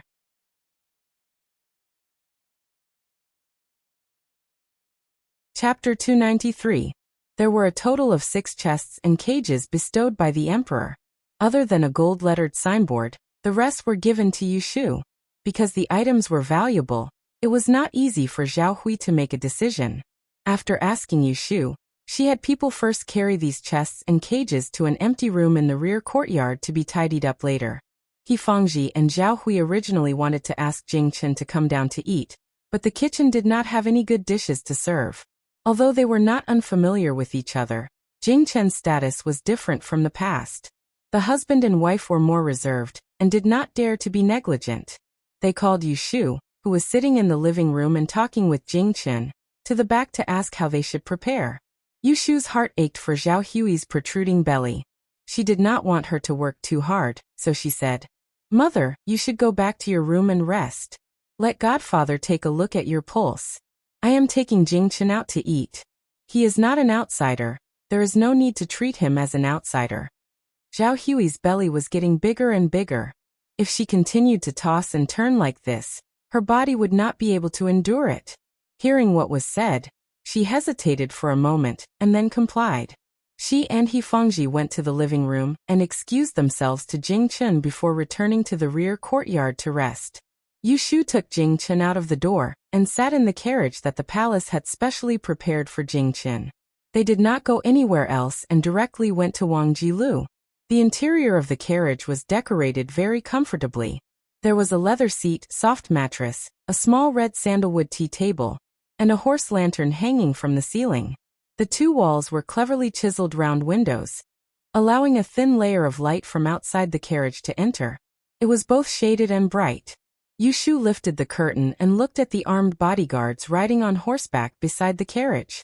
She turned her head to ask Jing Chen, "Were these 2 people also arranged by His Majesty for you?" Jing Chen said, "He said it's for my safety." Yushu burst into laughter. Only Jing Chen would believe this kind of words. From her point of view, these 2 imperial bodyguards were clearly following him. It seemed that what she said yesterday was not false. The emperor really did value Jingchen, this nephew who had returned to court after being separated for many years. Not only did the emperor give him face, he rewarded him with a lot of things and allowed him, a grown man, to live in the palace. Furthermore, there were people following him everywhere, as if he was afraid that he would get lost. Where are we going now? Jingchen asked as he looked at the unfamiliar street outside the carriage. A few days ago, he had been picked up by the palace to meet the emperor, and stayed in the palace for a few days. This was the first time he had left the palace. Yushu said, "There's a restaurant in the north of the city. It's opened by Brother Shui. A while ago, he invited me to help out as a manager. The food there is delicious, and it's a quiet place. It's just right for us to talk." Because there were eyes and ears on both sides, Yushu did not mention the topic of Jingchen's Kata Star and the Fate Breaker in this carriage. Yushu pointed the way and let the coachman leave from the back door of Wang Jilu. Yushu knocked a few times on the door of the backyard. Xiao Dai, who was passing by with a plate, opened the door. "Miss." Not seeing Yushu's shadow for a few days, the little lass was very surprised. She quickly invited her in, and ran ahead to inform Lin Fu. Yushu led Jingchen upstairs. The two imperial bodyguards followed closely. Yushu did not say anything when she saw them. When they arrived at the door of her room, she first opened the door to let Jingchen in. She stood at the door and waited for a moment. Then she saw Lin Fu lifting his robe and running upstairs. "Miss, you're here. Have you had lunch?" Lin Fu put on a smile. Seeing the imperial bodyguard standing in front of the door, and an unfamiliar young man in the tea room, although he was curious, he did not ask too much. Yushu pointed at the two imperial bodyguards and said to Lin Fu, "Old Lin, bring these two big brothers to the front for tea and rice. Treat them well. Also, make a few light dishes and send them upstairs. No wine. Put it all on my bill." "Yes, I will go prepare now. The two of you, please come downstairs." Lin Fu gestured for them to go. The two imperial bodyguards were reluctant to leave at first. It was only after Jingchen spoke that they followed Lin Fu. After sending them away, Yushu closed the door and sat at the table. She faced Jingchen and talked. "Let's talk about serious matters. You have also seen the Major. Have you inquired about the whereabouts of the Fate Breaker?" Yushu said. Jingchen shook his head and said, "The Major told me that the time is not right. He told me not to be impatient." Yushu was puzzled. "What do you mean by the time is not right? Isn't he just looking for one person? Does he not know where that person is?" Jingchen still shook his head. He said that when the time is right, the Fate Breaker will appear. There is no need to go through the trouble of looking for Yushu. Yushu frowned. "Then when will the time be right?" Jingchen still shook his head. "I also do not know." Yushu said gloomily. "Isn't this the same as not asking? When you went down the mountain, what did your master tell you? He told you to come to the capital to find the Major. Did he have any other instructions?" From her point of view, the 10,000 life funeral oration on Jingchen's body was something that treated the symptoms but not the root cause. To completely break Jingchen's innate cursed fate without any worries, they still had to find the so-called Fate Breaker. Daoist Qingzheng once told her that if the Fate Breaker was not found, not only would the person who changed his fate be in danger, but the Fate Breaker himself would also die. After being asked by Yushu, Jingchen thought for a moment. After thinking for a while, he really remembered something. "Master also told me to be careful of women." Cough cough. Yushu choked on her saliva. She looked at Jingchen with a strange expression. She wanted to say something but could not say it. Be careful of women? This was a wide range. She was a woman, so did that mean that Jingchen also had to be careful of her? Yushu only took this sentence as a joke and did not look into it. Seeing that she could not get anything useful out of him, she could not help him in any way, so she could only put aside her worries for the time being. Not long after, Lin Fu asked Xiao Dai and Xiao Qing to send food in. He then greeted outside the door and brought a few letters to Yushu. When Yushu saw the 4 words for Ashu on the envelope, she could guess who had sent the letters. She put down her chopsticks and motioned for Jingchen to continue eating. She opened the letters and read them one by one. There were a total of 4 letters. Counting the days, Xiao Mingming and Ji Xingxuan came to make trouble on the 15th night. In the past few days, Xiao Mingming had written almost one letter a day. The first letter was nothing special. It was nothing more than a reminiscence. He told Yushu that she was grounded by her father and could not leave the house. He explained why he did not look for Yushu and apologized for causing trouble at the restaurant during the Lantern Festival. He did not mention a single word about Ji Xingxuan. This letter was sent on the 16th day. The second letter was much shorter. It was an appointment for Yushu to meet on the morning of the 20th of this month at Wangjilu. This letter was sent on the 17th day. The third letter was interesting. It mentioned that the Ji family was in trouble, and the news that Daozi had returned to the imperial court. Xiao Mingming didn't know where she heard that Yushu was living in the Ji family, and was very worried about her situation. After reading the first 3 letters, Yushu's mood had to be said to be good. At least she could see that this girl Xiao Mingming was not an ungrateful thing. Until now, she still remembered her kindness. When she heard that the Ji family was in trouble, she hurriedly wrote a letter to ask about her safety. Putting these 3 letters aside, Yushu opened the 4th letter. This time she suddenly frowned. Ashu, the emperor wants to appoint me to the 9th prince as a concubine. I don't need to return to Jiangnan anymore. It was a plain sentence. It was impossible to see the mood of the writer at the time. But when Yushu stared at these 2 lines for a long time, she could smell a sour taste. What kind of person Xiao Mingming was, Yushu, who had eaten, lived and gone through trials and tribulations with her, was very clear. She was a willful but naive little girl, smart but simple-minded, stubborn and affectionate. If this kind of girl married into the imperial family, what awaited her was definitely not happiness or beauty. Compared to the Xiaojiang family's rule that the children of the Xiao family had to enter the mountains to seek the Tao, the road of marrying into the imperial family was filled with thorns. What's more, this arranged marriage was clearly not a whim of the emperor. Yushu recalled that after Xia Jiangying's death, the Xiaojiang family stayed in the capital for several months and did not return. And the 9th prince had just recently returned to court. This was clearly an arranged marriage. Speaking of the 9th prince, Yushu suddenly remembered that on the day of the Lantern Festival at Wangjilu, there was a fair-faced girl sitting next to Lu Tan. With her experience, she could see that Lu Tan was clearly interested in that girl. At his age he was in between a young man and a young man. His feelings were still pure. Once his heart belonged to someone, there was no room for others in his eyes. If Xiao Mingming interfered at this time, even if it was against her will, Lu Tan would still feel disgust towards her. Xiao Yu, what's wrong? Who wrote the letter? Jing Chen asked when he saw that Yushu, who was smiling just now, frowned and had a worried expression. It was Mingming.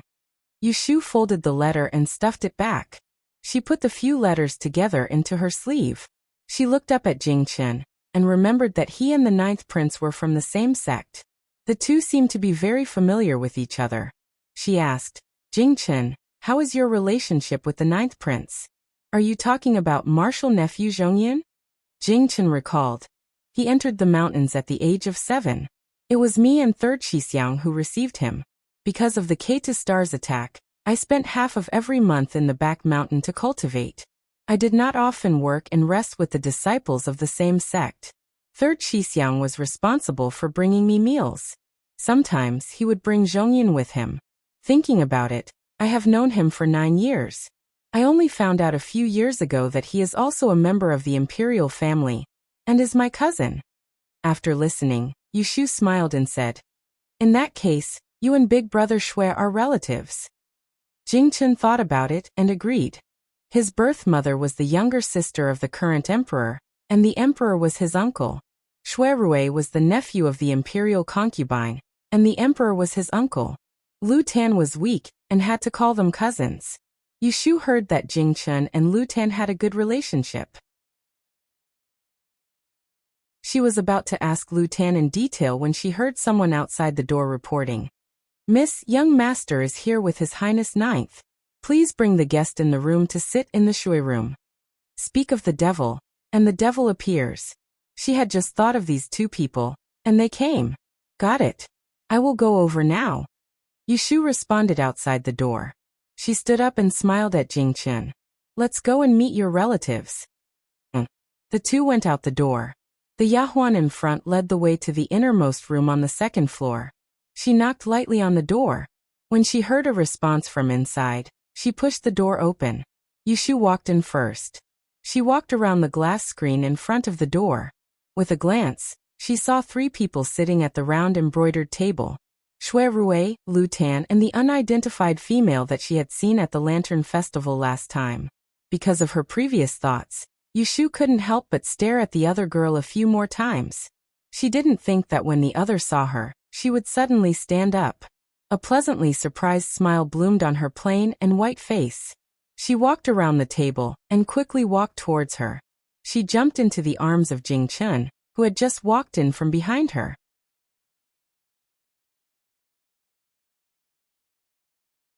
Chapter 294. 7th Senior Brother.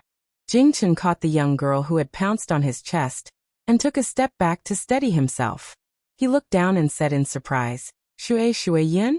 The young girl in his arms raised her head, her fair face full of joy.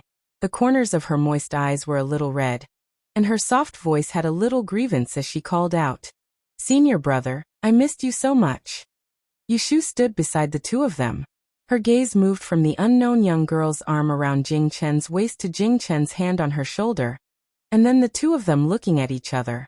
She gently raised her eyebrows and had a guess about the young girl's identity. She coughed and cleared her throat, breaking the atmosphere of reunion without hesitation. Jing Chen, who is this young girl? Hearing this, the young girl seemed to realize that there was someone else in the room. She hurriedly let go of Jing Chen, pushed his chest and took a step back. She lowered her head and wiped the corners of her eyes with her sleeve. This is my junior sister Shui Yun. Jing Chen answered Yushu, then turned to look at the young girl in front of him. He frowned slightly and asked her, Why did you come down the mountain? Do Uncle Master and Master know? Shui Yun hurriedly nodded and said, They know. Father allowed me to come down the mountain to find you. If you don't believe me, you can ask Chong. Jing Chen looked at Lu Tan who was sitting by the table. Lu Tan testified, It was Zhenren Huayan who asked me to bring little Shirgu down the mountain. Jing Chen was puzzled. Then why didn't I hear you mention it when I was living in the palace these days? Lu Tan looked at Shui Yun who was winking at him and said with a wry smile, It was little Shirgu who didn't allow me to talk about it. Chong Yin. Shui Yun scolded him. Seeing Jing Chen's confused gaze, she lowered her head and said embarrassedly, Senior brother, you finally got to see your family. I think you must have many things to ask the emperor. I don't want you to be distracted, so I told Zhongyin to hide it from you. As she said this, she raised her head and looked at him who was unharmed. Her eyes reddened. I heard from Chongyin that you encountered bad people on the road and lost your memory. Thank goodness you are safe and sound. Jing Chen's expression softened. He raised his hand and gently placed it on the top of her head. He said gently, I've made you worry again. Shui Yun bit her lips and slowly raised her hand to grab the corner of his sleeve. Yushu quietly watched this pair of brothers and sisters interact, as if there was no one else around. Her eyes flashed, but this time she didn't say anything to disturb them. Instead, she turned around and walked to the table. She bowed to Lu Tan and greeted, Ninth Highness, I apologize for my lack of manners just now. Lu Tan waved his hand and said, It's nothing. Miss Lianfeng, please sit. Thank you, Your Highness. As soon as Yushu sat down, a cup of tea was handed to her hand. The tea was glistening and still had water vapor rising from it. This is the flower tea freshly picked this month. It's sweet and not bitter. She tilted her head to look at Shui Rui. She picked up the cup of tea and sniffed it. As expected, it had a light fragrance. It wasn't the bitter tea she wasn't used to drinking. Thank you. She took a small sip. The taste wasn't bad. Shui Rui looked at Jing Chen and Shui Yun who were standing next to the screen and talking in low voices. He withdrew his gaze and said to Yushu, It seems that His Majesty's imperial edict has arrived. How is it? Are you satisfied with the reward? Yushu smiled and said, I can't hide anything from you. Thinking of the box of gold ingots, her mood improved for some reason. Lu Tan, who was sitting to the side, said, "Of course I can't hide it from him. This is the—" He suddenly stopped mid-sentence. Yushu curiously asked, "What is it?" Someone stepped on his foot under the table. Lu Tan had no choice but to change his words. "This is what you deserve." Without waiting for Yushu to think about his incoherent words, Shui Rui opened his mouth and asked her, "Have you eaten? I ordered some food and wine. Do you want to eat some more?" Yushu nodded. Just now, she was in her room reading Xia Mingming's letter and didn't eat much. She couldn't help but turn her head to look in Jing Chen's direction. After thinking for a bit, she asked Lu Tan, "May I ask your highness, does your sect also have female disciples?" She had always thought that Taoist priests were all male. But Jing Chen clearly said that Shui Yin was his junior sister. Obviously they were from the same sect. This was strange. Hearing this, Shui Rui and Lu Tan both laughed. The latter explained to her, "Of course there are. Taoism and Buddhism are different. Both men and women can cultivate and pursue the Great Way. Taoists pay attention to letting nature take its course and nothing can be forced. Therefore, many Taoist sects allow their disciples to get married and have children. Unlike Buddhism, who insist on the purity of the six senses and cut off the mortal world. So that's how it is. I've learned a lot." Yushu cupped her hands towards Lu Tan. At this time, the pair of brother and sister also finished speaking. When Yushu looked up, she saw Shui Yin walking over and stopping in front of her. She lowered her head and clasped her hands together, bowed to her, and said gratefully, "Miss you. Thank you for saving my 7th senior brother and protecting him all the way. Shui Yin can't thank you enough. In the future, I will definitely repay your great kindness." Yushu looked at her and then looked at Jing Chen, who was standing behind her. Seeing that his expression was normal after listening to her thanks, she smiled faintly and stood up. She raised her hand to support her junior sister and said, "There's no need to do this. Jing Chen also saved my life. If you want to talk about repayment, he has already done so." Shui Yin straightened up and looked at Yushu. A smile suddenly appeared on her tranquil face. "Senior brother is right. You really are a good person." Yushu was speechless. She thought that this pair of brother and sister were indeed from the same sect. They both didn't know how to read the situation. How did she look like a good person? Was it written on her forehead, or was it written on her face? "All right, if you have anything to say, sit down and talk. It just so happens that we met here today, and there's nothing else to do. Take your time and talk." Shui Rui raised his hand and motioned for them to sit down and talk. Shui Yin sat down next to Yushu and patted her other side, indicating for Jing Chen to sit down. She reached out for the teapot and teacup, poured water for him, and watched him drink the tea with a smile. When he finished drinking, she spoke to him. "Senior brother, have you eaten?" "I have. The food here is better than the food on the mountain, right?" "Yes. Is it as good as the food I make?" "Hee, senior brother, you're still the same, pretending to be mute when you can't answer." Yushu sat next to them, listening to their questions and answers. Suddenly, she felt a little unhappy. This feeling was like she had spent a lot of effort to solve a difficult problem. Only after a long time did she realize that this problem had been solved by someone a long time ago. She was not the first person to discover this problem, nor was she the first person to try to solve it. She shook her head, dispelling this ridiculous thought. She raised her cup to drink tea, but found that the cup was empty. Just as she was about to take the teapot, she heard someone beside her say in a low voice, "If you want to eat later, don't drink too much tea. Otherwise, you'll have a stomachache during dinner." Although Shui Rui was talking to Lu Tan, he did not forget to pay attention to Yushu's movements. Seeing that she drank 3 or 4 cups of water and still wanted to pour, he stopped her. "Oh." Yushu withdrew her hand and leaned to the side. She might as well listen to Shui Rui and Lu Tan's conversation. With this distraction, she no longer cared about what the two of them were talking about. This year's Double Yang gathering will definitely be very lively. Not only will the southern head Xiajiang clan be in the capital, I just heard the day before yesterday that the 6th young master of the Wenqin clan is also participating in the Daiyan examination. I wonder if they will come and cause trouble. Cousin, don't worry. with the Xian clan's great exchange shop and my Xiaoshirgu. Even if I don't win this time's double yang gathering, I won't make a fool of myself. Yushu heard them mention the double yang gathering a few times. Curious, she interrupted. Big brother, what is the double yang gathering? Shui Rui and Lu Tan looked at each other, then turned to her and explained. Every year that there is a Da Yin examination, starting from the Dragon Festival on the second day of the second month, there will be a grand gathering in the city of Anling. It will last for 49 days. It is organized by the Imperial Court, and all the major exchange shops in the capital will participate. Merchants from all clans will gather there to compete.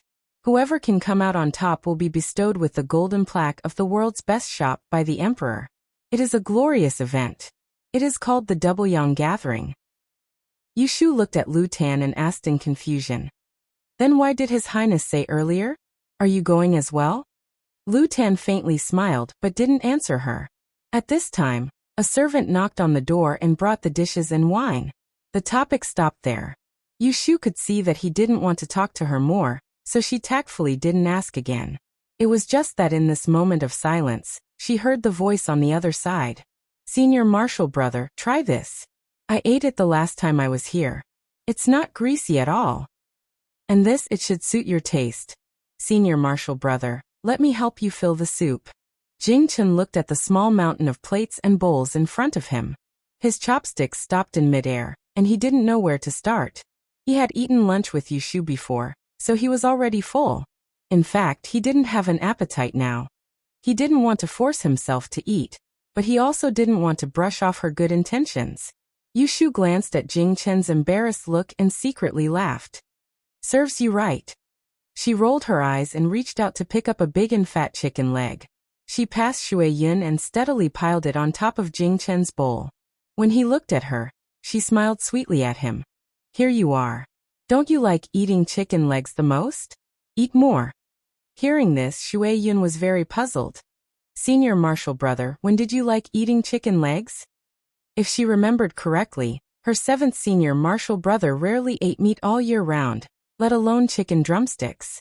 Jing Chen looked at the chicken drumstick on the bowl and thought of something.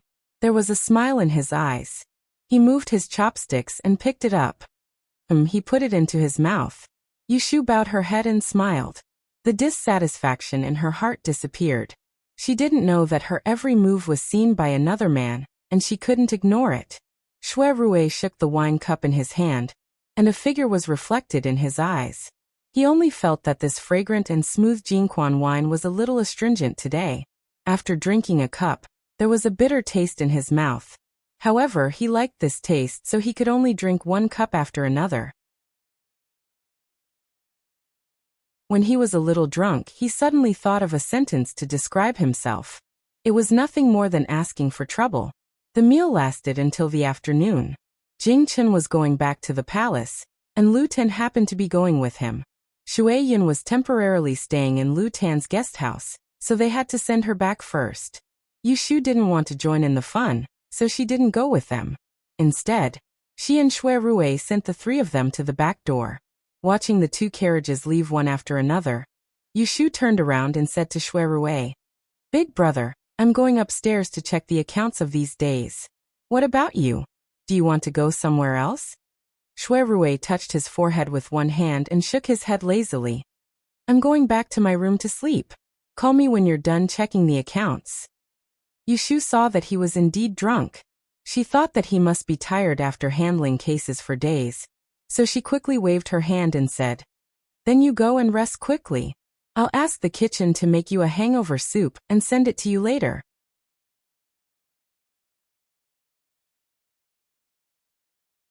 Chapter 295. Yushu returned to the room and asked Lin Fu to send over the account books for the past few days. Xiao Dai was at the side making tea and grinding ink. Yushu hastily calculated the income and expenditure of each item. Looking at the numbers on the paper, even though she was mentally prepared, she could not help but be surprised. It had only been 4 days since the opening of the restaurant on the 15th day of the first month. Every day, they would start cooking in the middle of the night. It was easy to sell 300 to 400 dishes. Including the cashier in the private room and various kinds of drinks, they could make 1,000 or 800 yuan a day. After deducting the costs and taxes, if this continued, the monthly profit of Wang Jilu would be more than 10,000 yuan. And this was still a conservative estimate. In fact, this was not strange. The reason why the wine and dishes of Wang Jilu could be 3 times higher than ordinary restaurants had its own reasons. Yushu looked at the purchase list and personally went to the kitchen. The ingredients used in the building, ranging from deer, roe deer and bear meat, to small scallions and garlic, were all of the best quality. Not only were the dishes delicious, but they also had the effect of nourishing. There were also treasures of heaven and earth. It was said that eating it could bring good luck and prolong one's life. So people flocked to it like ducks. For example, treasures such as the albino monkey head, the Dai Yen blood swallow, and the South Sea yellow-lipped dragon could not be found outside, but they could all be eaten in Wang Jilu. Looking at the account books, Yushu could not help but sigh. Such a big business, it must be hard for Shui Rui to support it. She remembered that before she opened for business, she had asked Shui Rui what he would do if he made a loss with such a large investment. At that time, he told her that he would only make a profit when doing business. Even now, she could still remember his confident tone. Now, it seemed that he wasn't being arrogant. "Miss, the hangover soup is ready. Do you want to drink it?" Xiaoqing came in with a plate. "I didn't drink, so I don't need this. Let's go and bring it to your young master. He drank more than 2 pots of Jin Quan at noon." Yushu put away the account book, put it under her armpit, and led Xiaoqing downstairs to bring the hangover soup to Shui Rui. She also greeted him and handed over the account book before going home. When they arrived downstairs, the door of the elegant room that Shui Rui was resting in was closed. Yushu knocked on the door, but she did not hear any response from inside. She stretched out her hand and pushed the door open with a squeak. She glanced inside and saw that there was no one in the living room. At this moment, the waiter, Gui Lu, stuck his head out from the opposite building. When he saw Little Qing's figure downstairs, he whispered, "Little Qing, come up here. There's a female customer here who spilled wine. Bring her to change." Xiaoqing looked at the hangover soup in her hands and wanted to say that she was busy. But when she turned around, Gui Lu had already retracted his head. Yushu saw this and said, "Bring it over. I'll bring it in. You go and entertain the guests." Xiaoqing hurriedly thanked her, picked up her dress, and trotted up the opposite stairs. "Big brother? Are you inside?" Yushu reached out and knocked on the door again. There was still no response from inside. She was puzzled and walked in with the hangover soup. The decoration of this elegant room was similar to the one upstairs. There was a tea room after entering the door. On the north side, there was a red sandalwood soft couch with drooping flowers. On the left and right side, there were stained glass screens with yellow pearwood bases, blocking 2 Polonia doors. On the east side was the bedroom, and on the west side was the study. There was a tortoise lantern at the door. The door of the study room was open. Yushu looked inside to make sure there was no one inside. Then she turned around and walked to the bedroom. She walked around the screen shelf in front of the door and looked up to see what was inside. Under the window on the north side, there was a big rose chair made of ivory. A slender figure was lying on the back. The corner of the robe was turned up, revealing loose white socks. A pair of boots was slanted on the carpet.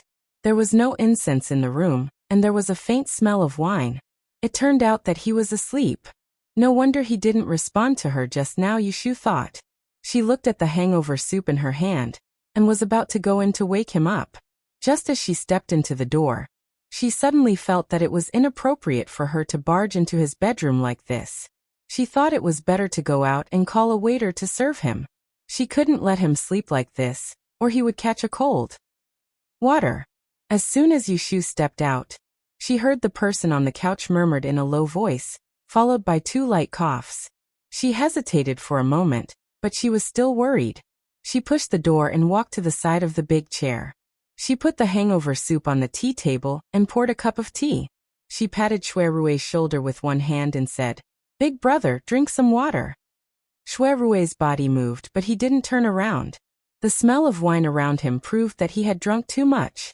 Seeing that she couldn't wake him up, Yushu bent down and shook his arm. Big brother, big. She didn't expect that after she shouted twice, her wrist would be caught. The person on the chair suddenly moved. He grabbed her wrist with one hand, turned around, and wrapped his arm around her waist. He forcefully pulled her to his chest, and then quickly turned around. In the blink of an eye, he pressed her down on the chair. Plop! The cup fell from her hand, and the tea along with it fell onto the yellow carpet. In an instant, the world turned upside down, and the back of Yushu's head hit the soft cushion. She was so shocked that she took a deep breath. The mellow smell of wine made her eyes widen. In her dim vision, there was a sharp face. Under the ink-like eyebrows, a pair of black eyes were half hidden under the eyelashes. They were like two thick glass windows, and there were two figures hidden in them. It was her panicked face. She didn't know why, but Yushu felt that Xue Rui was dangerous and strange at this time, so she didn't dare to act rashly. Moreover, her hands and feet were pressed down by him, so she couldn't move even if she wanted to. She could only stiffen her neck, shrink back, and ask in a low voice, "Big brother?" That pair of eyes gently closed, and a low and hoarse voice slowly came into her ears. "Who is your big brother?" Hearing this, Yushu wanted to cry but had no tears. She thought that it was over. He was drunk, and he didn't even recognize her. It's you, big brother Xue. You're drunk. Get up." Even though half of Xue Rui's weight was placed behind her waist, Yushu still felt a little suffocated being hugged by such a big man. In just a moment, she felt suffocated to the point that her ears started to heat up. She tried to move her hands and feet, wanting to find a gap to break free from him. Unexpectedly, the moment she moved, the arm behind her waist suddenly tightened. She stared at him with widened eyes, and her lips that were inches away from his gently opened and closed. "No. Don't what?" Yushu was stunned for a moment, and then she realized that he was answering her words just now, which meant that he didn't want to get up. Yushu was angry. This person was usually reasonable, but how did he become stupid when he was drunk? Looking at the handsome face that was less than half a foot away from her, Yushu suddenly put on a serious face. "Get up." Xue Rui's eyes stared at her changing expression, and he lazily said, "No." Yushu narrowed her eyes, and she lost her patience. No matter how good their relationship was, if he continued to press down on her like this, she would fall out with him. She couldn't move her hands and feet, but she still had her head, and knocking out two of his teeth was nothing. "You've thought it through. You really don't want to get up?" As soon as the voice fell, Yushu only felt her vision darkened, and a warm and soft thing fell on her forehead. It was like a ball of cotton dipped in water, and it gently touched the center of her eyebrows with a faint trace of cautiousness. This inexplicable gentleness seemed to have some kind of curse, and it made her unconsciously hold her breath. She tightly closed her eyes, and her mind was a mess. "Don't."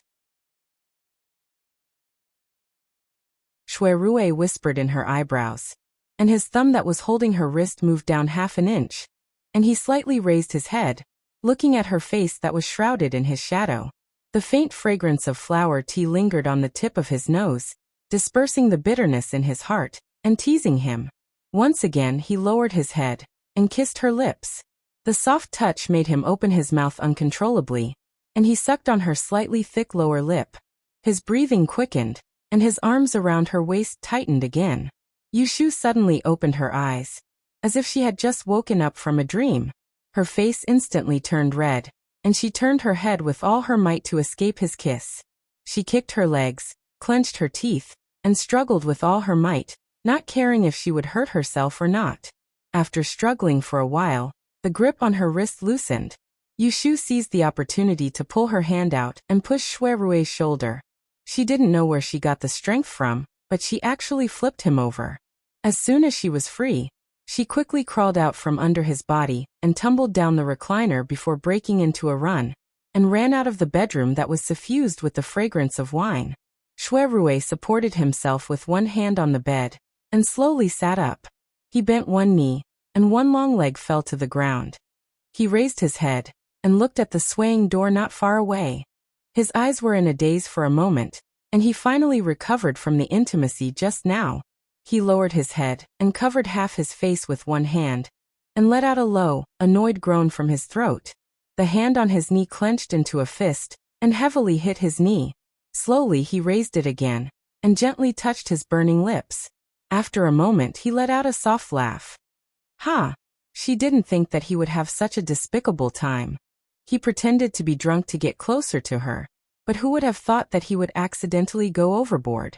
With her temper, she must be so angry right now that she couldn't wait to give him a few punches. Forget it, if she wants to hit him, then let her hit him. After all, he was the one who took advantage of her. Unfortunately, he still had to continue to act dumb, and couldn't admit it confidently. Shui Rui used one hand as a pillow behind his head, and lay back down. He closed his eyes again, and a faint smile hung on the corner of his mouth. In his heart he thought, "This is enough. This sweet taste is enough for me to ignore all the pain, and continue to endure." Shui Rui's thoughts weren't wrong at all. Right now Yushu really wanted to beat him up. Running out of the bedroom, Yushu suddenly stopped at the door, and came back to her senses. That's not right. Why did she run? She was the one who suffered. Why was she feeling guilty? Yushu raised her hand to wipe her mouth indignantly, and then spat on the ground. She bit her lower lip, and seemed to have thought of something, and her face turned red. She stood there for a moment, then put her hands on her waist, and turned to walk back. When she reached the bedroom door, she kicked it open, and stared fiercely at the figure lying on the recliner. She strode forward and looked down. This fellow actually had his eyes closed, and he was sleeping comfortably. That quiet face didn't show the slightest emotion, as if everything that had just happened was all in her imagination. Yushu gritted her teeth. So what if he was drunk? So when he was drunk he could casually bite people's mouths? The more she thought about it, the angrier she got. She looked around, and her eyes fell on the cold hangover soup on the coffee table. She laughed evilly, and looked up and down at Shui Rui. She picked up the bowl of soup, and poured it on his lower body. The man on the recliner frowned slightly, and didn't move, but his face was suspiciously green. This naughty girl. Yushu poured the bowl of soup, and seeing that Shui Rui didn't wake up, she lightly snorted and turned to leave. She tidied up her hair at the door, and when she went to the courtyard, she called Gui Lu, and pointed to the room. Go see if your young master has sobered up.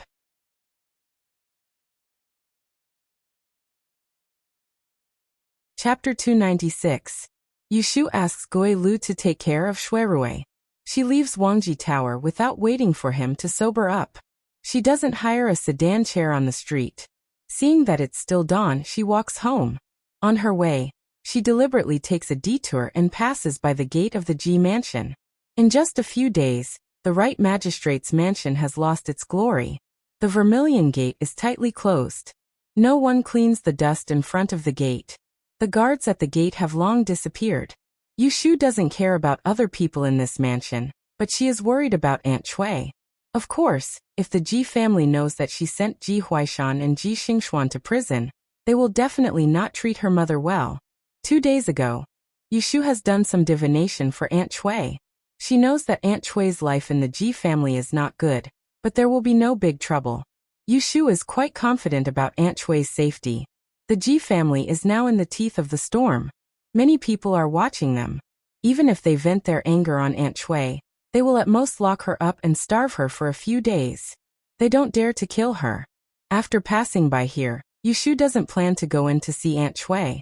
If she goes to the Ji family, she will not be allowed in. Secondly, she doesn't want the Ji family to think how much she cares about this biological mother, who once abandoned them. So she can only let Aunt Chui suffer a little first. After the Ji family collapses this time, she will find a way to get her out. This afternoon, when eating at Wangji Tower, Yushu hears from Shui Rui that the Supreme Court and the Celestial Commissioner will hold a joint trial for Ji Huaishan's involvement in the murder of the Emperor and the case of favoritism and fraud. The trial will start in a few days.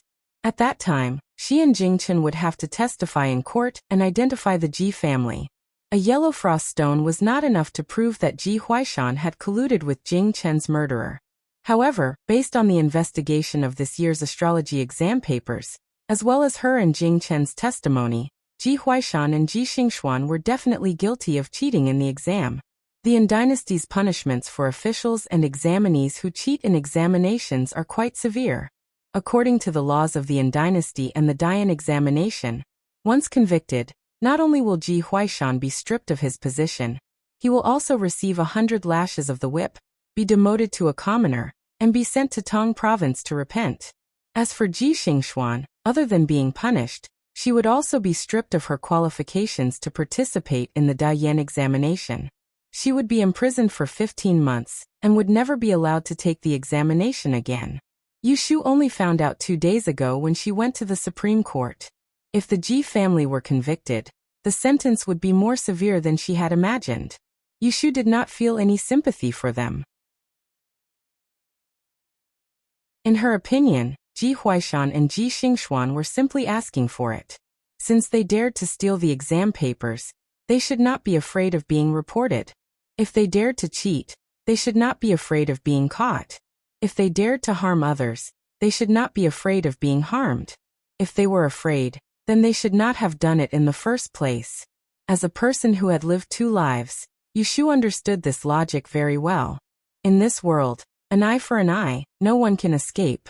Just like in her previous life, she went against her conscience to earn money and indirectly harmed many people. In the end, she still died and paid it all back. Yu Shu looked at the 2 words Ji Mansion on the plaque on the door again, and left expressionlessly. Not long after she left, a horse carriage stopped in front of the Ji Mansion. A 15 or 16-year-old youth jumped down from the carriage. He looked up to see the plaque on the door, and saw that the door was tightly shut. Puzzled, he walked up the steps and knocked on the door. "Is anyone there?" When Yu Shu returned home, Yu Xiaoxiu had already finished school and was chatting with Zhao Hui. Yu Shu pushed the curtain and entered. Yu Xiaoxiu stood up when he saw her and excitedly said, "Older sister, I heard from Aunt Huai that older brother Jing came this morning." There was also a high-ranking official in the imperial palace who read the imperial edict and rewarded us with many good things. Yu Shu smiled and reached out to touch his head.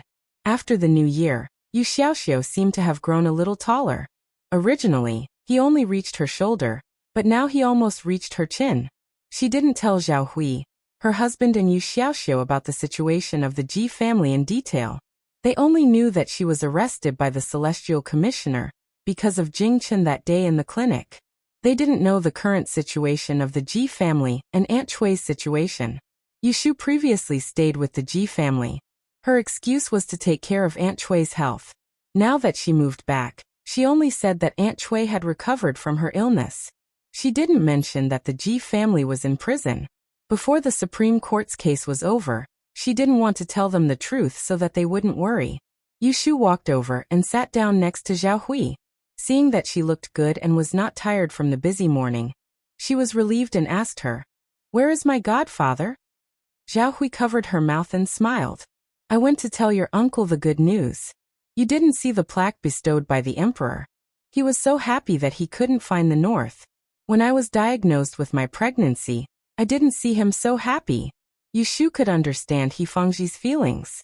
As a native of the ancient times, the idea of the supremacy of the imperial power was deeply rooted. Usually, when the emperor was mentioned, people would raise their hands and bow with great respect. This time, it was a great joy to receive the emperor's personal praise. The golden plaque given by the emperor was enough to be passed on to future generations and bring glory to the family. "In 2 days, I will pick a good day and have Godfather hang the golden plaque, set off a few strings of firecrackers on the street, invite people to come dance the lion, and have a good liveliness," Yu Shu said. Before he left, that was what he said. "He wanted you to come back and pick a day." Zhao Hui nodded and pulled Yu Shu's hand to discuss. "Xiao Yu, I was thinking this time, the palace has given you a lot of rewards. Our family has no other relatives in the capital, and we have close relations with your uncle's family. Normally, we also rely on him to take care of us. Why don't we send him a portion of the cloth and satin made by the palace, so that he can bask in the air of nobility, and also send a portion to your mother to make her happy? What do you think?" Yu Shu said, "Mother, you can take charge of these matters. Pick some good ones, and send them to Juju. You don't need to worry about my mother. When I get back, I will directly send her some money. She will like it even more. As for the rest, see if there are any that are suitable for this weather to make clothes. Take them out and use them. Don't save them, they won't give birth to gold. Zhao Hui pursed her lips and smiled. She patted her hand and said, they won't give birth to gold, but they can be used as a dowry for you. Yushu didn't know how to respond and could only laugh awkwardly. She turned her head to ask Yu Xiaoxiu, have you finished today's homework? Yu Xiaoxiu scratched his head. Not yet. Yushu waved her hand. Go do your homework first, you can play later. Oh. Yu Xiaoxiu obediently stood up and walked to the door before turning his head back. He hesitantly said to Yushu, Jia, after school today, that Shui Wenjia insisted on coming home with me. He thought that we were staying with the Ji family. Yushu asked, then why didn't I see him coming back with you? Yu Xiaoxiu curled his lips and said, I told him that we are not from the Ji family for a long time. I asked him to find the way to the right magistrate's court. Yushu frowned. If Shui Wenjia wants to find the Ji family, he will definitely hear that Ji Huaishan and Ji Xingxuan are in prison. Now that he is going to school with Yu Xiaoxiu may hear about it. In this way, Yu Xiaoxiu will definitely worry about his Aunt Cui, who is in the Ji family. He will make a fuss to visit the Ji family. What should she do? This troublesome gigolo, he didn't come earlier or later. When he came to stick to Ji Xingxuan like a smelly fly. He just wants to make trouble for her. He is so annoying. Yushu cursed at Shui Wenjia in her heart. After thinking for a while, she stood up and said to Yu Xiaoxiu, let's go back to Sister Fang and look at your new textbook. Yushu and Zhao Hui said goodbye, then pulled Yu Xiaoxiu away. After entering his room, she closed the door and turned to Yu Xiaoxiu. Xiaoxiu, I want to tell you something. Instead of letting him hear about it from Shui Wenjia and go to the Ji family without saying a word, it is better for her to give him a heads up first.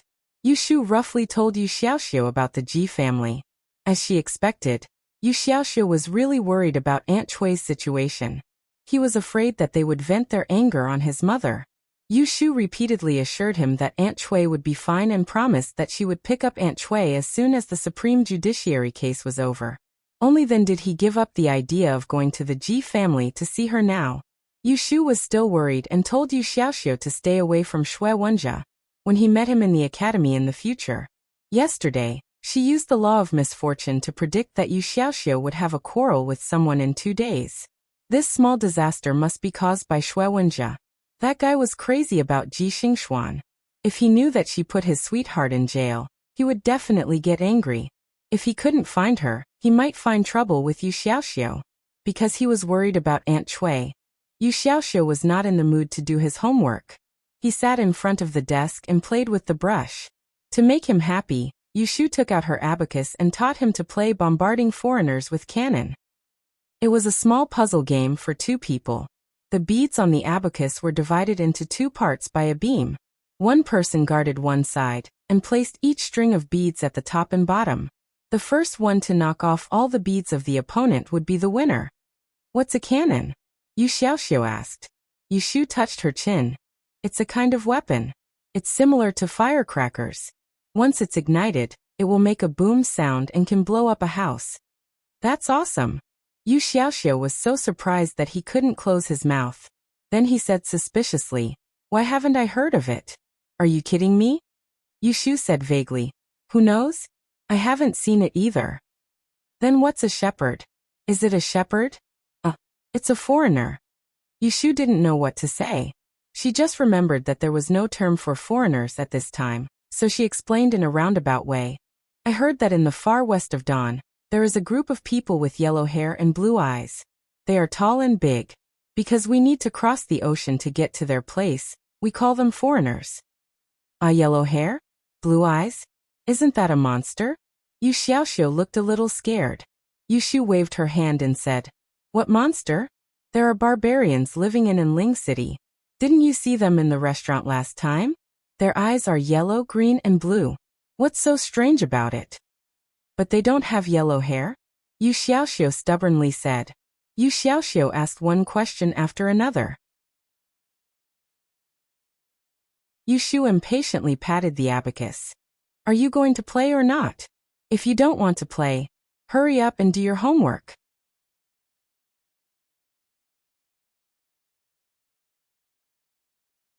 Chapter 297. At breakfast, Yu Xiaoxiu yawned again and again. Yesterday, Yu Shu taught him to play the game of bombarding foreigners with cannons. He was addicted to it as soon as he played it. Urged by Yu Shu to finish his homework, he continued to pester her to play with him. It wasn't until the third watch that he woke up and found that the lights in their room were on that he knocked on their window to urge them to go to sleep. Here, eat this. You're not allowed to sleep during the teacher's lecture. After the meal, Yu Shu poured a millennium pill for him. If you're really sleepy, wait for lunch. Then go find your academician Song and borrow his room to sleep for a while. Do you hear me?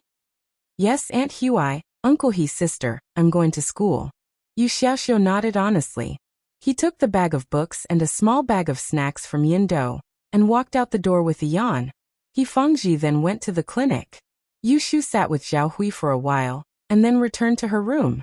She didn't plan to go out today, nor did she plan to go to Wangji Tower. She thought that if she met Shui Rui today, she wouldn't be able to stop herself from giving him a dirty look. In her previous life, Yu Shu lived to the age of 20 or 29. She didn't think she was an innocent girl who would kill herself after being kissed. However, as a girl, she still had to have some self-awareness. It was Shui Rui's drunken behavior yesterday, so she didn't bother to pursue it. If he dared to mess around with her like this when he was awake, she definitely wouldn't let him go. No matter if he was Brother Shui or Brother Chao, no one could take advantage of her. What's more, she wasn't sure if Shui Rui would remember kissing her after he woke up. It would be fine if he didn't remember, but if he remembered, how awkward it would be when they met. She'd better hide for 2 days. Yu Shu rubbed her lips with the back of her hand, and a look of regret flashed in her eyes. Who knew that he would be so unreasonable when he was drunk? The next time she met him drunk, how far away she must be from him. After calming down, Yu Shu carried Kim Bao, who had been chirping around the table leg for a long time, to the windowsill. Goldie rubbed its claws a few times and found a comfortable position to bask in the sun. It no longer made any noise. Yu Shu spread out the paper. She placed the abacus and the little booklet she had used to record her algebra formulas. She held a charcoal pen in her hand and listed the 8 positions of Qimen Dunjia on the paper: rest, life, shang, du jing, death, shock, and open, as well as the first algebra chant that Taoist Qingzheng had imparted to her. The 8 gates life and death art. It could be said that without the 8 gates life and death art, he would not be able to survive. She would not have been able to deduce the law of clear rain and the law of calamity. The 8 gates of life and death each controlled good or bad luck, good or bad fortune, and the 4 seasons and 8 directions. Using the 8 gates of life and death art well, she could use the 4 pillars and 8 characters of the person seeking divination to add the corresponding hours and other divinations to generally deduce the relevant positions in time. Her law of clear rain and the law of calamity were built on this foundation, materializing a prediction in a certain direction. The law of clear rain was simpler than the law of calamity. It was because the weather was only cloudy, sunny, rainy, and snowy, but the range of calamities was huge. It could be disease, prison, blood, money, lawsuits, quarrels, bereavement, getting lost, fire, flood, or even encountering natural disasters. All these calamities required a large amount of evidence. Only then could she figure out a relatively accurate range of values and use it to determine which calamity the exact value she calculated using the law of calamity was within the range of values of the calamity. Her law of calamity was much more complete than it was half a year ago, but it was still not comprehensive enough. There were 2 main loopholes. First, the judgment of calamities was too general and easy to confuse. For example, she had boarded the merchant ship of the Taiheng Chamber of Commerce to enter the capital, and encountered a massacre on the way. At that time, she had used the law of calamity to divine Yu Xiaoxiu's 8 characters, and concluded that it was a flood disaster. However, this matter was clearly stained with blood and had a fatal disaster.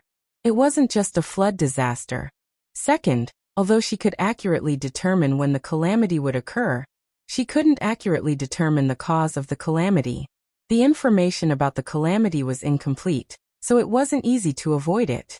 Although she had the initiative, she was still in a passive position. The law of calamity couldn't be used to its greatest effect.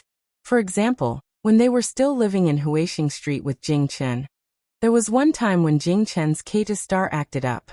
Yu Shu had predicted that Yu Xiaoxiu would have a bloody disaster the next day, but she didn't know the cause.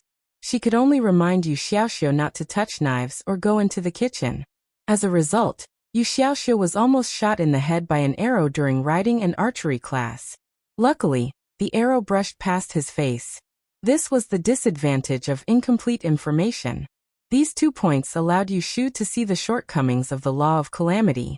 At the same time, it gave her new inspiration. Some time ago, she was considering whether to start researching a new law, but she didn't have a specific direction and didn't know where to start. After thinking about it, she felt that instead of finding another way, it would be better to fill the half-filled bottle of water in her hand and not let it sway.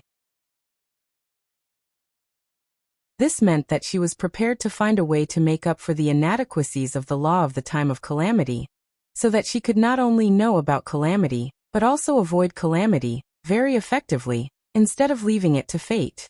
This matter was easy to say, but it was quite tricky to do. Yu Shu only had a little clue at the moment. When she was preparing for the Dian examination, she frequently came into contact with the method of Na'in. The so-called Na'in used 60 years as a cycle, from the 5 elements of heaven and earth to the 5 tones of human voice. It was a method of numeric deduction, and the syllables used to calculate. It was often used by Iku for divination. The advantage was that the Na'in contained a lot of material information. Yu Shu's initial idea was to start with the 8 doors that contained a lot of good and bad information. Using the Na'in method that contained a lot of material information, she could accurately calculate the information related to the calamity. Take Yu Xiaoxiu's case as an example. If she could get information about the arrow from the Na'in, she could help Yu Xiaoxiu avoid riding and archery lessons in advance. Another example would be when she was in danger on the boat. If she could get information about people, or Bai or Qiu from the Na'in, she could be on guard against Bai Qing or Qiu Biao in advance, and not be deceived by Bai Qing. Of course, this was just an idea. Yu Shu didn't have full confidence, but she was full of energy and was prepared to spend a lot of time and money on it. First, she had to go to the Great Change Hall to buy a few books. She wasn't very proficient in the Na'in method, and because she didn't have a teacher to guide her, learning it was a bit more difficult. She planned to ask Jing Chen later. If he was good at this, she could ask him for advice, saving her the trouble of visiting the Great Change Master. Next, she wanted to change all the tools she used inside and out. Before, she didn't have enough money, so she used a compass, divination stick, bagua book, hourglass, star chart, and other things. They were all second-hand choices, so these tools weren't of much use. She could only rely on divination to calculate. In fact, for the traders, a good tool could not only make up for their lack of experience, it could also make the results of their divination more accurate. There was even a set of 50-year-old gold-threaded Namma divination sticks. Because of the spiritual nature of heaven and earth, they could be used for divination with a 50% accuracy rate, which could help the traders make decisions. Now, Yu Shu had a small amount of assets. Other than the 2,000 silver from the Ji family, the emperor rewarded her yesterday with 100 mu of fertile land. She could sit back and enjoy the fruits of others' labor. She also had 100 taels of gold as a trump card, which was enough for her to change from a bird gun to a cannon. After that, she had to improve her food and clothing. Anyone who wanted to become a great change master had to treat themselves well. There was a wonderful saying, the body was the capital of everything. Yu Shu knew that with her current body, her fate, bone structure, aptitude, essence, and even her luck, they were all very bad. The only good thing about her was her brain. She was born with it, but that didn't mean she couldn't change it. This fate didn't belong to her, so she didn't need to care about it. However, if her bone structure was bad, her comprehension would be bad. This could be improved by reading more books and using her brain. Yesterday, The emperor rewarded her with the dragon horse river diagram. It was said that reading it every day was beneficial. Aptitude was related to talent and intelligence. Needless to say, her intelligence was good, but talent was a bit more uncertain. For example, Jing Chun, when she chose to buy a haunted house, he could tell that the feng shui was wrong with just a glance. That was called talent. Of course, she didn't have this kind of ability, but the calculation ability she accumulated in her previous life could be considered a kind of talent in this life. As for the vital essence, Yushu had heard from He Fengji that it was a person's own vital essence. Without vital essence, a person would die, but a person with abundant vital essence would live a long and healthy life, and be immune to all kinds of diseases. To maintain essence, first of all, good living habits, getting up and going to bed on time, not indulging in debauchery. Secondly, it was to rely on food. Just look at the rich and powerful families, which didn't try their best to eat carefully. For example, the prescription of the eternal elixir given by Jing Chun was a kind of elixir for maintenance. There were also all kinds of delicacies in Wangji building, which could play the role of food nourishment. Yushu also thought of the 8 treasure koi in the pond of the Ji family's ancestral house. Finally, she had to talk about luck. This thing came and went without a trace, but it could often affect a person's fate at the critical moment. However, Yushu's luck was very bad. This kind of thing that came and went without a trace could not be improved by herself. The only way was to rely on external objects, such as the adversity blocking stone. Look at how many brocade pouches, amulets, and jade objects they wore were used for protection. Just take Shui Rui for example. Yushu noticed that the violet jade bat-shaped pendant that Shui Rui frequently wore seemed to be inconspicuous. Yet it was actually a precious treasure. And if he were to really exchange it for money, there would probably be no one that would be able to afford it. Yu Shukai received a piece of Fortune Mountain auspicious jade as a reward from the emperor. She was going to take it out and bring it with her. There were also the 5 treasures of the Qilin and auspicious beasts. She also wanted to place them in her usual room. In addition, when the Supreme Court's case was over, she wanted to find a way to get some good jades and make her own feng shui pond. In her previous life, when Yushu had money, she would choose to do investment. There was no business that would make a lot of money, but there was a way to make money. Because it was a society that recognized money and not people, human relationships were thinner than paper. She had to take care of her younger brother Yulei and live a good life, so making money became her first priority.